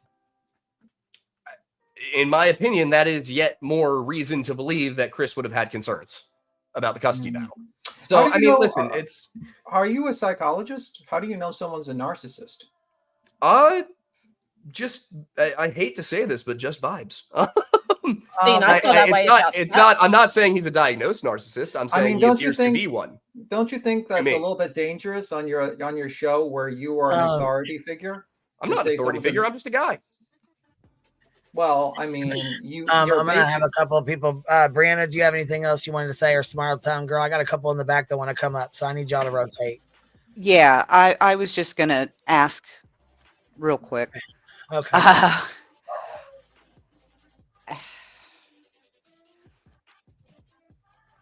Okay. Hang on. Let Small Town go. Let me think how to work. I'm gonna go. Marine, you're up here with us. How are you?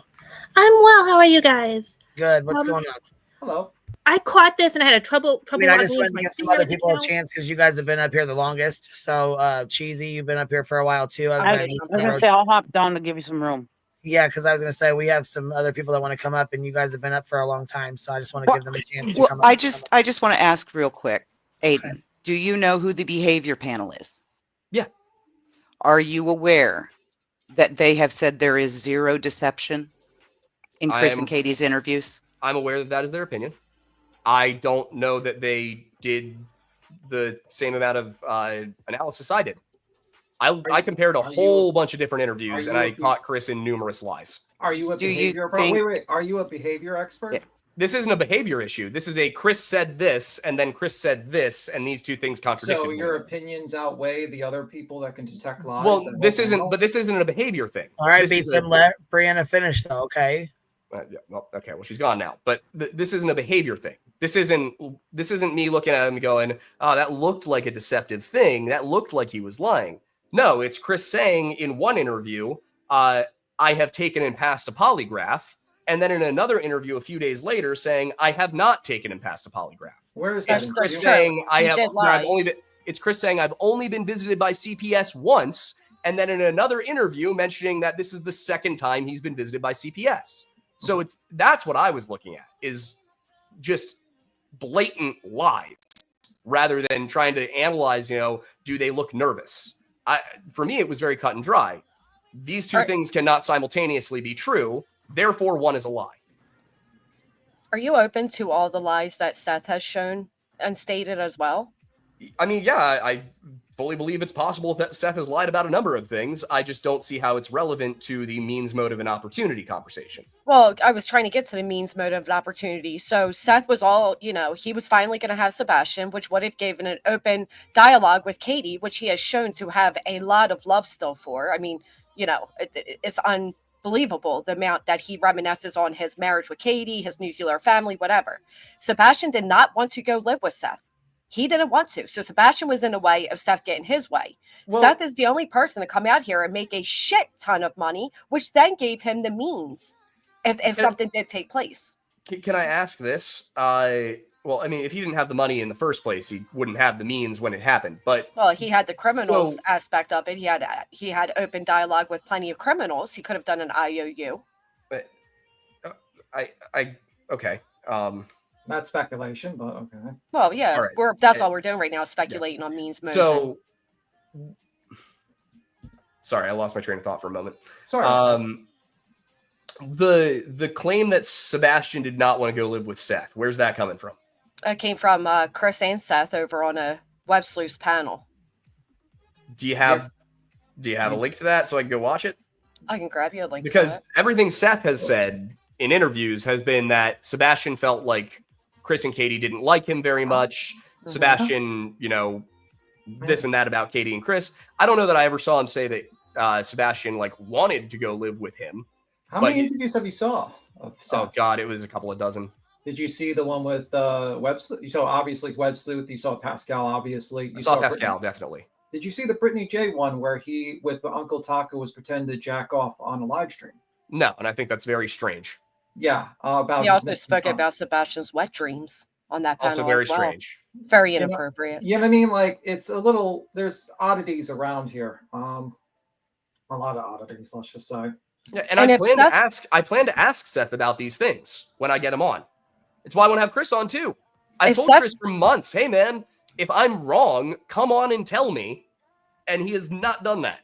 But is it fair? Would you give him a fair shake if you says, I have such hatred for this man? Like you literally said that last night. I have given multiple people that I deeply loathe a fair shake. But why do you loathe him if you never met him? I don't loathe Seth, and I don't like. I don't need to meet a man who hits his autistic stepson.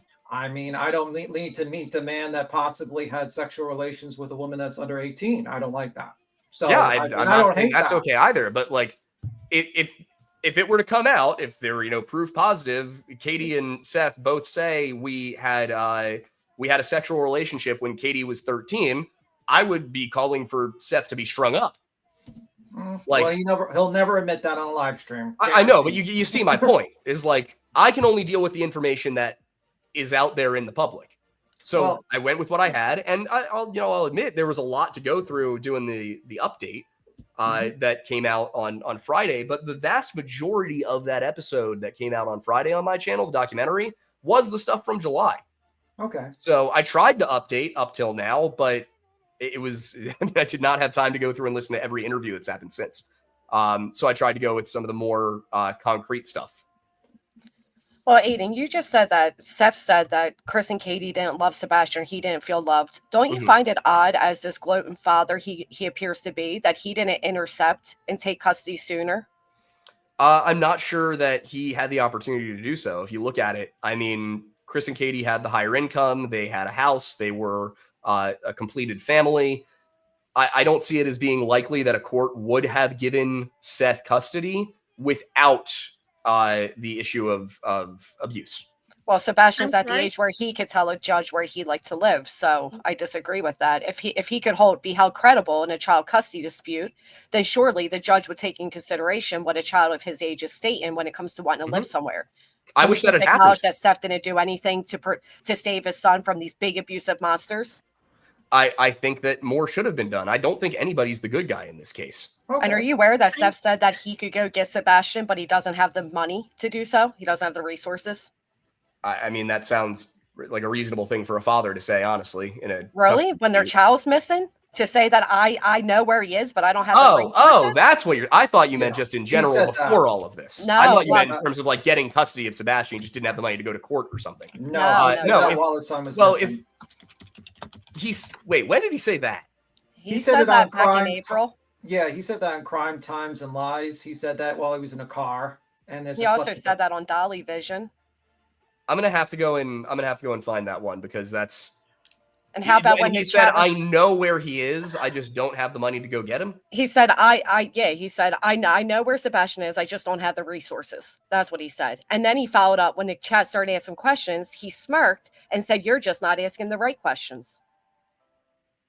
Yeah, See, that's weird. It is all weird. And honestly, I'm going to get down, Queen. I sincerely appreciate you allowing me this opportunity, and you as well, Aiden, for speaking with me. At the end of the day, I feel like Seth and Chris are both involved, and I feel like you were completely blinded by your own childhood trauma or, your own relating it to your own personal life, which I completely understand. We all do that when it comes to things. But I hope you open up your eyes a little bit further and maybe look at things with a less biased perspective. You mentioned Chris makes everything about himself. Steph was on a show where it was meant to be all about Sebastion. Every question led back to himself, including, how much did your son weigh at birth? Well, not as much as the weight on my shoulders. That's how that interview went. So I believe they're both narcissistic, honestly.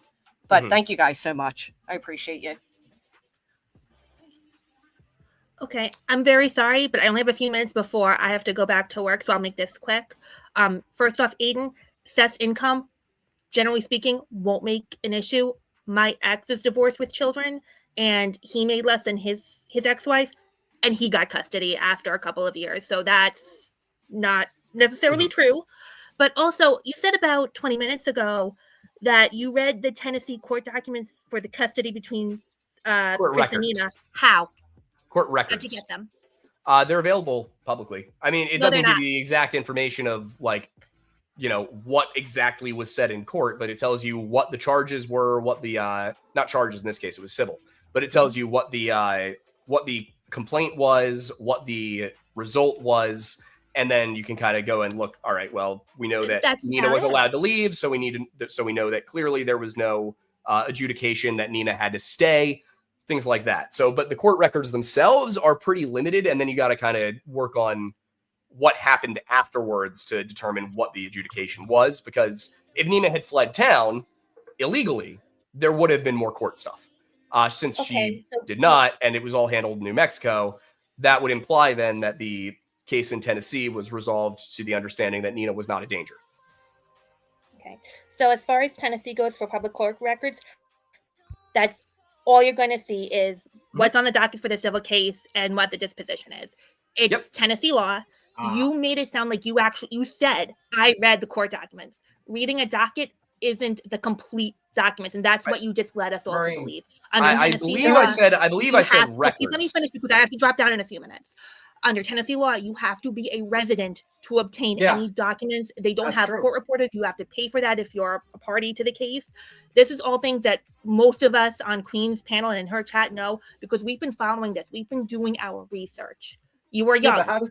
Please do your research, Aiden. Well, what I said, if I said documents, then I misspoke, because what I read were the court records, and that's what I've been saying. How did you get documents if only Tennessee residents could get documents? You can see all of the stuff online. You can see all the docket stuff online. You can see the docket. You cannot get the records. But you can get anything specific or any documents. You cannot get. You can only see the docket and the disposition. Unless you are a Tennessee and that is what I was going off of, was the complaints and the disposition. And that is not what you implied. No, I said the court records. You said documents. If I'll I go said back documents, and get this when I'm done with work. Thank you for having me out. I actually do have to go back to work. I appreciate having me out. All right, you have a good one, Marion. All right. I got to get back to work too, so I have to go. But I mean, thank you guys for being civil for the most part, and for letting me speak my piece. I think I would say there's stuff you guys have said that I would like to look into now. It's stuff that I wish, I wish that had been communicated to me earlier, instead of it kind of being the weird social media battle it's been. I have well, you've entered the social media arena when you started talking about a man's penis on live stream. Well, I mean, to be fair, you did throw rocks. You did get into the drama arena yourself when you started talking about another man's penis and talk about how much you hate him. You're not stating it as like a true crime, just neutral like Grizzly or something like that. To be honest with you, you have to be fair about that. I did do that. I didn't make fun of him until last night. Well, actually, I made fun of him a little bit the week before, but didn't make fun of him until last night about the truck and the penis thing. I'm going to tell you this little piece of advice. Be very careful about this because there's crazy people involved, like at night and a few other people, and they do injunctions on people in Pennsylvania for bullshit reasons. And I'm telling you, be careful who you're friends with in this case because I'm not friends with anybody. Be careful. I'm telling you, because that guy, Well, they're and batshit crazy. that's kind of one thing that I wanted to just touch on just really fast before you went. You know, I heard your comment or, you know, recommendation of Bullhorn Betty and stuff. But one, she's the one that has been out here calling Sebastion defective. She has 4 ROs. She's facing criminal charges. She's trying to appeal because she was stalking and harassing the parents and grandparents, the mom and stepdad. She's been to court. It's all over the news.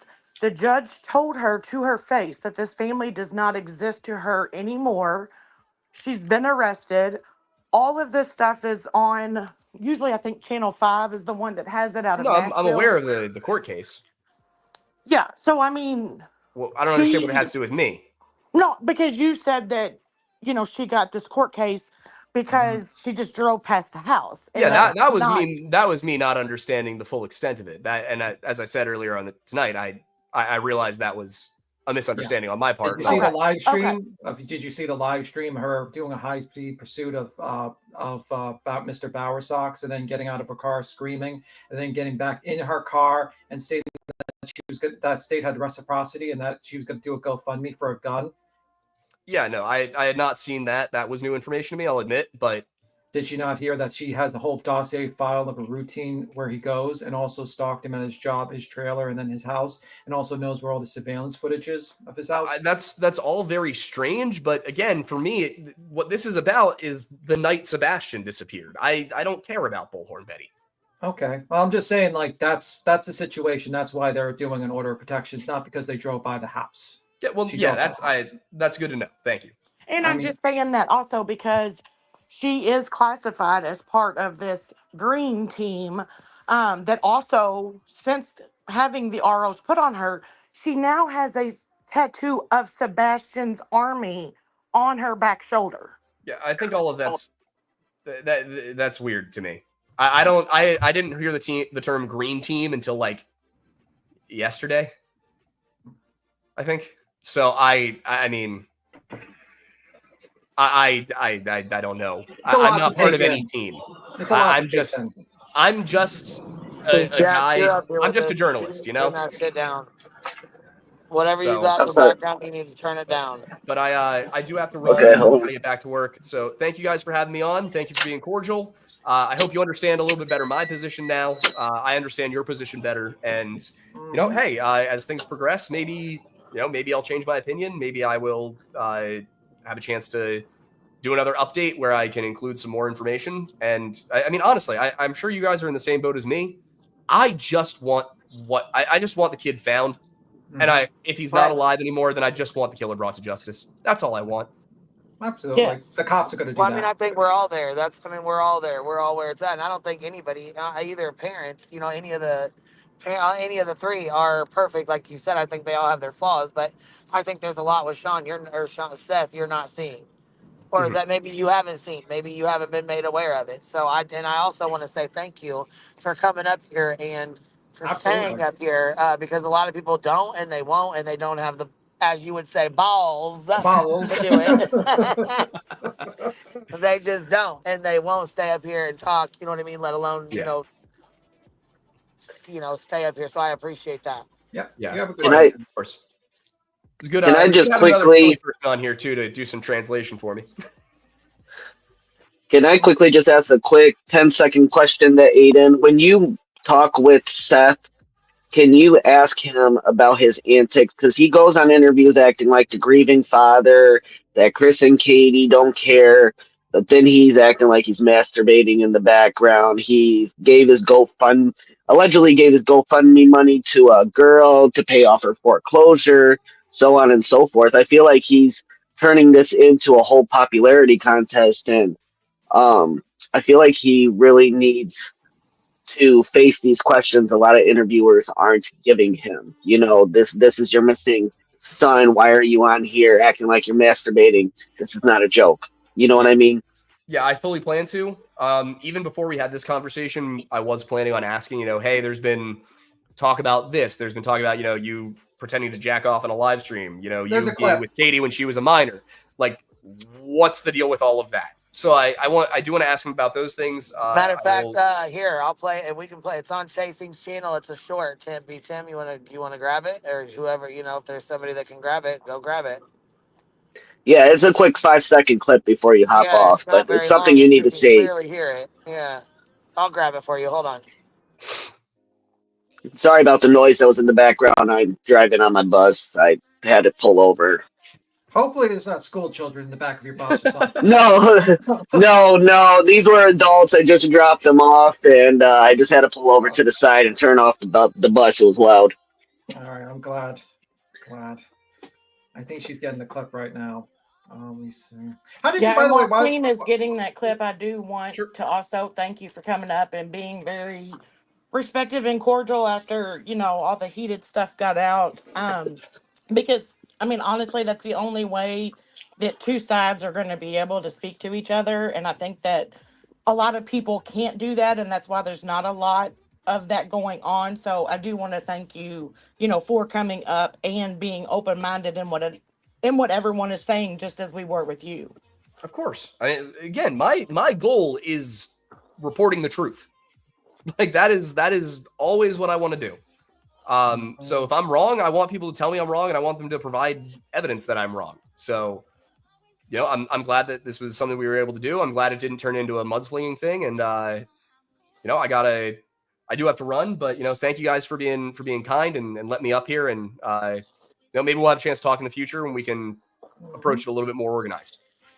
Yeah, and if you do get a chance, I know you have to go. If you are still going to watch Queen, she is going to play a clip for you. She just went to go get it.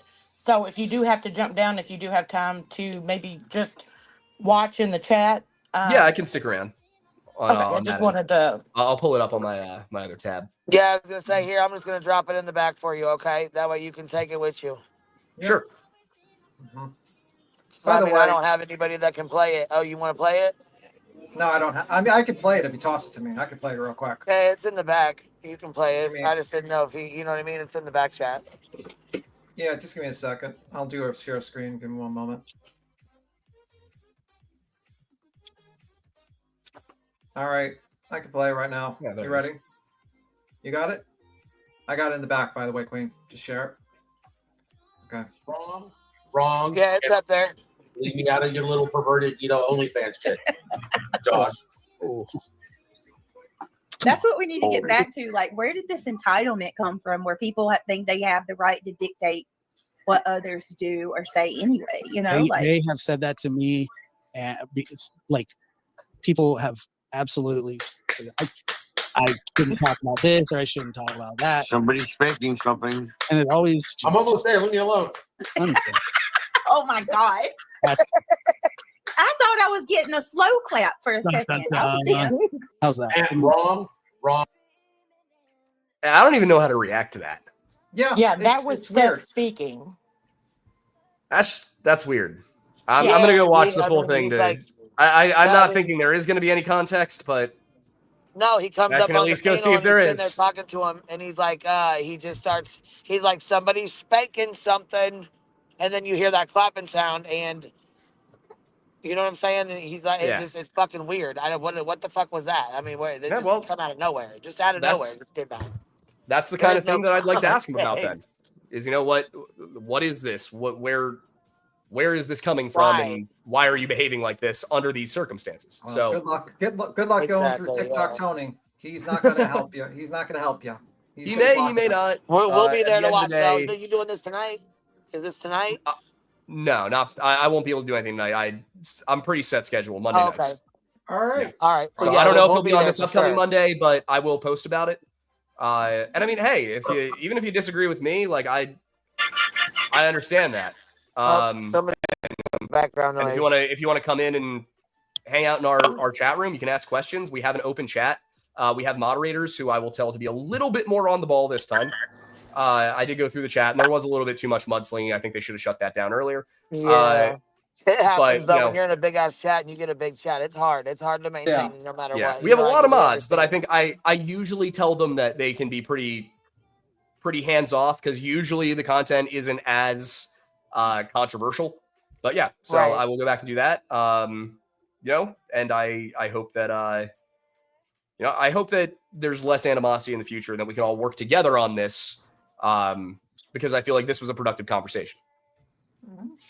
Yes, most definitely. And I do believe that everyone truly just wants Sebastion to be found, but without the nonsense from, kind of both sides, that has been going on and like what we kind of call the distraction. So, that's kind of been what everyone's goal is over here, even though we're considered the hate channels.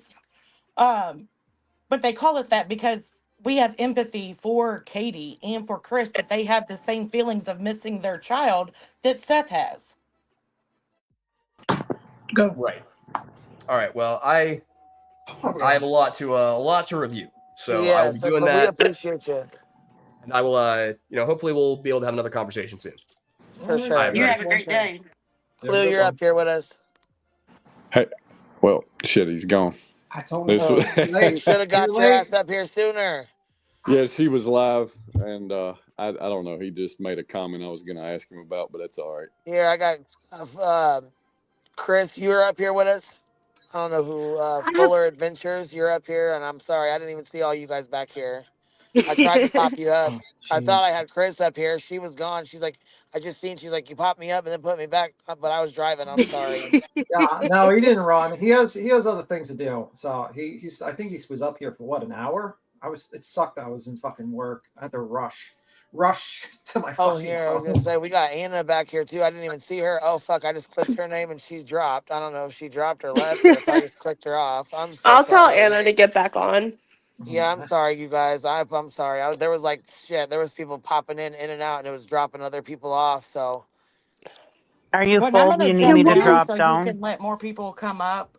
Yeah, well, I was trying to get. That's why Granny hopped down and Cheesy hopped down. I was gonna have Small Town Girl hop down because she was up here for a long time. But I was trying to give everybody a turn, or at least a little bit of time. But it's hard when you're asking questions. It's hard, No, I know. I had these few questions. I would have had way more, but unfortunately he's limited in time, and unfortunately people have to ask questions. But you know what though, I a lot hate of to tell people y'all will not this, come but up that's on a the lie panel. too. That's a lie and a half. See, that's why you don't mess with people like that. That's a lie. He come into my chat and said he had to go, had stuff to do. That was an hour ago, and I blocked him because I don't deal with crazy Well, like I that. was gonna say we were. Well, he's been on here for about an hour and a half. I don't know Yep. how the hell that. Because I blocked him, we and then he ran over here. I thought you had something to do. Who? Aiden. Oh, I was like, yeah, I got something. Who you talking to? Yeah, I had something to do. I'm doing it now. No, I'm talking about him. Oh, I don't know. Yeah, see, I don't know. He popped up over here, and we well, like I said, everybody was asking him questions and stuff. So he been up here for a little while. Shit, for a minute. I got to give him credit for coming up because most people would not come up at all. They, you know what I mean, would talk shit in the fucking chat, and that's about it. I'm shocked. I was surprised he came up. I'm not. I'm shocked. Well, Why yeah, are you because not? he's been, he was up here for, exactly. You're right, about an hour. Yeah, exactly an hour. Oh, hold on. Here I he have is. a question What's up? for the. He's back. Oh, okay, gotcha. See, I left it up to listen because I'm a person with integrity, and I wanted to see what you guys were going to continue to say. And if anything Well, we came are up, glad you were back. Yeah, Yeah, here, I just want to point out to Clue here. Well, hold on. Courtney and I just have something to say real quick. It's not about what you're saying to Clue. We just don't want to be up here forever. So. Sure. Yeah, I'm not going to be up here long either. I just want to say this. Right. Clue, I didn't run. I actually do have work to do. But I saw this one, and I saw that Queen Bee seems like a rational person who is trying to get the truth rather than profit off of a horrible tragedy. Whereas you, I feel somebody who, puts people in maids' dresses, which is weird when I've already done that on my own channel. But, videos of people peeing, cartoons, all these things. I don't respect you. That's why I didn't bother with you. I have some respect for Queen Bee. So, and I said an hour ago, I actually said half an hour ago, I can only be on here for 20 more minutes. And then I stayed an extra 15. So, you know what? If you want to say your shit, but be aware I'm hearing it. Okay? Go fuck around and do your own thing elsewhere. I mean, in fairness. Oh, Oh, now did he's he gone. drop? Yeah, He ran. ran. I guess he doesn't want to hear the truth from Anna and I. Same with the debate the other day. You can't fight So- with no pussy. They can't fight. Can Courtney and I correct something real quick that I think he was saying Yes, I was was gonna that say I really wish you Sebastian guys was would have had a never a chance. fucking witness. yeah, Ever. he was Yeah, never thank going to you. be a witness. We The asked minor Maggie child that was. Sorry, Anna, go ahead. Nina's daughter. I mean, we asked Maggie, who's Nina's like super close friend, that like the first time we were talking to her, and she said over and over again that Sebastian was not going to be a witness. So that has nothing to do with Sebastian going missing. Well, that's why I wanted him to state what was his opinion Right. on the case, because I I wanted was him hoping, yeah, he would give you guys a chance to say that. He took off before you guys had a chance. I really was hoping he'd hear, No, be able he to said listen it. to that. He said it. He said his theory on the case. He said that he believes Chris basically planned out the events of Sebastian being taken out of the house because he was worried that Sebastian would be a witness against his custody case. Right. And that was basically the theory, yes. That Or was a maybe very early Nina theory had him floated taken out around. of the house. Anybody ever considered that? Nina's the one that started this entire narrative against Chris from day one. Day 3, because that's when Nina allegedly found out he was missing. Day 3, So, right. Anybody know who Jason is? Jason Roybal. Who's Jason? No. Exactly. That would be Maggie and Talia. Those are going to be Nina's best friends that came into all of the groups spreading all shit about Chris. Telling them to look out in New Mexico. It's like a Bobby Binoculars in the neighborhood. Yeah, saying that Sebastian called him the R word, like all that kind of stuff. Like they started all that. All of it's fake. Oh. See, that's the thing. Like a lot of times, like there's people that go behind the scenes and they spread this stuff, and it spreads like wildfire, and you just don't. Yes. Know what the truth Yeah, is well, they and what's tricked going Anna on. and I to believing it all. So we were all Team Nina and Team Seth for months until we finally, I guess, hit a wall and realized they were stupid.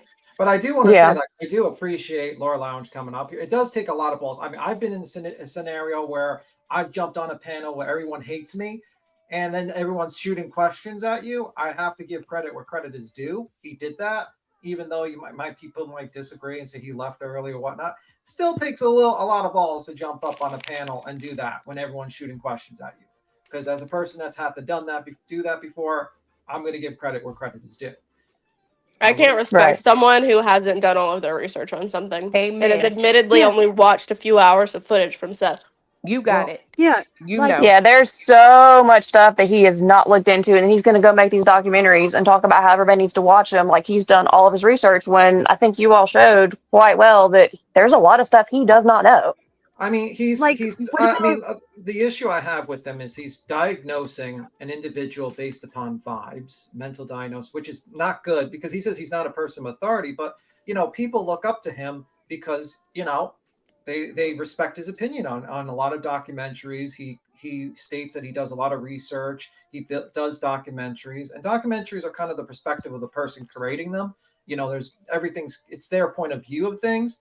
But when you're like going on a live stream and saying this person's a narcissist and possibly he hates this person, that kind of removes you from the neutral storyteller to someone that is kind of pushing their opinion or narrative on that individual. And I think that's the problem. With all due respect, though, Tim, the stuff that he does work on, people in history can't come back from the dead and challenge him.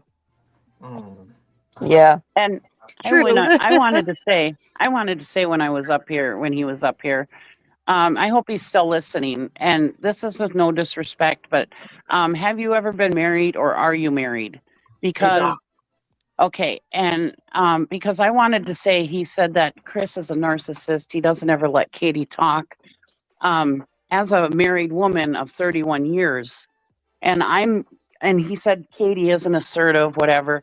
I'm a very assertive person. I actually talk more than my husband. I'm very assertive anyways. And but when my mother passed away, my husband stepped up and did all the talking for me. He took care of everything. and vice versa. When his parents passed away, I was the sounding board. I was the person who did all the planning. I was the person who did all the talking. That's just what married couples do for each other, who love one another and want to take care of each other. That doesn't mean Chris is a narcissist. He may be, I don't know him personally, but when I see them talking, he's also said, you guys can say what you want about me, but leave Katie alone. He wants to be there to protect her. He's a protector. He's a husband. That's what husbands do. And for somebody who's not married or never has been married, I don't think that they understand that dynamic in relationships. And I'm not taking anything away from him because he's not married. I'm just saying he's a young man who doesn't understand how marriage works. When you're a team, you do things for each other when the other one is unable to. And I imagine Katie is unable to talk or was unable to talk. I imagine she was completely distraught and didn't have words, wasn't able to keep it together, understandably.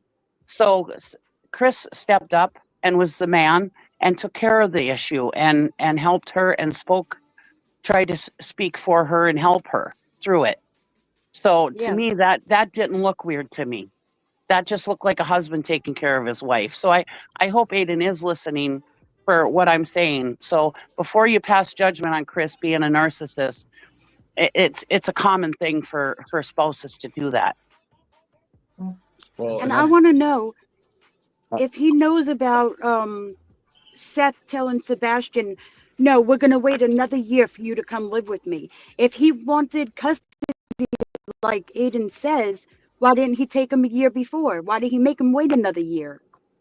I think he answered that. I'm not sure what his answer Well, was. I came in extremely late, obviously, but I do have a question because I'm listening to what everybody's saying. I heard him say he's a journalist. And I mean, what little I know of journalism, usually they go to the source of information and get it for themselves. But it seems like he has a lot of opinions about things that he hasn't gone to the source and gotten the information from himself. Specifically, let's talk about what he's doing with Steve Fisher, his opinion on Steve Fisher, but he hasn't talked to Steve Fisher. Steve Fisher's phone number is out there on the internet. He talks on Twitter. He talks to him on Twitter. Okay. Yeah, I feel like he talks at him on Twitter. Yeah, he fights they fight like cats and dogs on Twitter. I read them.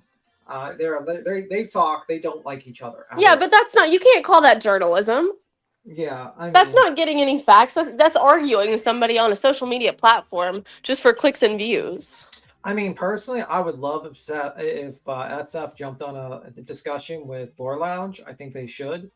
That would, because he put the challenge out there, Lore Lounge, and I think it would be very interesting because I feel like that would be a very productive conversation. And I don't see SF as one to be cursing or something like that. He'd be very calm and collective, but we'll see what the situation is. He says he'll do it if it's an unmonetized channel, a neutral channel or something. And I think he stated that. Okay, I'll go live. You're going what? I said, okay, I'll go live for them. Well, I asked the Lore Lodge several times this morning on Twitter, like why he wouldn't just make the new account, and he just kept deflecting. So yeah, but I mean, it's real simple, right? When you look at it for what it is, SF extended that opportunity, suggested that. I think it's a very good idea, and his response was, "But nobody would watch it."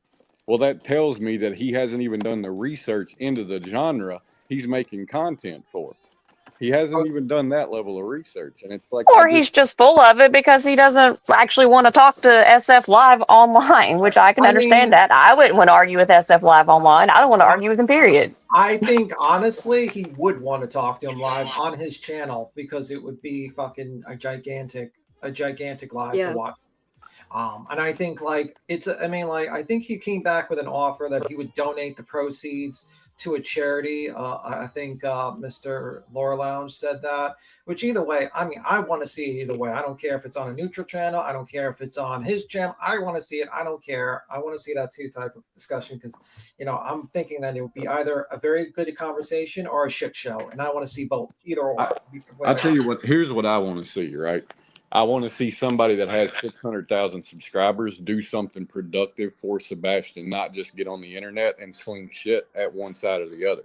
That's what I want to see. I want to see him do exactly what he got on his channel and started talking about. If you're going to talk about a case but have no intent to solve it, then don't talk about it. But yet he goes and does the same thing. I mean, all I'm asking him to do, he said he's a man of integrity, do exactly what you suggested the rest of the world does, Aiden. Do something productive. You talked about your big truck. Drive it to Tennessee. You picked a spot. I'll come help you search. That's all I'm saying. Yep. Like Cletus, if he's such a journalist, has he seen the divorce papers with the pictures of Sebastion in them? Probably not. I'm thinking that because like certain paperwork, I was thinking like certain paperwork you can't get unless you are actually a citizen of Tennessee. So They never asked me for proof of residency when I got any of that information. They're out on the internet too. So oh, he could have jeez Louise, gone. are you serious? Jesus Christ. We've all seen the pictures. I seen the pictures. No, you're talking about the New Mexico ones, I think. We're talking about the ones from Tennessee. No, I'm talking about the divorce. I'm talking about the divorce papers between Chris and Katie. We've No, seen no, no. those. We're talking about Chris and Nina.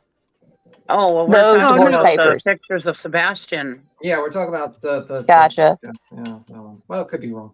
The village of Tennessee. I can't believe you called it village like the village. I'm like, oh, The rural village. I swear to God, It's rural. It's rural. We don't have electricity out here. Yeah, that's not a good line to, because like that's not really a good line to say. It kind of pisses off people that reside in Tennessee. It's like, listen, that's not good. That's not good at all. I don't know. That whole, I mean, let me see. I swear to God, I swear to God, I wish that job ended earlier. Does anyone? I mean, but I think I got a little questions here and there. But we'll see. I think it's going to be very interesting next live by Mr. Lounge. What? How do you say? Now I can't differentiate lounge or lounge. Like fucking can't even say it. Isn't it the Lore Lodge? Lore Lodge? It's because I said it the other way so many times. I have a mental block of not being able to say the proper name now. I'm just gonna call it the lounge. Lodge? Lodge. Like a lodge in the rural city of Hendersonville. Oh, Jesus Christ. See, this is what happens when you just like say a name too quickly and it just sounds completely different. We're a village, actually. I learned. Village, right? Sorry, village. Does that make us the village people? Yes. To be fair, Anna kind of lives in a village. I do not. You live out in East Tennessee, which is what his comparison to Tennessee is. So By you the way, live more in a village than we do. And I was warning him because the fact is like you're getting into a shitty side of true crime, and you're getting into a situation where these people are willing to go real life. They will dox. If you disagree with these people, they will dox you out. They will fuck with you in real life, and they will send an injunction on you. So I'm telling them, enter this arena with caution, because when you talk to Seth, you're going to be probably talking to Tony. And the problem is like there's certain questions Tony will not allow you to ask him, especially the relationship with Katie early on, and other things. And you got to be careful with that guy. You got to be careful with this group of people, because like honestly, these people are not really the nice type. Let's just say that much. Yeah, you're only allowed to have an itinerary with Seth to talk to him about certain things. That's the only reason why Bullhorn Betty was allowed to talk to him. That's what Tony said. Yeah. But I think it's going to be a very interesting interview. Chris, no, you were fine. Yeah, you were fine. I just was like, what happened? What was the earlier questions that were asked when he jumped up here? I swear to God, I didn't know. I was just like, got like a DM from like a Discord message. He's on the panel, and I'm like in the middle of work. I'm like, fuck, will this end this part quick enough and jump on fast enough? What happened in the beginning? I missed that part. Not much. He just came up and was trying to talk about. He just came up and he said, "Well, I heard you guys were saying this and that," and he wanted to clear things up of what we were saying. But I swear, you never know what happens on this fucking show. To be honest with you, 1 minute you're just doing a review of this guy. Next minute he jumps up on the panel. Jesus Christ! Never know what's gonna happen. The same thing happened with Ryan Upchurch when we used to review him and he jumped up. Fucking weird. Strange things happen. Well, I thought it was Strange great that he jumped up. I Yeah, wish we had more of an opportunity to talk to him, but he seems very misinformed still, and I hope he does take what we said and does look the stuff up and finds out the truth of the things that we were saying. Well, my point when I brought up the whole Seth angle, and this, if you're listening to this, if you're bringing up all the Chris stuff, you got to bring up all the Seth stuff, like all the stuff that are like the controversy, why people are fucking not cool with that guy, right? And that's the thing. You got to bring them both up, and that's the thing. Like that's why I brought it up. It's not the shit on like. Personally, I don't think Seth has anything to do with the disappearance. I think he's probably lured out by an online predator. And I think, or he might have ran out and went to the construction yard and he's in that location right now. And I think someone should search there. Could Katie do it? Sure. Anything's on the table. I think I'd rather believe the Katie's like that stuff than Seth a lot of times because, not because I don't think Seth could pay for it. I just don't see him. He's kind of lazy. I don't just like, not to be too mean, but I can't imagine him like planning something like that, but I could be wrong, and I've been wrong in the past. Many times. So well, and that's the thing on this channel. We haven't really bashed Seth. I mean, we've talked about what he said and stuff, but we're not up here. We're not spewing the stuff that other people are saying. We're not saying that Seth is guilty. I mean, any three of the parents or all three could be guilty. We don't know that. I can just tell you for me personally, just rewatching that thing, the stuff that gets me, right, is when people take things that Sean himself has said. It came out of his mouth. I watched him say it, watched him talking, and then they put it on Chris. For instance, not prosecuting the kid in California that did what they did. Yes. Seth literally sat on a live and said it couldn't be done because of his age. And then the Lore Lounge goes and says, in my opinion, Chris didn't want to. That's not true. Chris didn't want to press charges. Wow. And it's like, what? Yeah. It's a lie. That is a lie. Yeah.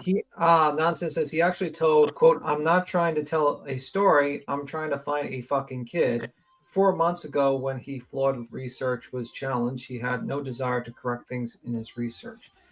Yeah, I mean, like, I think, like, honestly, I think there's a lot of things he missed, significant amount of things, because, like, if you get all the facts of this case, everyone looks suspicious. Katie looks suspicious. Seth looks suspicious. Chris looks suspicious.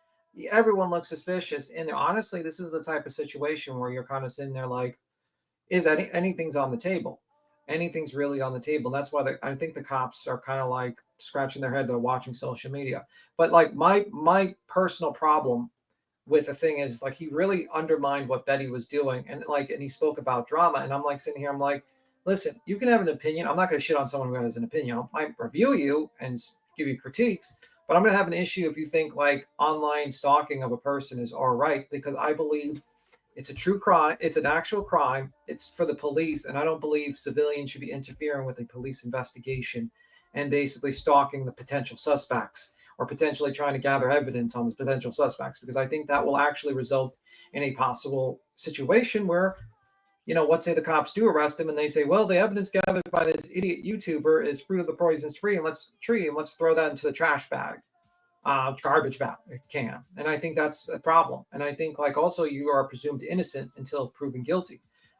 That's the same for Chris and Katie. That's the same for Seth. They are innocent. They are not arrested. They are not charged. And that's it. It's just, right.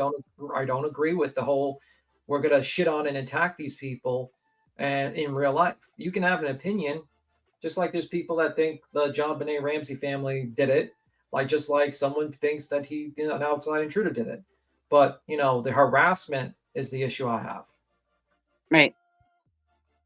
And I agree with Clue. I mean, there's so much that has been put out by Seth that has been blamed on Chris and Katie that Seth has done.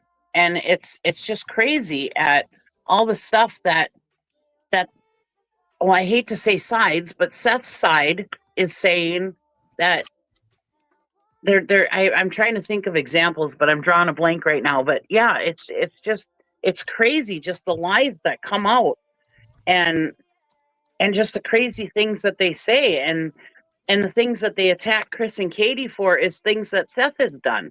I mean, like, they're attacking Chris and Katie for not searching. Well, Seth, it's been shown on the court papers that he said he only searched 4 times. Okay, so if it's good for going after Chris and Katie, then why aren't you going after Seth for the same thing? I'm not going after any of them for not searching because they're not supposed to search. Well, But yet we're getting accused of going after Seth. No, But I've said the whole time he doesn't have to search. He's a parent. I didn't see a problem with him having a GoFundMe for. I wish all of them could have had a GoFundMe, and I would have supported them so that they didn't have to go to work. I can't even imagine if my kid went missing and I had to go to work, how horrible that had to have been for Katie and Chris to have to go right back to work when their kid is missing. How horrible for them. You know, the problem is if they would have put a GoFundMe for that, they would have been completely attacked, and that's That sad. I mean, GoFundMe was never set up for him to not have to go to work. Well, I'm just saying, I never I'm seen just saying- the original one. That's the thing. I never seen the original 5,000. I've seen it edited. He was immediately gifted from his coworkers literally thousands of hours of vacation time. Right. I know that for a fact. Right. And I think that's great. I mean, I would have given somebody who was missing a kid my vacation hours so that they I just don't want so it they to could be take off. confused that that's what Right. that GoFundMe was set up for. Well, I'm just saying that, you know, what I'm saying is that I think it was wonderful that he that he didn't have to go to work. Any parent of a missing kid is what I'm saying. Not Seth, not Katie, not Chris. Any parent that has a missing child, I think things like that should be done for them. If they Absolutely, truly I have a agree. missing, you know, that's what I was saying. What do you think of the situation with this bar lounge? I can't. I'm going to call him Laura. Lore Lodge. Lodge. Thank you. What do you think of him? Like immediate, kind of like his thoughts on the situation. Like, what do you think of it? Like, do you think this is like? How would you? He's gotten on. He may say he's not on the green team, but he's gotten a lot of information, misinformation. It's a lot like Dog the Bounty Hunter. Now, Dog the Bounty Hunter came out here and he's heard everything from Seth's side, but he hasn't looked. The thing is I tell everybody, look, and I keep saying it, look at these interviews and look at it from the beginning with an open mind. Clear your mind of everything. Clear your mind of, you heard Chris say that he hit him with a belt. Clear that Seth was attracted to Katie when she was a kid. Take away all of that stuff, all of this negative stuff. Take it all away. Clear it out of your mind and start from the beginning and watch these interviews and watch this case from the beginning with a clear and open mind. You are going to see it in a completely different manner. Yeah, but he won't do that because he's got nobody no will. balls. Right, nobody will, because the thing is that people make too much money taking sides. Yeah. Because like Gray Hughes has said, everybody has to have a boogeyman. They aren't going to make any money if they're just out here saying, well, Sebastion ran away. Sebastion ran to the construction site, was hiding under equipment, and ended up getting, you know, they're not going to make money with that narrative.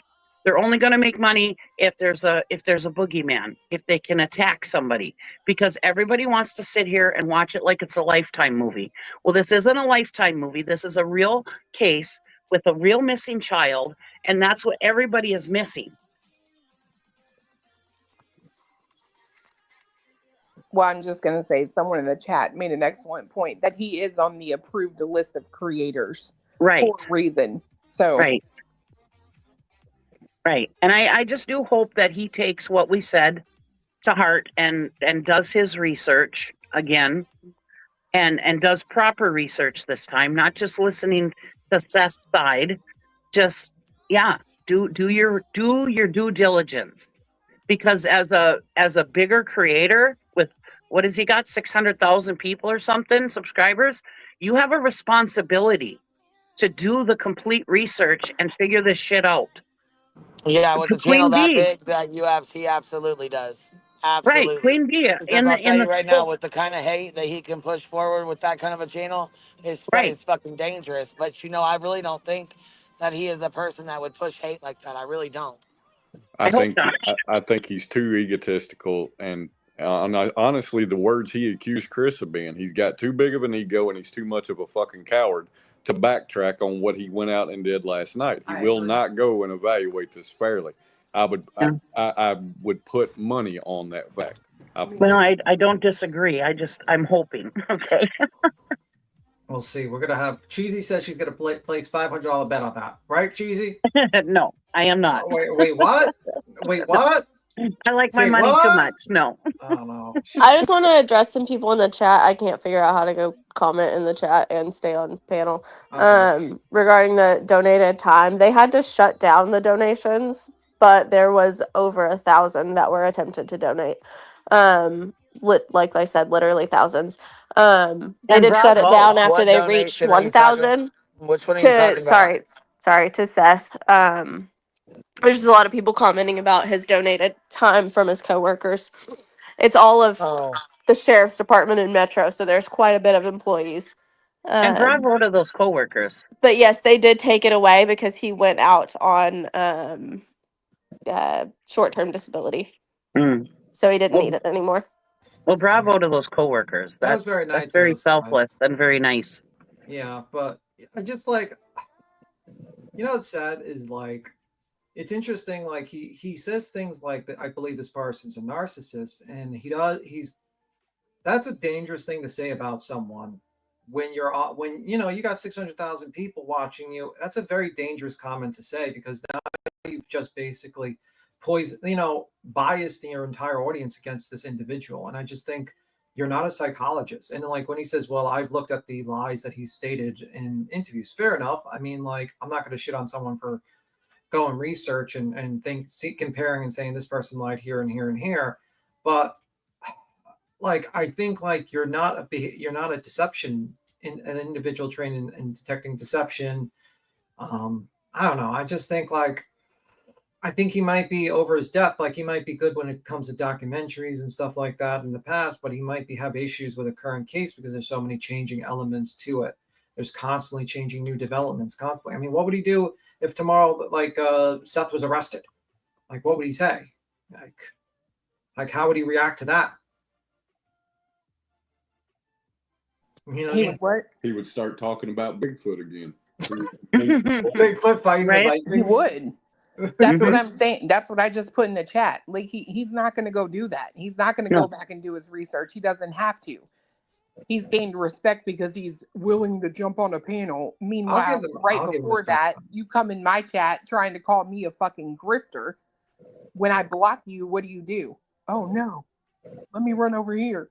Like it's a joke.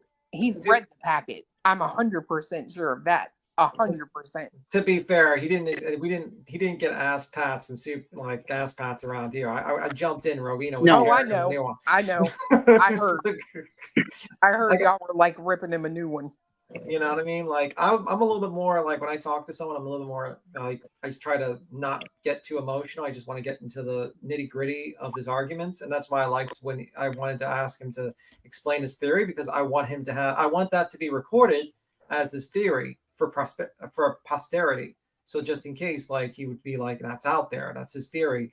And I want people to think to themselves, like, is this a plausible theory that an individual didn't want Sebastion to testify in a custody case, so then he proceeded to possibly commit a murder or kidnapping, which is a very heavy charge to get, just so to stop Sebastion, who has been proven by both parents to be someone that exaggerates things and lies and can be easily torn apart on a stand by an attorney. I mean, it wouldn't be too hard for me to tear apart someone like Sebastion on the stand. No offense to Sebastion, but like, he's you know what I mean? And plus, they wouldn't have a child like that might not even understand the difference between oaths. So they would have to do a hearing on whether he understands what an oath means. And then when they do that hearing, they would have to do a psychological. They wouldn't just let a kid just go on the stand and be like, here you go, just tell whatever you think it is. No, they have to have a hearing if he understands the concept of what an oath is, what happens, Right. the penalties of telling a lie. They don't just let children just go on the stand. They have to do a hearing on that. And I don't think he understands that, because I've been in situations where, those hearings are done. I mean, I've been in those hearings, but I've heard about those situations. And I don't think he would be on the stand. So I just wanted him to explain his theory. And now that everyone knows his theory, they can judge on which is more plausible. The theory that Chris is, so upset with Sebastion that he plans and possibly kidnapping and resulting, which is a big charge. You will go to jail for like 20 years for that, and lose all your freedom for, or and then accidentally kills him. Or is it that doesn't make sense to me as a theory. It just doesn't. I'm sorry. Me neither. I agree with you, BTM. And I just want people to know what the other side is thinking. And I think the best thing to do when you're in a discussion is let the other side speak and have their, let them talk, say what they believe, and then everyone can judge for themselves if this is a plausible theory or is this a cuckoo for Cocoa Puffs theory, and you can decide on your own. Well, and I don't get the whole Chris is scared to come online and answer questions. I mean, he's come up here, he's been on my show, and it's no, he will absolutely answer questions. No, I think honestly, I think he would jump. I don't think he would have an issue jumping up and talking to someone like him. I don't think he's scared of any YouTuber on this platform, to be completely honest with you. I agree. You know what I mean? He will come up and he will go into the lion's den and talk to people. But I think you're not going to, for Chris, this is talking to the lore guy, Mr. Lore, I'm going to call you. I'm not going to call you by your real name because I don't know if you would like that to be out there. In a situation like that, you're not going to get Chris to be on your show by being antagonistic and being like, yo, what up? You know what I mean? Come on my show, you coward. You We piece of actually shit. I have two people in the back here. Well, I have, now one. Tracy Davenport, you're up here with us. How you doing? Sorry, I was driving. I didn't see you back here. I apologize. You're fine. Just Samantha, I missed you as well. I see she's in the back too. If you want to come back up, I'm watching the back now for you. You need me to hop down? No, it's okay. I just didn't see her back there. You're fine. You guys are okay. good. Can y'all hear me? Absolutely. Yes, ma'am. All right. So I am a parent that has two children on the spectrum. I have a 15-year-old boy, and he reminds me so much of Sebastion. And it touches way too close to home for me. And it's when we hear them talking about this behavioral home, these types of children, it is hard to find a placement anywhere for them. In my personal opinion, I think the reason why he didn't end up going to any of those behavioral places, not only that it wasn't a fit, but that's not the kind of children that those behavior places are willing to take. It's a developmental disability, is the autism. And these are children that are physically aggressive, behavior, just troublesome kids at school, not wanting to go to school, not wanting to deal with authority. And ODD, oppositional defiant, does not coexist with autism, because to begin with, my son was diagnosed with the ODD as well. But once the autism diagnosis came into play, that ODD was gone. And I haven't really heard anybody speaking of that. But then my next thing is, Chris and Katie are both former military. They went into the military, they were tore down to be built back up to form who they wanted them to be in the military. These people are private people. They don't want their business out there for the world to know. And their households are run different than a typical household. What they say is what goes. And that's just, I mean, if you take a normal, and really what's the definition of normal anymore? A typical family household, if you look at those children compared to other children in military households, right down to our children, they act different. You look at a public school, look at a military school. Again, half of what goes on in a public school does not go on in a military school. Well, this is your experience. Like people are saying, this is your experience on the situation. You can't speak to authority of every single kid. Right. I mean, usually, I mean, like I said, it's all my opinion. But like I was raised in a military household. My father was in the Army. But like, I mean, that's so I understand why they're being quiet, why they're not really out front and airing everything. But the other thing that I've heard Chris even say is along the lines of, if Seth could stop the whole narrative. Are you there? Did she drop down? Are you there, ma'am? Oh, okay. I think she dropped down. I'm not sure. Are you there, ma'am?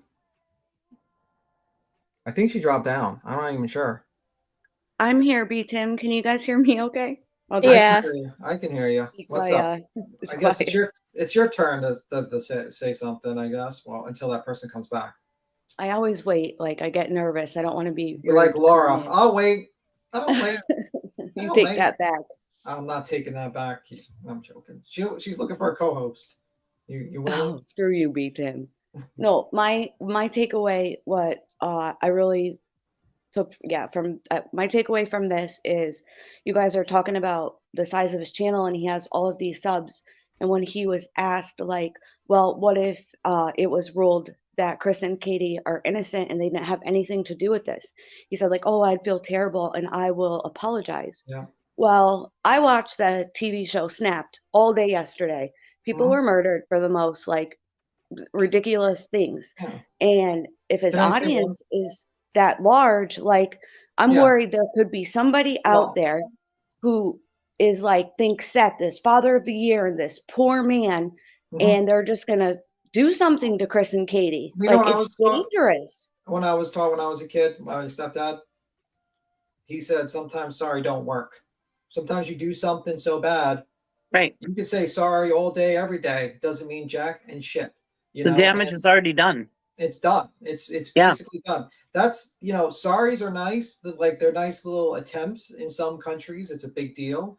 Like if you go to Japan or something like, but like the damage is still done, and you've just basically fucked up, and you get to move on with your life and, you know, do your career and build your channels. I've seen people fuck up, do the same thing, like Annie Banani, 10 to Life or 11 to Life, whatever her channel's name is. She did the same thing in the case, and she was able to walk her merry way when she got everything wrong in that case. Right.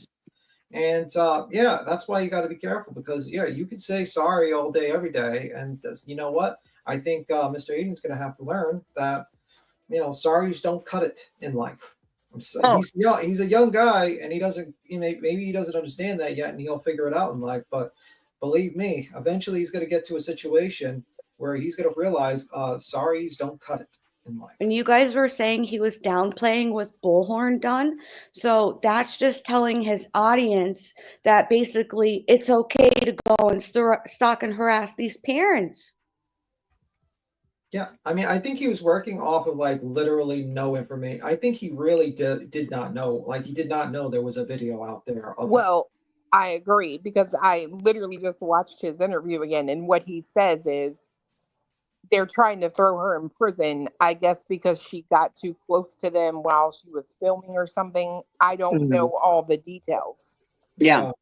So then why are you trying to make it look like they're doing something out of like just spite or hate or something, when you literally admit, I don't know all the details? So my question would be, why are you talking about it? You asked SF, why are you talking about Bullhorn Betty? Why are you? Yeah. You don't even have the details. Well, Right. that's the thing. It's like you can't like I would say to him like this. I think this is kind of more complicated case than a normal true crime case where you can talk about the facts of the case. There are so many sides to the story. You have the drama side where you have all these YouTubers in the shit show. You got Silver's on the scene with his shovel. You got Terry Lynn driving to parking lots. You got people literally stalking, harassing potential suspects to a case of a criminal case.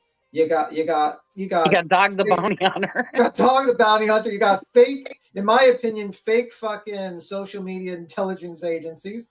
And it's like so much that you cannot cover all that shit in one episode on an hour and a half episode. You just can't. You're never going to be able to do that. I would suggest that, I mean, maybe this is what you're going to do down the line, but I would suggest you do a multi-part fucking grounds up, restart your shit, and grounds up starting from the beginning and look at things neutrally and make like part 1, part 2, part 3. In fairness, Tim, he has.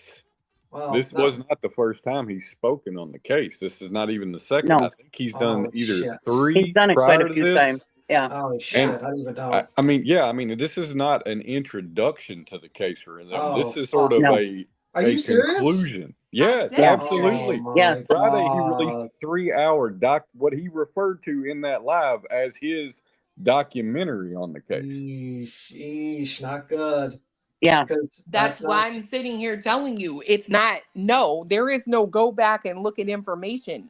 You're not going to do that. You haven't done it yet. Indy's calling me out. Says, "Beatson, do your research." Absolutely, I should be called out now. Yeah. Practice what you preach, buddy. Yeah, exactly. What? Sorry, did anybody catch Granny was saying something about the Bryce person who emailed him and said, look into this case, that Bryce has a connection to Lesniak and At Night Media. Can this guy be being used and not know it? I don't know. I'm lost on the connection. I have no clue. Did someone say he knows Cyrus? Yeah, his last name is Cyrus. Isn't he related to the Miley Cyrus family? And he said no, right? I don't know.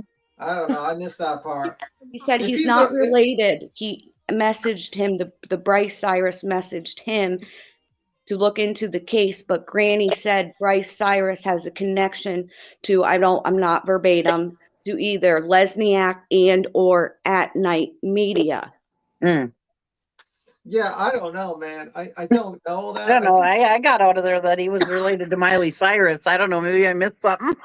Yeah, Nene is sad. She could have jumped up here and been like, just so joyful. She would have been like, hey, can you let me talk to Miley Cyrus? It would have made her day. I have Chloe. I have the cat. The cat really wants to meet Miley Cyrus. I'm just joking with you, Chloe. Anyway.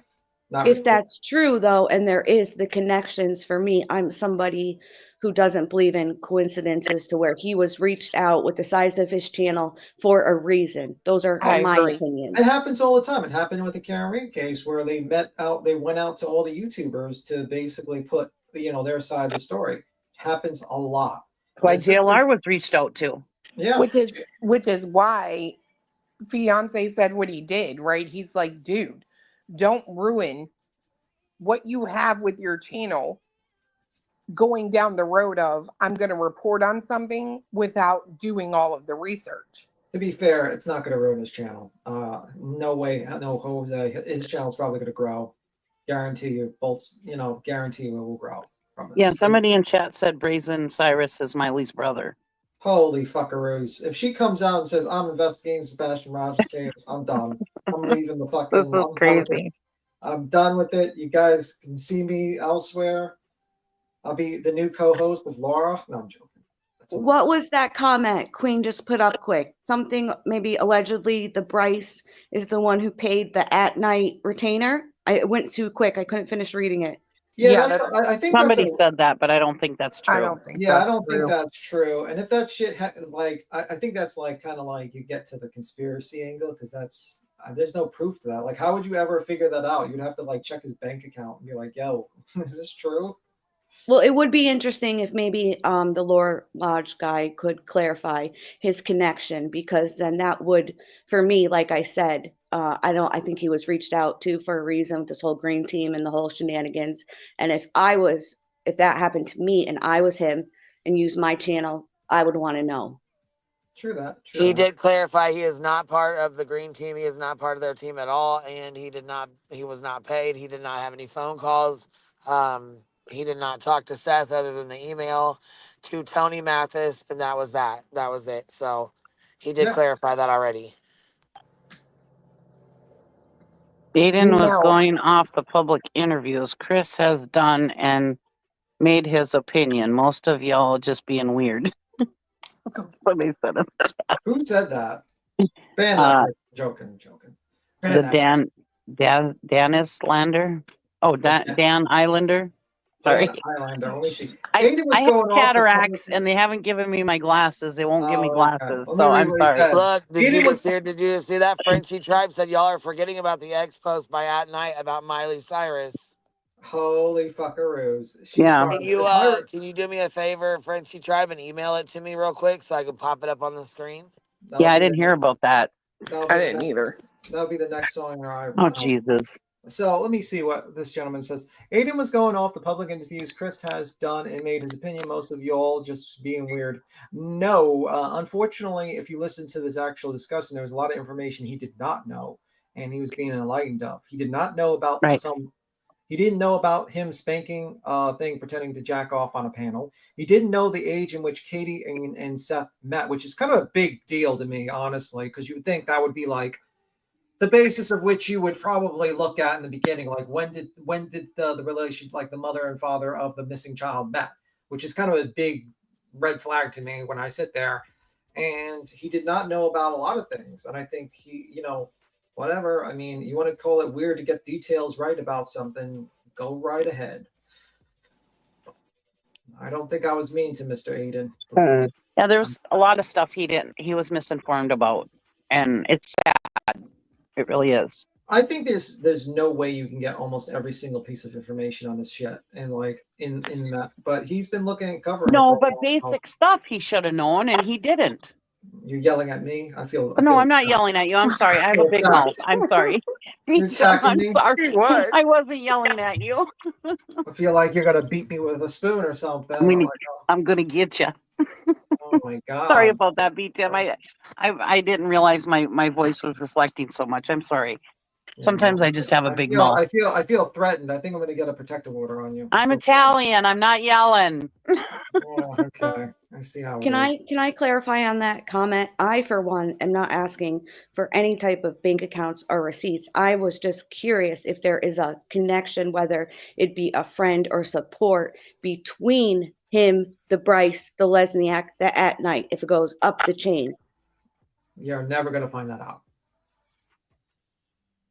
He will never, just like I think like either Tony's gonna have Seth completely lie on the panel about that, or he's gonna tell him, nope, we're not answering that question. Because there's no, like with the when they met and all that stuff goes into the details.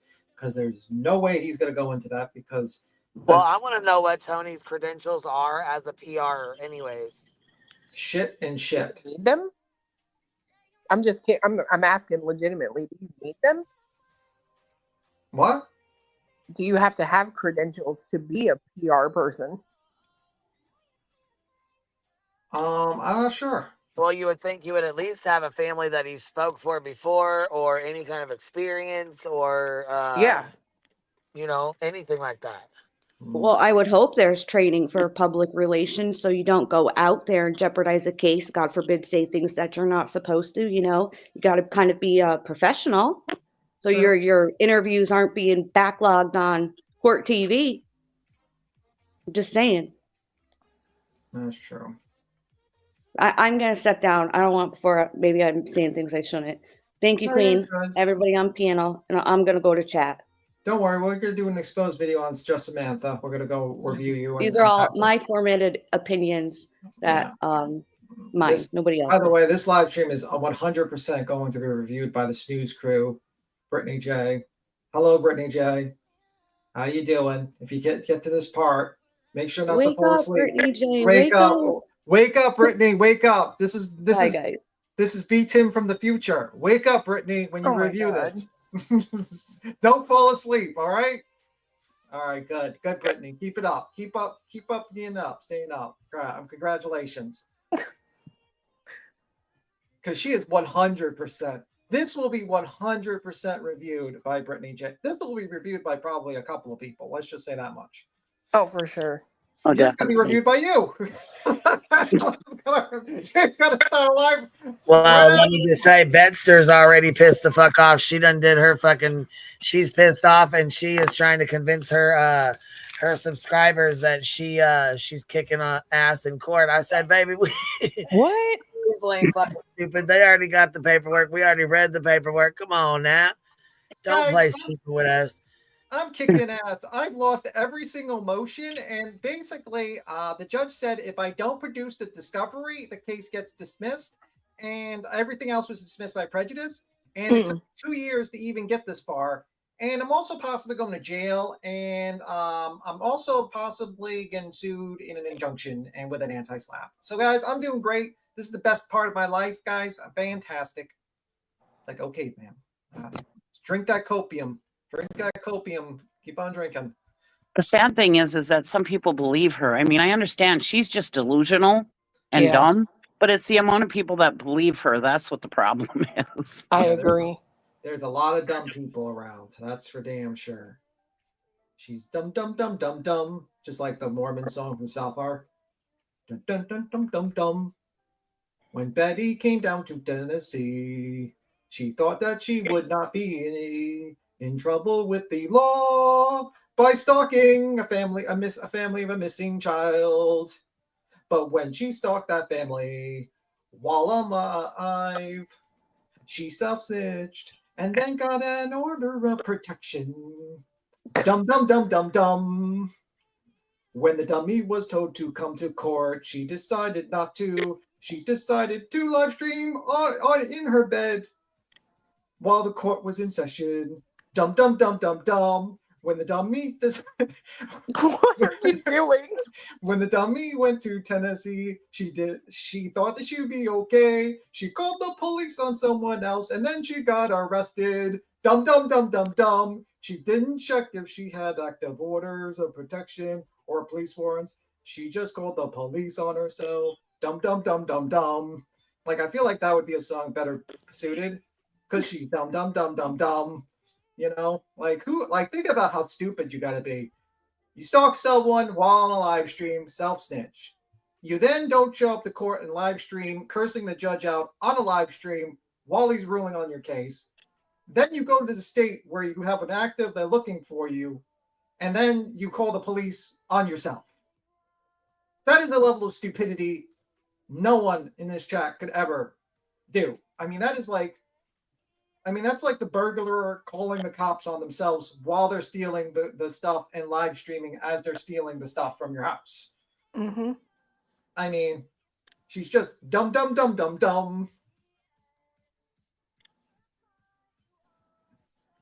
I mean, it's an original dumb, dumb, dumb, dumb, dumb song. Betty's Life. That would be the rhyme for Betty's Life. Are you going to put that out on vinyl? We're going to put that on vinyl. That will be the next Laura single. Definitely a Laura single. Like, she is just a dumb criminal. Like, she's definitely not a smooth criminal. Dun dun dun dun dun dun dun dun. Betty is a dumb. She went to call the police on herself. Then she was shocked when the police arrested her. Is she okay? Is she okay? Is she okay? Okay. No, she ain't okay. She's going to jail. She is definitely not okay. Like, seriously, you can make like a whole fucking song about her fucking life. It's just a disaster. Oh my god. But people look at her as an authority. What the hell? Yeah, she's an authority of how quickly you can go to jail, self-snitching. Like, let me record my criminal activities while also going to the state where they're currently looking for me to arrest me, and then calling the police on myself. It's like, okay, ma'am. Hell, she did the same thing in the courtroom. I didn't get out of the car, and then they show the video, and the judge is sitting there arguing with her. So how did the flyers get there? They flew out by magic. They're magical flyers, guys. I didn't leave the house. I didn't leave the car. It's like, ma'am, that's just dumb. Queen's gonna come back like, what the fuck? The live stream turned into a musical? Yeah, you can turn Betty's life into a musical. A sad musical. How many energy drinks have you had today? Coffee is, I don't drink energy drinks, coffee. Have the police actually called this a kidnap? I don't think they called it anything. They just consider everyone a suspect. They have been very tight-lipped about everything. Yeah. Well, there was one thing he was misinformed about. He's like, nope, the police didn't say nobody was, that the parents weren't at fault. And the police have come out and said that there was no foul play on behalf of the parents. Yeah. I mean, in the end of the day, I just think, like, in my opinion, I think Lord or a tragic accident. And if it is the other way around, it's like, I'll be fine with that. I think it's a good way to play cautionary when you with your opinions, especially when you have a larger and larger platform where you don't actively accuse someone of being a murderer. That's how it goes. Right. And until the police come out and say that there is foul play on behalf of the parent, I'm going by that. Yeah. Oh shit! Burnto says so. It was really B10 who flash mobbed. Shh! Don't tell her. I'm in hiding from a flash mob. That you really could make a Michael Jackson song about her. Are you okay? Are you okay? Okay. No, she's not okay. Oh my god, that one is just crazy. Absolutely nuts. I want whatever coffee he drinks. Yeah, it's I do cold brew. I put a cold brew in my just like it, just took it into the fridge and stuff like that. So yeah, that's how it is. That's how it is. It's not the coffee he drinks, it's his sleeping routine. He's Yeah, well rested. Yeah. You should have talked to Aiden about that. Why should I talk to Aiden about that? Isn't that his expertise? Sleeping? Medieval, whatever. Oh yeah, you know what? I didn't really have time to get into because the question I would have probably asked him was like, how the fuck did you start talking about Yetis and shit when you were studying about medieval history? Like, how did that happen? That would have been the question I would have asked, but I felt like, okay, I have a very limited number of questions. And I think the chat would probably start fucking throwing tomatoes at me if I asked that question, because they'd probably be like, what the fuck are you doing, B. Tim? Why are you wasting time? Get the fuck off the panel, you fucking idiot. I feel like that's what the general chat would say. Probably, but it's a question I would be interested to know. I mean... True. Because didn't you say something about them fighting a Bigfoot or something? Well, he said I think he got into an argument with a guy on TikTok saying, like, he believed, like, the Vikings fought Bigfoot or some shit. Oh. Write all these questions in an email and send it to him to see if he responded. We'll see. I don't think that's going to be a good question to ask him. Hey, man, so about Bigfoot and the Vikings. Do you really believe that? I'll do it. Yeah, I don't think he's going to respond back to you. Probably not. He did not like you. No, he does not like me at all. He does not like you. I've never seen, like, he was like fucking. Which is, again, I'm just going to point out, I actually reviewed one of his very first videos about this. How come you only have a problem with me now? Just curious. A long time ago, reviewed that video. I think something's up behind the scenes. Maybe he talked like, because remember, you're not liked by Mr. Seth Rogers at all. At all. Yeah, I mean, it was so much so that he came back up on panel just to tell you that. Yeah, he's like, I really don't like you, and I was kind of shocked. I wasn't shocked about that. I was shocked about like going on a like he complimented this panel. I was like shocked. I was like, whoa, that hit me. I was like, what the fuck was that? Usually we get cursed out. Well, in the beginning, everybody was yelling at him, and I was trying to get everybody to calm down because you don't want him to leave, you know? That's what I was trying to do. I'm like, you guys are all like shooting him questions. He needs to answer one question at a time, guys. But Yeah, by the time I came in, everybody was on him. I'm like, one at a time, one at a time. got out her Whole shit chat screaming one at a time. I'm like, Jesus fuck, you guys are acting like you ain't been on a panel before. What the hell? We've been practicing for shit like this. Oh my god. When did you ever think when you start a live? Come on, y'all act like we ain't got no fucking home training. Come on now. Yeah. Did you ever You guys think? are acting like a bunch of felons over here. Yeah. Hey, come on now. I am gonna drop down though. I'm gonna go make me something to eat. All right, you have a good one. All right, Bye, y'all. Did you ever think that you would start this live by reviewing that, and then suddenly the person you're reviewing would just jump up and be like, "Yo"? Well, yeah, because it's happened before several times. I mean, Yeah, it did happen. As soon as he wrote us back, I was like, as soon as he wrote me back, I knew he was watching. I knew he was listening. I was like, okay, well, then that's fine. I'm not going to do this back and forth on a panel bullshit with you. I'm not going to do that. We were actually in the middle of watching Betty's board meeting when he popped up. Matter of fact, I'm going to finish playing it. Yeah, let's finish watching that. Yeah, and then she, like I said, she tried to convince her people that she's got, that she's on top of the world with this lawsuit. I said, baby, I don't know what the fuck you didn't get, but obviously you ain't understanding the words that are coming out of the judge's mouth. Did you hear me singing a little bit earlier? I did hear you a little bit ago, yeah. Yeah, I did the Michael Jackson. Are you okay? Are you okay? Okay. She's not okay. She's not okay. Yeah, QB saw her chat drop when you started singing. No, I'm just kidding. Thanks. Fucking cheesy. Have to be brutally honest. You're like the fucking British guy from that fucking songwriter. I can't remember who was up here with us, but they said that they wanted to listen to the guy that was in front of her. I'm guessing the guy that was in front of her really had a lot to say because. Yeah, Small Town Girl was up here.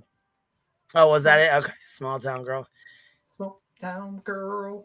I knew she was up here. I just didn't know that was her that, you know what I mean, had said anything. Yeah. Oh my gosh. I haven't. Oh no. Let me see. So here's the beginning. We'll start at the beginning here.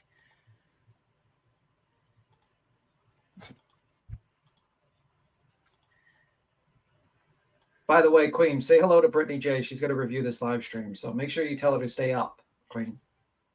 Oh, hell. She falls asleep. I'm shutting it off. No, I'm just tell her, because she's going to review this live. There's 100% chance. I'm sure a lot of people probably are. So make sure you give messages to Betty. Say, hey, Betty, make sure you wear pants when you review this. Okay, Betty? And Brittany, keep up. Don't fall asleep, Brittany. Wake up. Have an extra cup of coffee. Okay? I'm clapping. Wake up. All right, we're ready. Have an extra cup of coffee. You see her over there on the far right, dazed and confused? Holy fuck. She's over there fucking still stewing from yesterday when the judge came back with the order saying, hello, darkness. Dismiss with prejudice. Hello, darkness, my old friend. I'm still wearing the same shirt from 2 days ago. Complaint, right? That's what I said. I was like, Bets, you ain't changed your clothes in a couple of days. What's going on, baby? What's going on? You looking stressed, baby. You need some milk. You notice there's a big gap between her and this guy. That she's like, wow, hey, this Betty. She smells. Yeah. Hey. She said the guy that was talking, I guess, ahead of her was rolling his eyes and all kinds of shit.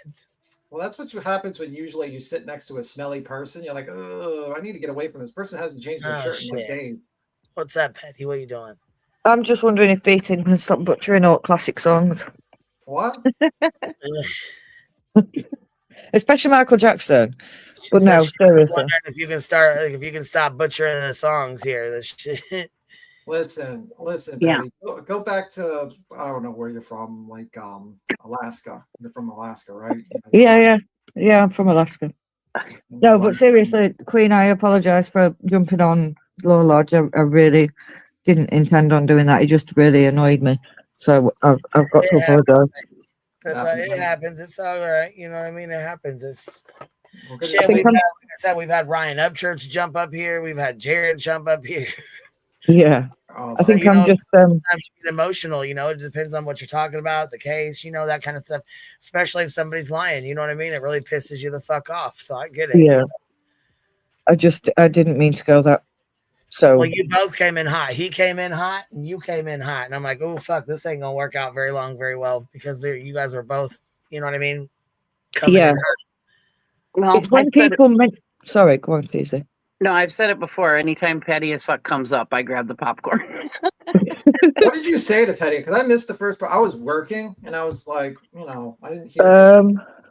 I think I had to go at Oh, him he did. for. You said, wait, he said, I said something about the documentary, and she said, he's like, everything I said, last night was in the documentary, and she goes, well, where in the documentary does it talk about Chris's penis? And all hell broke loose. Yeah. So he came in hot, she came in hot. They were both like, it was pretty intense there for a minute. Yeah. I mean, like, that's the problem I have with him. It's like, bro, you're trying to make a documentary and you're talking about a guy's like you're doing baby voices, you're being antagonistic, you're talking about a guy's penis, you say you hate this guy. Like, to me, like, that shows like you're that's neutral. That's not neutral, man. That's not good. I mean, like, if I made a documentary. No, but like I said, I do got to give him credit where credit's due for coming up here, because I mean, to come up here and you know what I'm saying. Yeah, I think I'm gonna have to stop coming up when. Who don't agree, who don't agree, who don't think the same, who want to show you obviously things that they think you've been missed, or you know what I'm saying. Yeah, I'm starting to believe. I don't like liars, so coming up here when people are on that lying is not good for your part. Well, no, and then I'm glad that somebody showed him some of the clips, and I'm also glad you guys brought some stuff to his attention, because I had forgotten. An old smooth criminal over there, he's like, she didn't do anything. I wanted to, I actually am going to email him that true crime so that he can watch for himself of the stuff that she's done. Obviously, he hasn't seen it, and so I can't judge him on that. But once he's seen it and he's aware of it, and if he still feels the same way, then I will. You know what I'm saying? Then I'll be judgeful as hell. So, well, I think we'll see. I mean, honestly, we'll see. We'll see what happens. Please, people, I know nobody on the panel right now, but please, can you stop mocking me? No. Can you stop doing that? But no, please, can people just stop having a go at me just for being British? Just because I'm British doesn't mean that I'm not allowed an opinion. And I could live in America, I could live in Alaska, I could live in France, I could live anywhere. So the fact that people say, well, you can't have a say, or insinuate that me being, I know he never said that, but it's the way I took it, because people have said it before, that she's British, she can't have a say. It's not fair. That's usually the opposite with the British. Well, I think what he was saying, and it's not okay, but he was saying that because you're from another country, you may not know that is a common thing for I got for it. Americans to say that a guy who drives a big truck must have a small penis. I mean, anytime somebody with a big loud truck goes driving by, it's like, oh, is your pee-pee small? I mean, that's a common thing. Yeah, it's a cultural thing. I get that, and I know that's what he was saying, but I think it was. I'm just fed up of people saying, "Oh, she's British, she can't, she needs to cut up," type of thing. But we say it over here: if someone's got a fast car, they're making up for a small penis. It's one of those things. Oh, okay, so it's universal then. Yeah, I knew what he was saying. It's just inappropriate in a missing child's case. That's all. Interesting. Right. I agree. But I just wanted to pop up, Queen, and just apologise. I didn't mean to come in that hot. So it's all good, baby. It's all good. Okay, right. I'm going to drop and I'm going to watch this Betty thing because I can't wait. She's a little bitch. Sorry, but she is. All right, we're gonna have to ban Petty. No, we're going to have to ban beat him. Just beat him. I'm at Petty. Emma, Petty. Where is she? I've seen her in chat today. Our little friend Tiffany. But yeah, right. I'll see you all later. I'll see you. You have a good one. Take care. Bye. Chris doesn't drive a large truck. It's a normal off-the-lot truck. Okay. It is. We gotta find the best. There's a guy. She said there's a guy that talks. I think Small Town Girl was talking about this guy right here, but she said he talks before Betty and that he's got some interesting stuff to say. So I was like, well, we'll listen to Betster because we were halfway through Betty's when Aiden showed up. So I stopped it. Is he going to pass a law that people need to change their clothes when they come to these meetings? Is that the thing he's going to state? Well, I'm sure he ain't, but listen, look at him. He's right here with his fist on his chin, on his fist right here. See him? Right? Yeah. So why I guess he rolls his eyes and all kinds of stuff. She said he was pissed. So here we go. He's probably subbed to this channel. Fuck Betty. He's like this lady. Oh, she's just advocating for a little boat. Good morning. I'm Andrew Griffin, Manatee County advocate, activist, and I heard the gentleman in front of this young lady here about the statute, which is one of my agenda items here this morning, my future agenda. I also got the robocall related to the statute, and I'm on the other side of the aisle when it comes to that. I don't believe that people should be shipped into communities and demand things to be torn down. I also don't agree with county commissioners voting to those demands of radical people that come into this county and demand things to be taken down. I'm ashamed of the prior board that actually paid to have this statute removed. And not only removed, but now it is broken. So my questions to this board, because many of you guys supported bringing the statute back. Now, I know that there was conversations in front of the old courthouse. I know there were some suggestions of moving it to a veterans park or something of that nature, but I've always heard that these things would be re-erected. Donald Trump has been re-elected as our commander-in-chief of this country, and one of the things he wanted done is to have our statutes re-erected. Now, we've been dragging this out for quite some time. I know 2 years ago when I was here, we had a new board.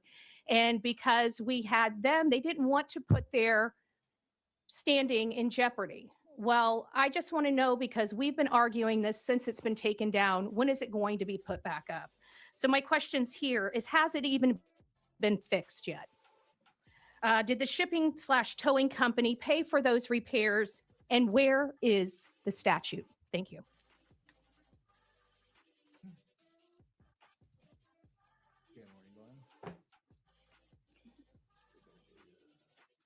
Glenn Giblina for the record.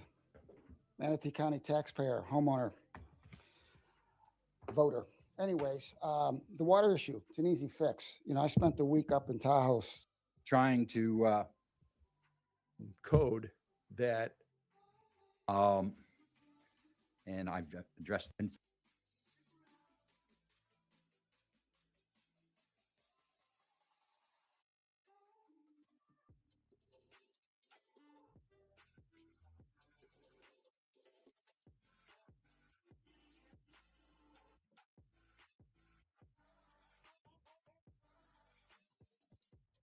So she's trying to get a statue put back up. Okay, I was misunderstanding what everybody was saying earlier.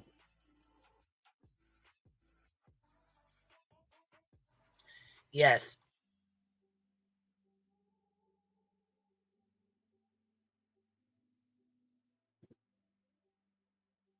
And she wants to know where it's at.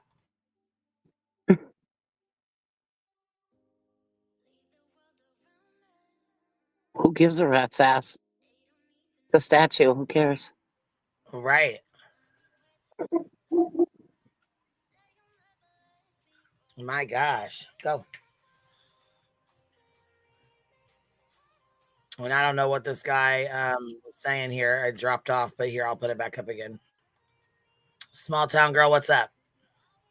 Hey, I just wanted to bring you a laugh really quick. Okay. I heard the old bitster not too long ago, whatever, and she's claiming a win for yesterday. I know. I died. I hate to see what a I'm like, loss would okay, look like. all right. I'd hate to see what a loss would look like. Yeah, when she was, I was like, what? What is she saying?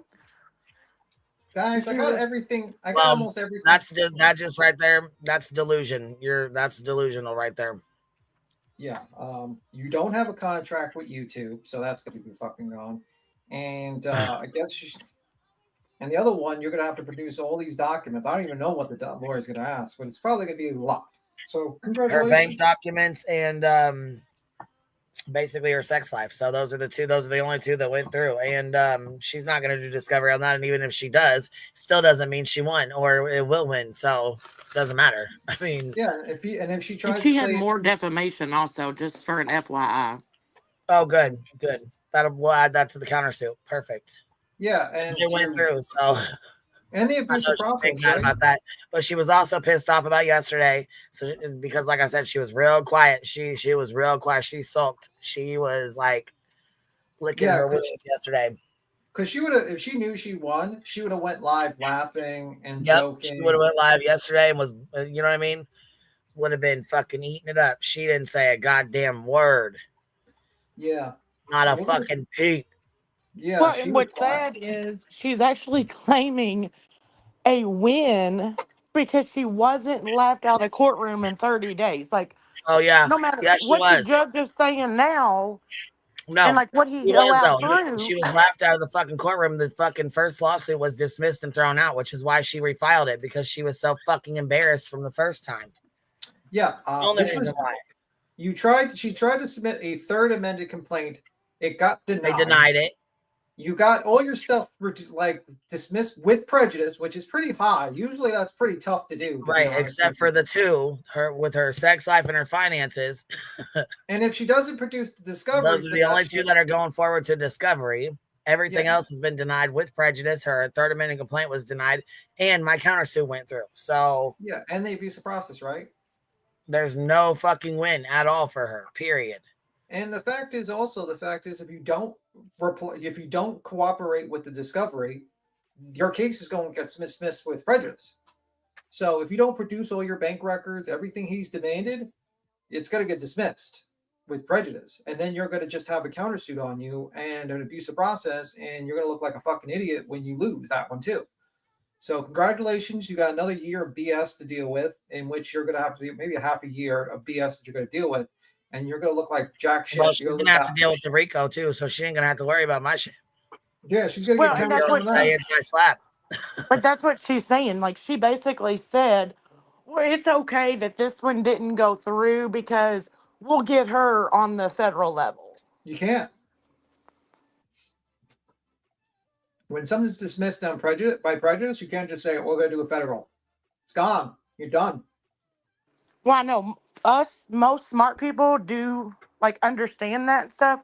For some reason, she has a really hard time comprehending any of that. So, like I said, if you guys needed a really good laugh, you had something to really laugh at here because I thought that was hysterical.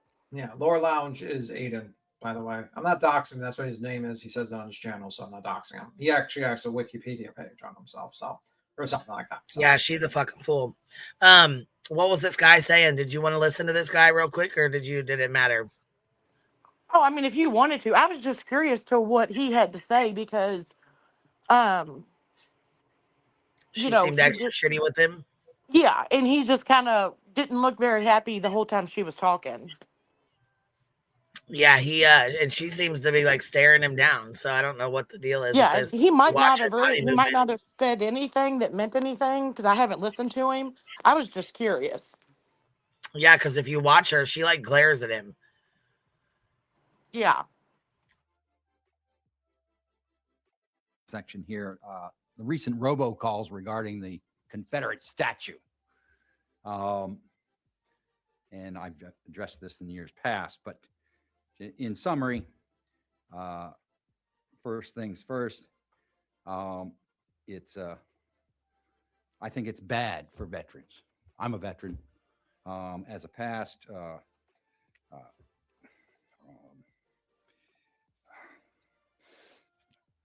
adjutant, judge, advocate, and finance officer of the American Legion, that monument is not a veterans monument.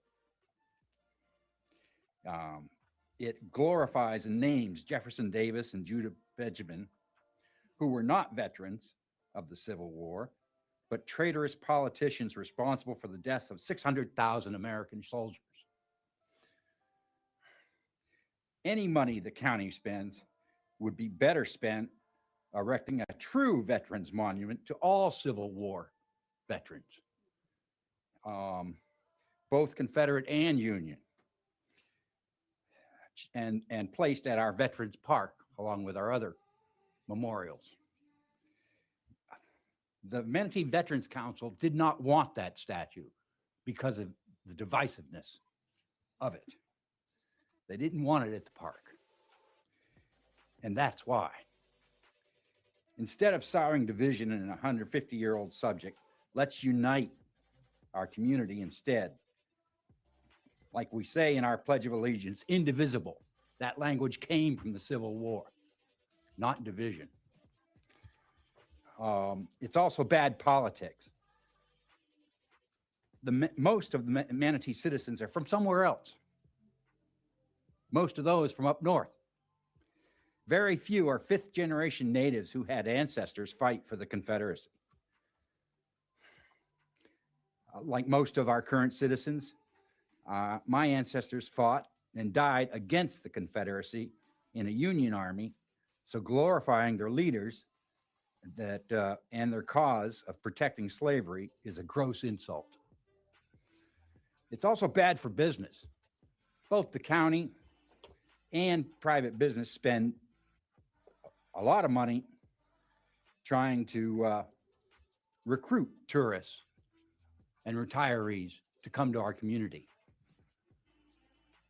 Being the first place in the country to put one of those things back up will get spread across the news and will be Braden Tucky again, an embarrassment across the country.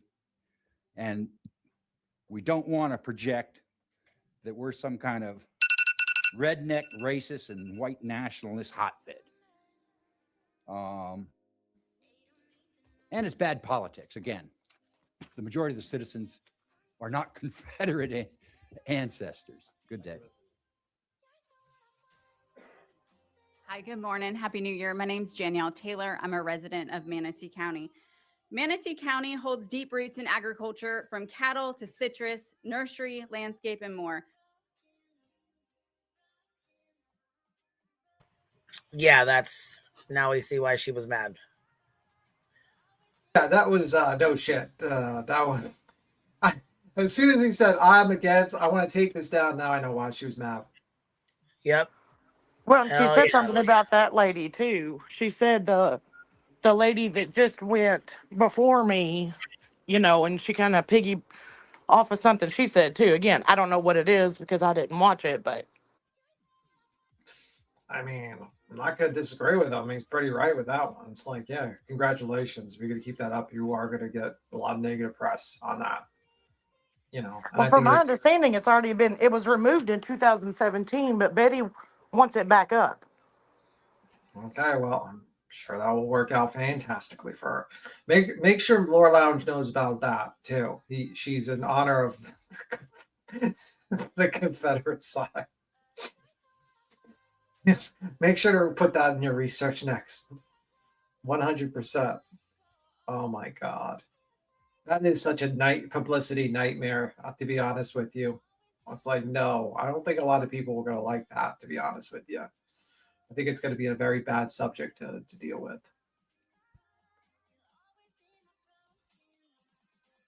I don't know. I think that that's crazy to me that she's like, I need the Confederate flag up. Okay, man. Well, and she's saying something about, I don't really understand what she was saying, about President Trump is our president now, so we need this back up or something. I don't think Trump is a supporter of the Confederacy. He is the most northern person you'll ever meet in your entire fucking life. Like, what are you talking about? The guy comes from New York. Like, what are you talking about? I don't know. I just remember her saying in her little speech something about Donald Trump, is our new elect president, something. And I was like, what? Yeah.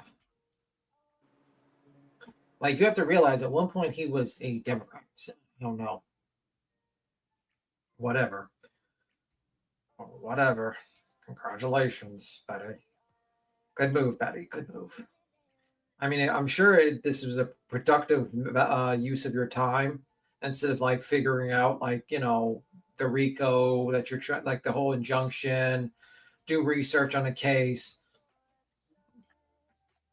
work Hey, on she discovery. said the reason why she went because she puts her mouth where her money is, or however that saying goes. But that's what she said, You mean she's full of shit? basically. But I mean, you said it nicer than I did.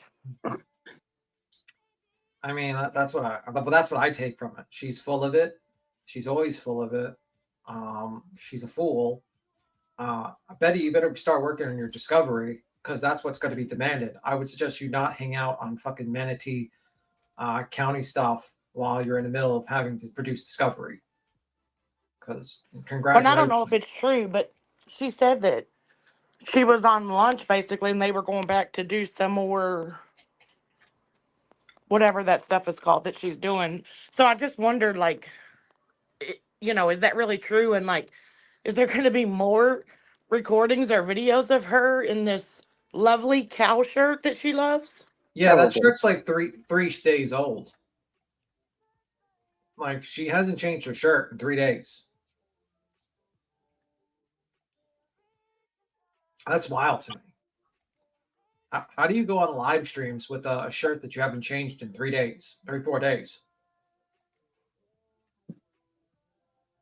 Silence, because you don't. You don't go on a live stream. Why not wear the Sebastion missing t-shirt? Well, that would require her to have a brain, because that would have been actually good publicity for her. But she's not a smart person.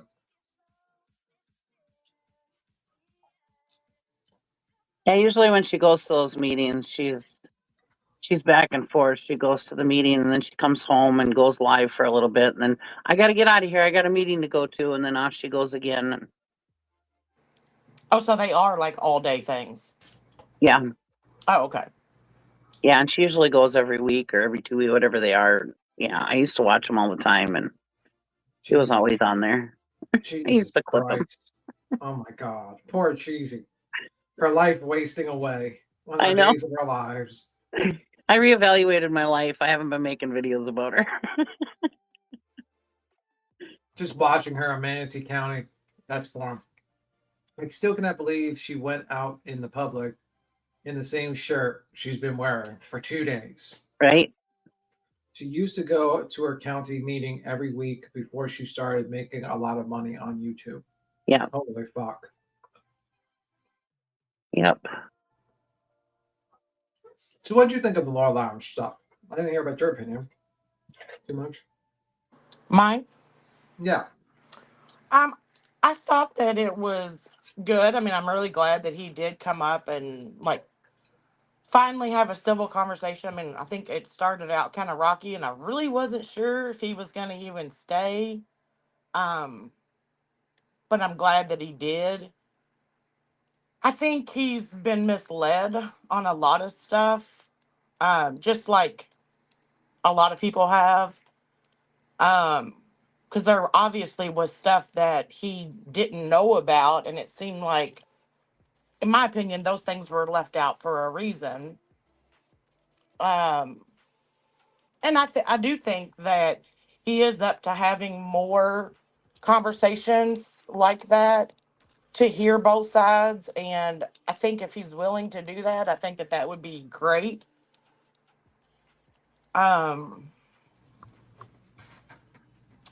But yeah, I mean, I think for the most part, it went good, I guess.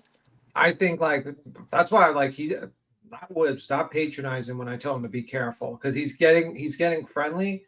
You know, people say he's getting the dossier or whatever. I don't know about that.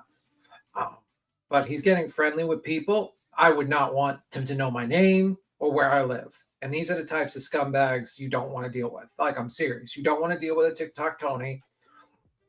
You don't want to deal with a Betty.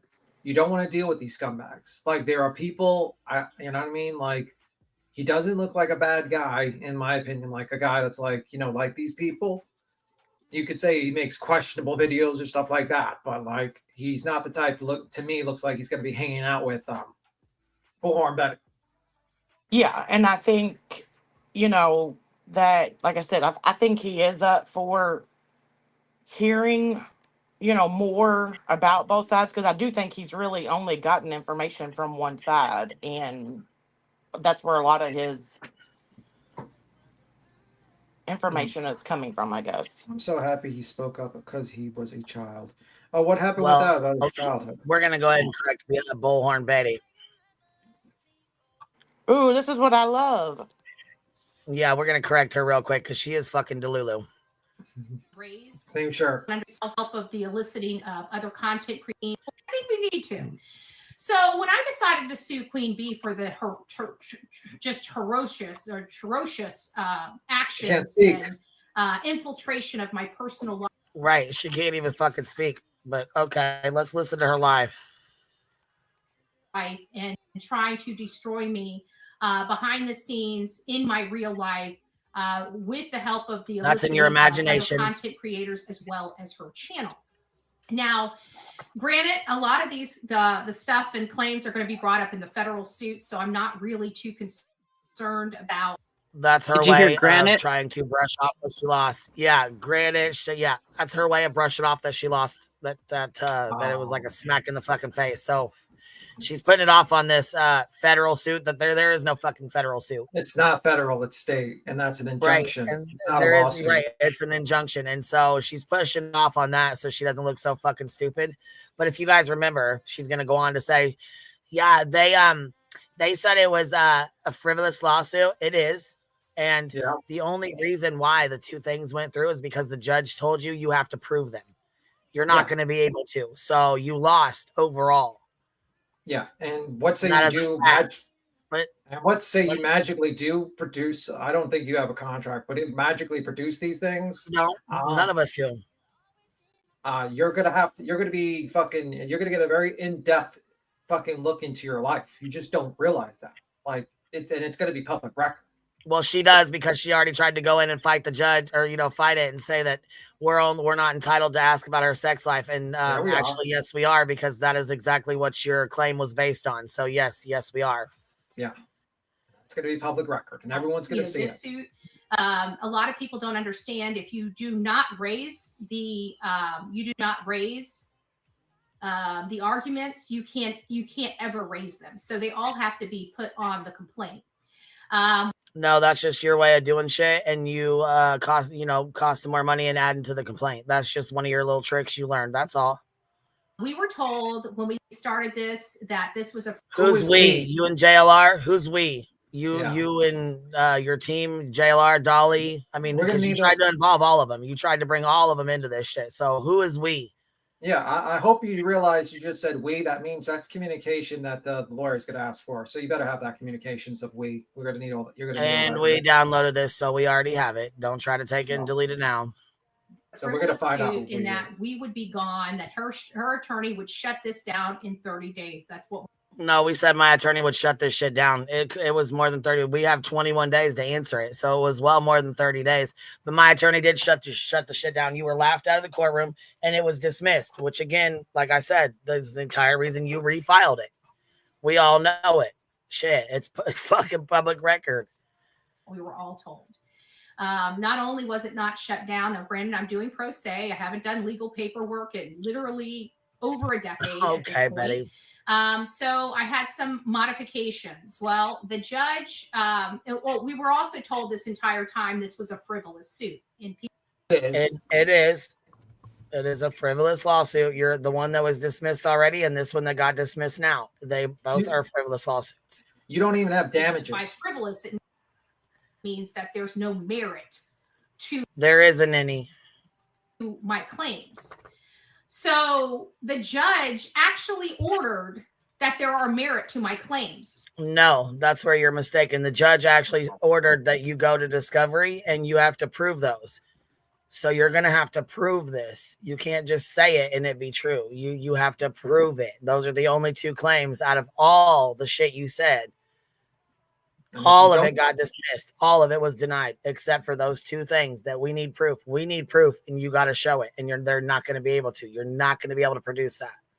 And if you don't, so not only did they not get rid of me in 30 days, they also told their audience that I had no case and that the judge was going to toss it out on its ass. And he did. Once again, it was dismissed already once. Technically twice with the prejudice one. Technically twice. Toss the case out on its ass, right? And well, he we did. fought very hard for the last year to keep our lawsuit in place. No, you fought very hard to waste money. That's it. You knew you had no case. You know you didn't have a case, period. Yeah, you have no contract. Look, with Bert's house. He did. Yeah, he did He twice. did toss it out. You have. He forgets. She forgets.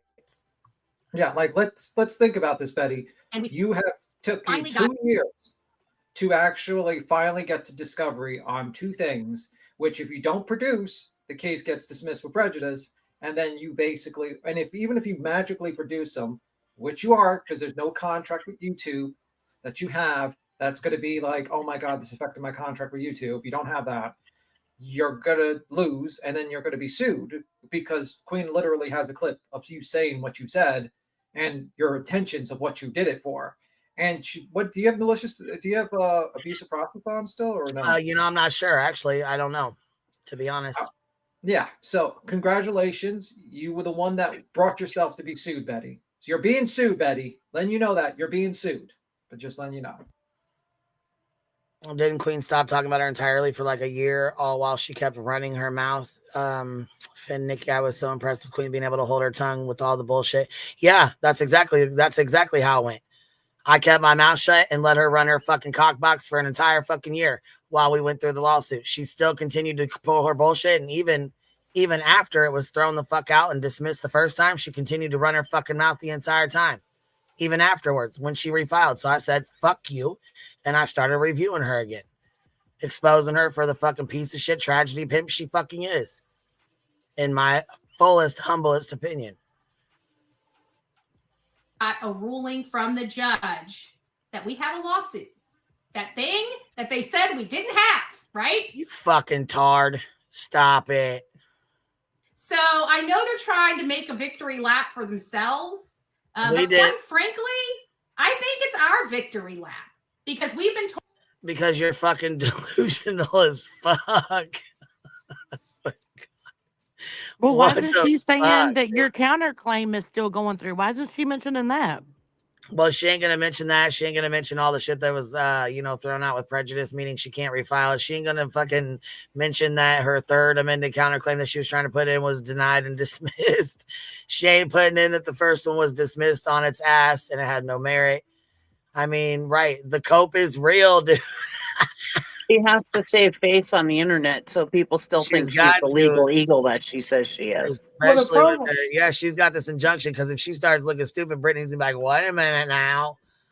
Yeah, realize this, Brittany. She did this. She tried to pull all her friends into this lawsuit, and you're now pulled into this injunction because of Betty. Well, they all left. Shit, Dolly went the other fucking way. Molly went the other way. JLR took the fuck off and ran. Oh, you know what's a bitch? Listen. It's got to be a motherfucking bitch when you lose your fucking lawsuit. You've been so fucking adamant on thinking you was gonna win, and JLR proposed to Magnolia in the same fucking week. Oh, did he? Yes, he did. Yes, he did. Oh boy. Yes, so the Delulu is real fucking. I'm sure she's over there just fucking punching air, straight air. She's screaming. She talks about her Tennessee case in here too. Oh, geez, Lord. Oh, Jesus. Do you know the timestamp? By chance? For over a year and a half that when a judge hears this, he's tossing it out on his ass. He's not going to hear it. He did. We don't have a case here. This is a. He did. You didn't have a case then, and you didn't have one. You didn't have one the first time, or the second time, or the third one. Yeah.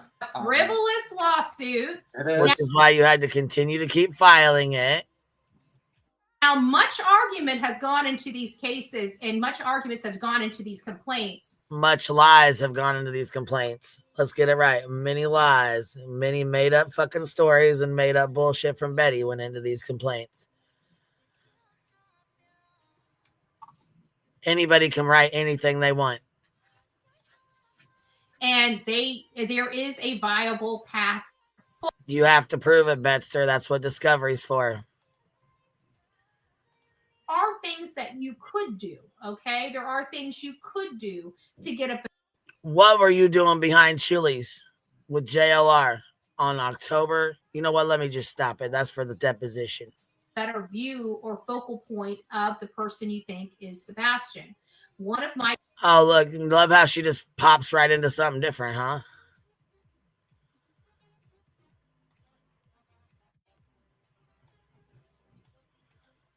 resembles Sebastion Wayne. Where's her timestamp at? Where she talks about this other Tennessee case? Does anybody know?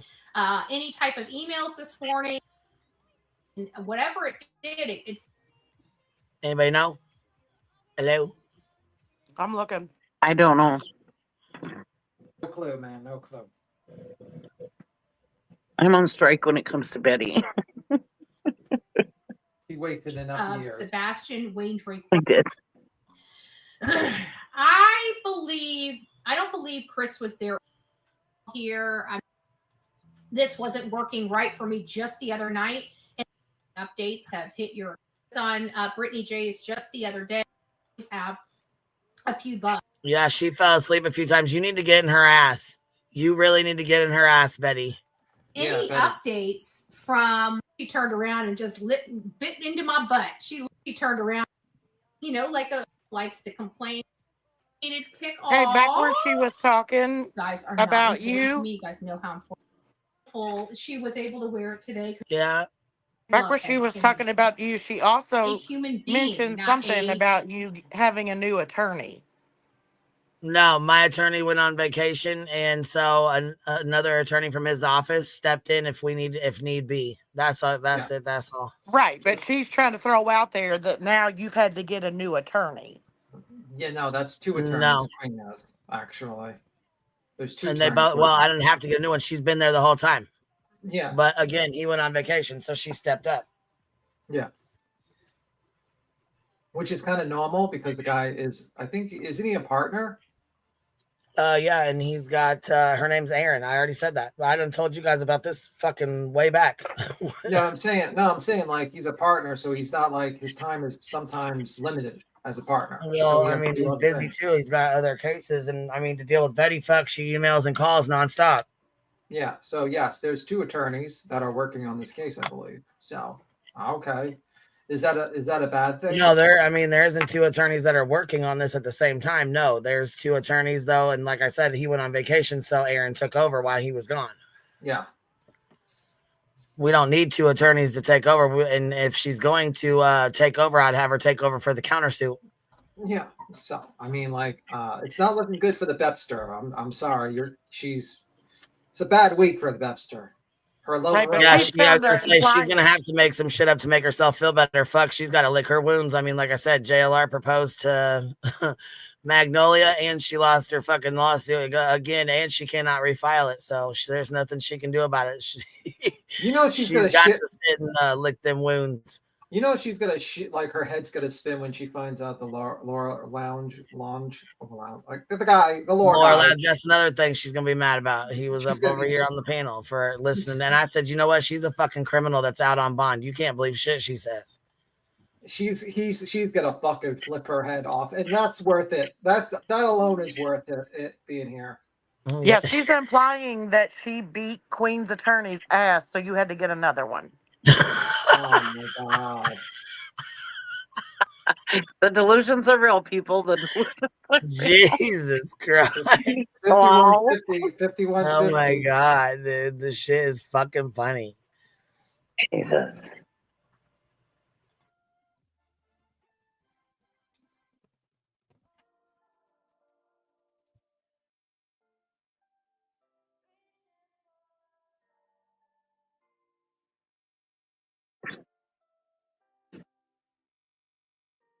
Did we get the timestamp for Tennessee by chance? If not, I can find it later. What time? You wanted me to look for something? No, she said she already was. There was a timestamp for Tennessee. She said something about they talk about Tennessee, but I don't know the timestamp for it. So, oh, okay. Yeah, I'm pulling it. Hold on.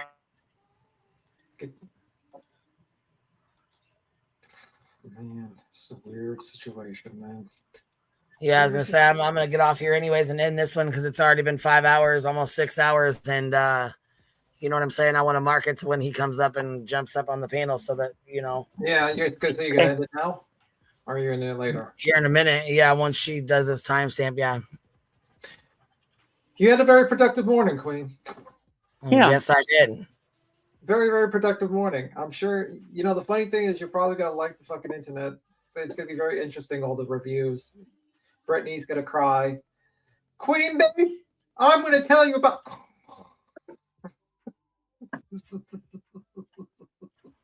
Start crying and fall asleep. Cry into your pillow, lady. Cry in your pillow. She's gonna be pissed off that we showed her panel with the Seth Rogers. She's like, Queen Bee, how dare you show my panel with Seth Rogers pretending to jack off on the air? How dare you? I deleted that live for a reason. That Brittany J. Look, this was her face yesterday when she was reading that lawsuit. The judge signed. This is what her face looked like.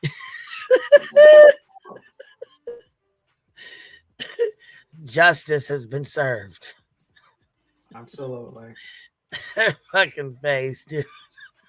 Did you see in the middle of the night Jay went up on that Eddie's panel?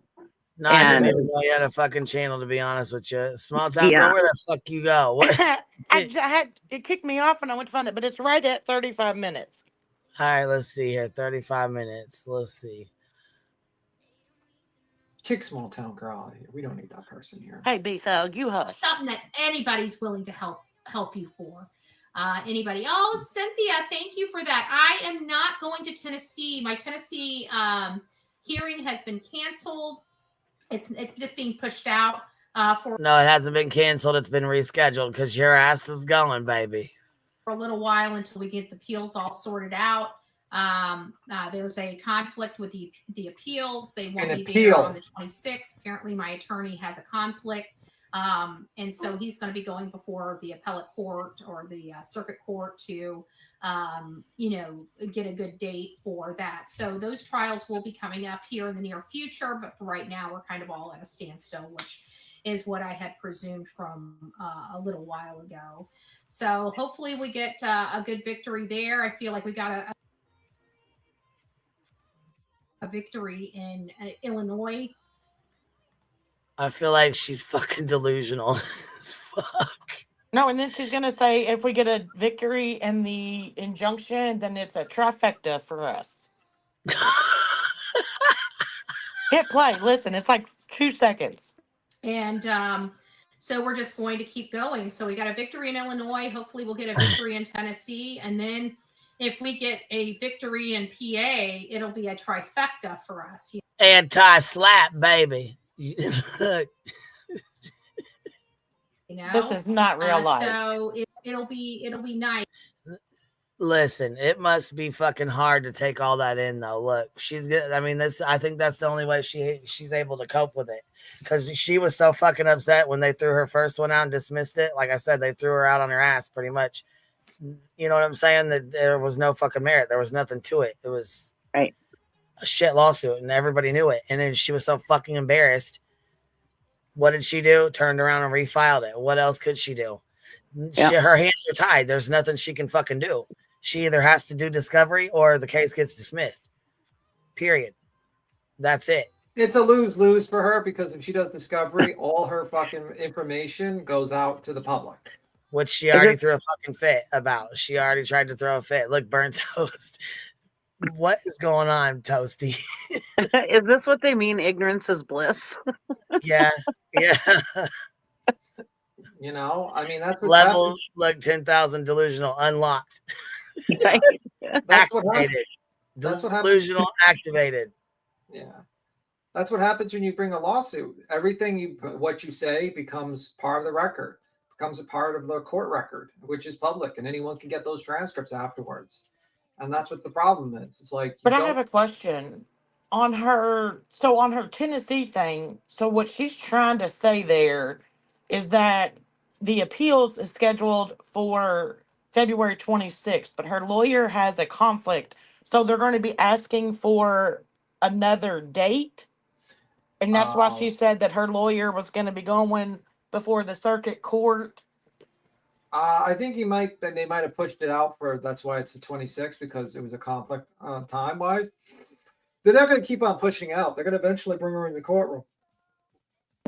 Yeah, but I think that's what she was just saying, was that Yeah. the 26th of February, her lawyer has a conflict. So he's going to be going before the circuit court to, I guess, try to get a new date. So then I think that she's then thinking that the March date will then be pushed because of the appeal.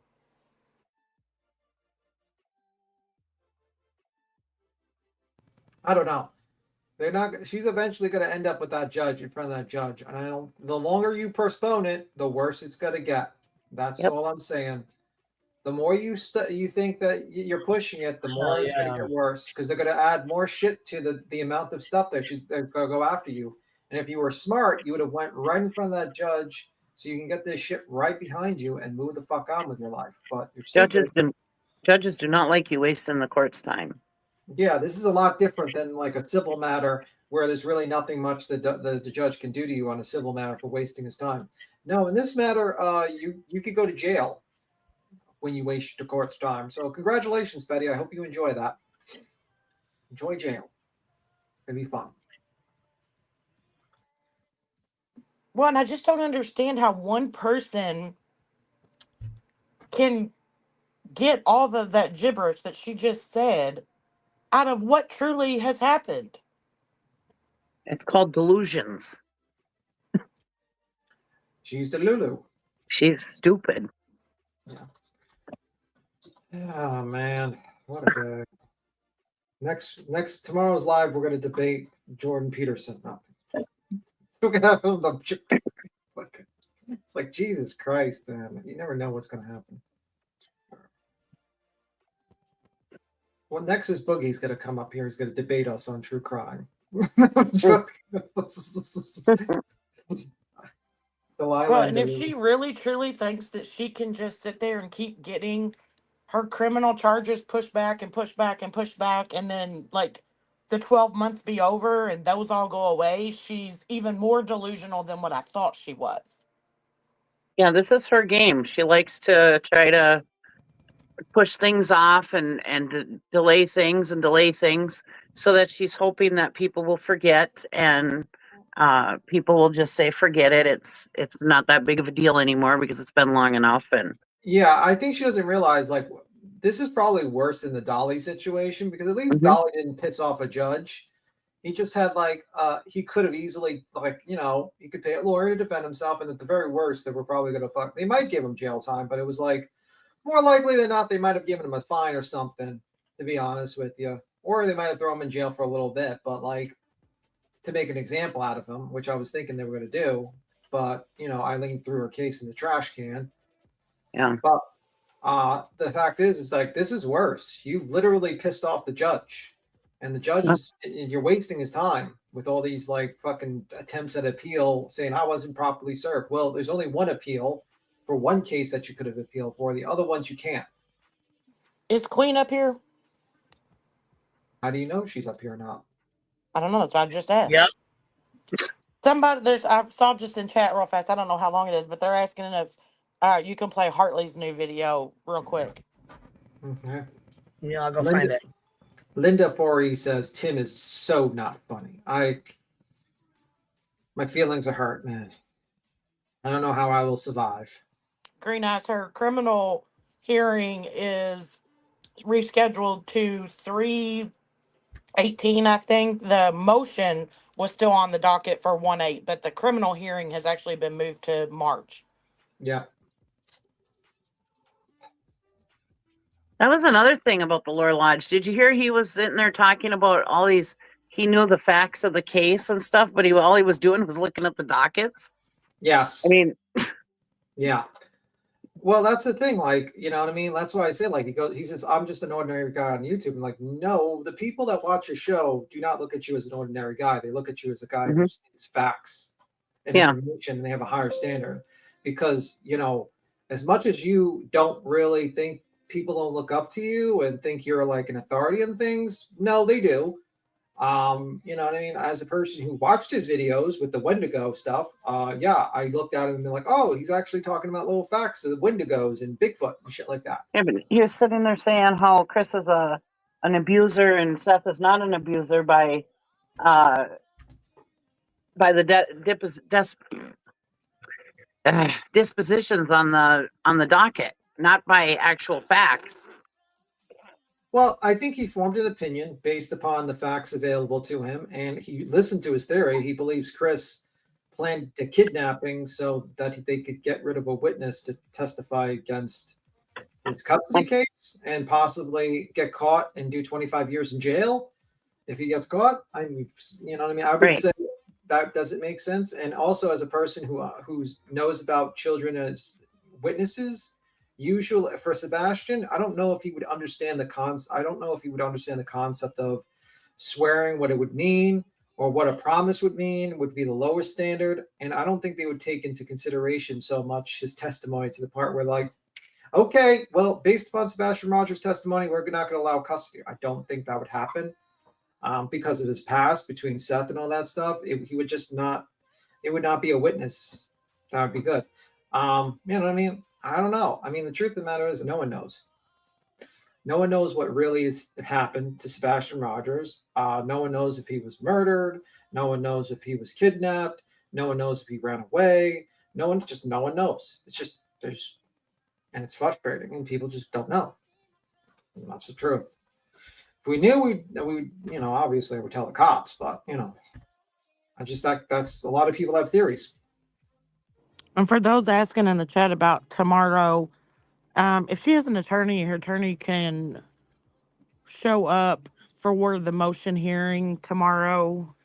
If she doesn't have an attorney, she could have possibly been given a Zoom because the criminal case has been moved to March. This is just some type of motion hearing. I don't know what the motion hearing, like what it's about. Like, and it could be her attorney putting in a motion to remove himself from the case. I don't know. Let me see. I'm sure this has been so stressful for the Queen. She's just been played it off incredibly well. In my opinion, keeping on mentality, but they have created several possible lawsuits from all the directions. You know what? That's the problem. Like, Betty doesn't quite understand that she's on the hook for a lawsuit that she has really no defense for.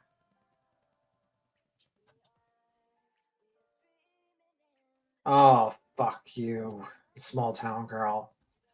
No, god damn it, fucking small town girl. God damn it. It was already clipped by Hartley. This live's not even over. What'd you do? Look on the screen. Oh. BTM, you hush your mouth. It's not even over. She clipped it. Oh my god. Oh my god. She's quick. She's fucking super quick, man. This is ridiculous. She's an OG clip channel, man. She's been doing it longer than all of us. Jeez Louise, she got me. And she's made me a rat. She's made me a rat. I would at least be a possum. Queen, I'm gonna do a BTM. We need to drop BTM and we need to block him. We need to block BTM and we need to drop him.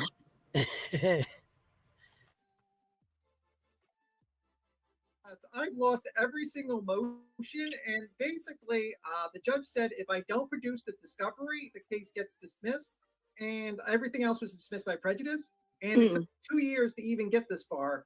And I'm also possibly going to jail, and I'm also possibly getting sued in an injunction and with an anti-slap. So, guys, I'm doing great. This is the best part of my life, guys. Fantastic.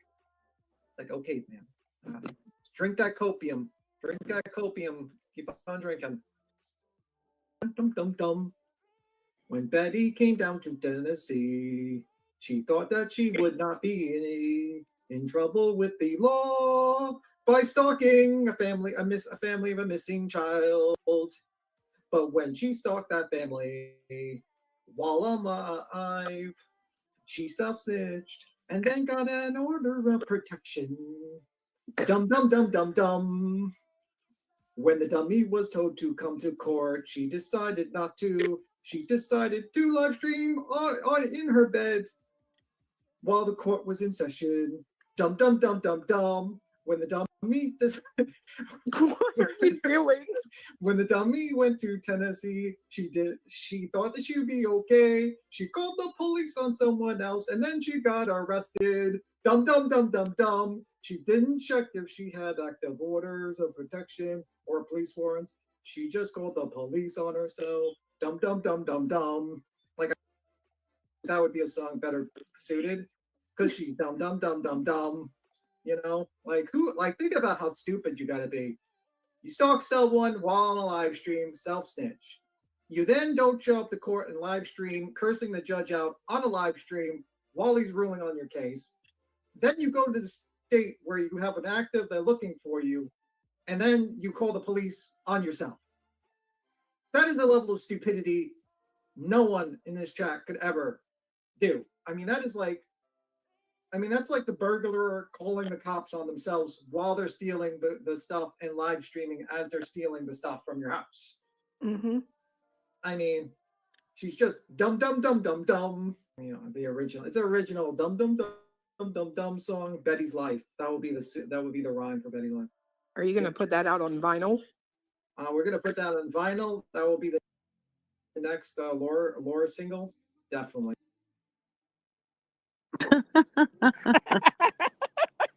Good job, Hartley.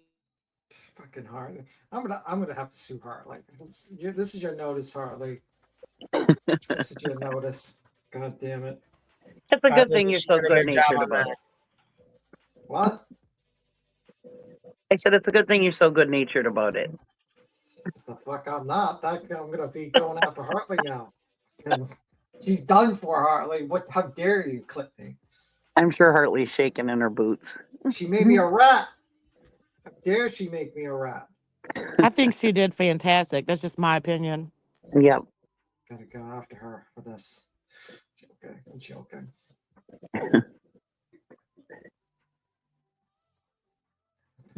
Who is Betty?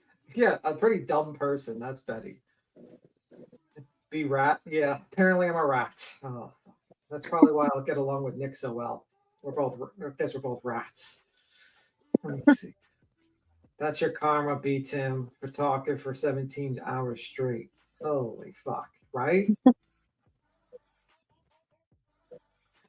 Oh my god. Anyway, I will get clips of Sleepy BJ in the dark. She should get like a panda bear. That would probably be BJ's animal. Panda bear. They played him. I couldn't believe how much she was nodding off on that when you were playing yesterday. Bro, she slept she slept like a baby. She sure did. All right, I'm gonna jump off here. We've been on here 6.5 hours, and we'll be on here later tonight anyway. So I'll see you around. You have a good All one. right, Thanks for have a having good me. day. Bye. bye, ladies. Thank you guys for being here, and I appreciate you guys and your patience. Thank you guys for talking to Laura Lodge, small town girl. Thank you for coming up. I appreciate you. Do you leave and your thing didn't go with you, your avatar? Anyways, I appreciate you guys. I will catch you on the flip side. Thank you guys for being here. Thank you guys for the love and the support. And I appreciate you guys, all you little bumbles and hornet bots. I'll see you guys later tonight. Bye, y'all.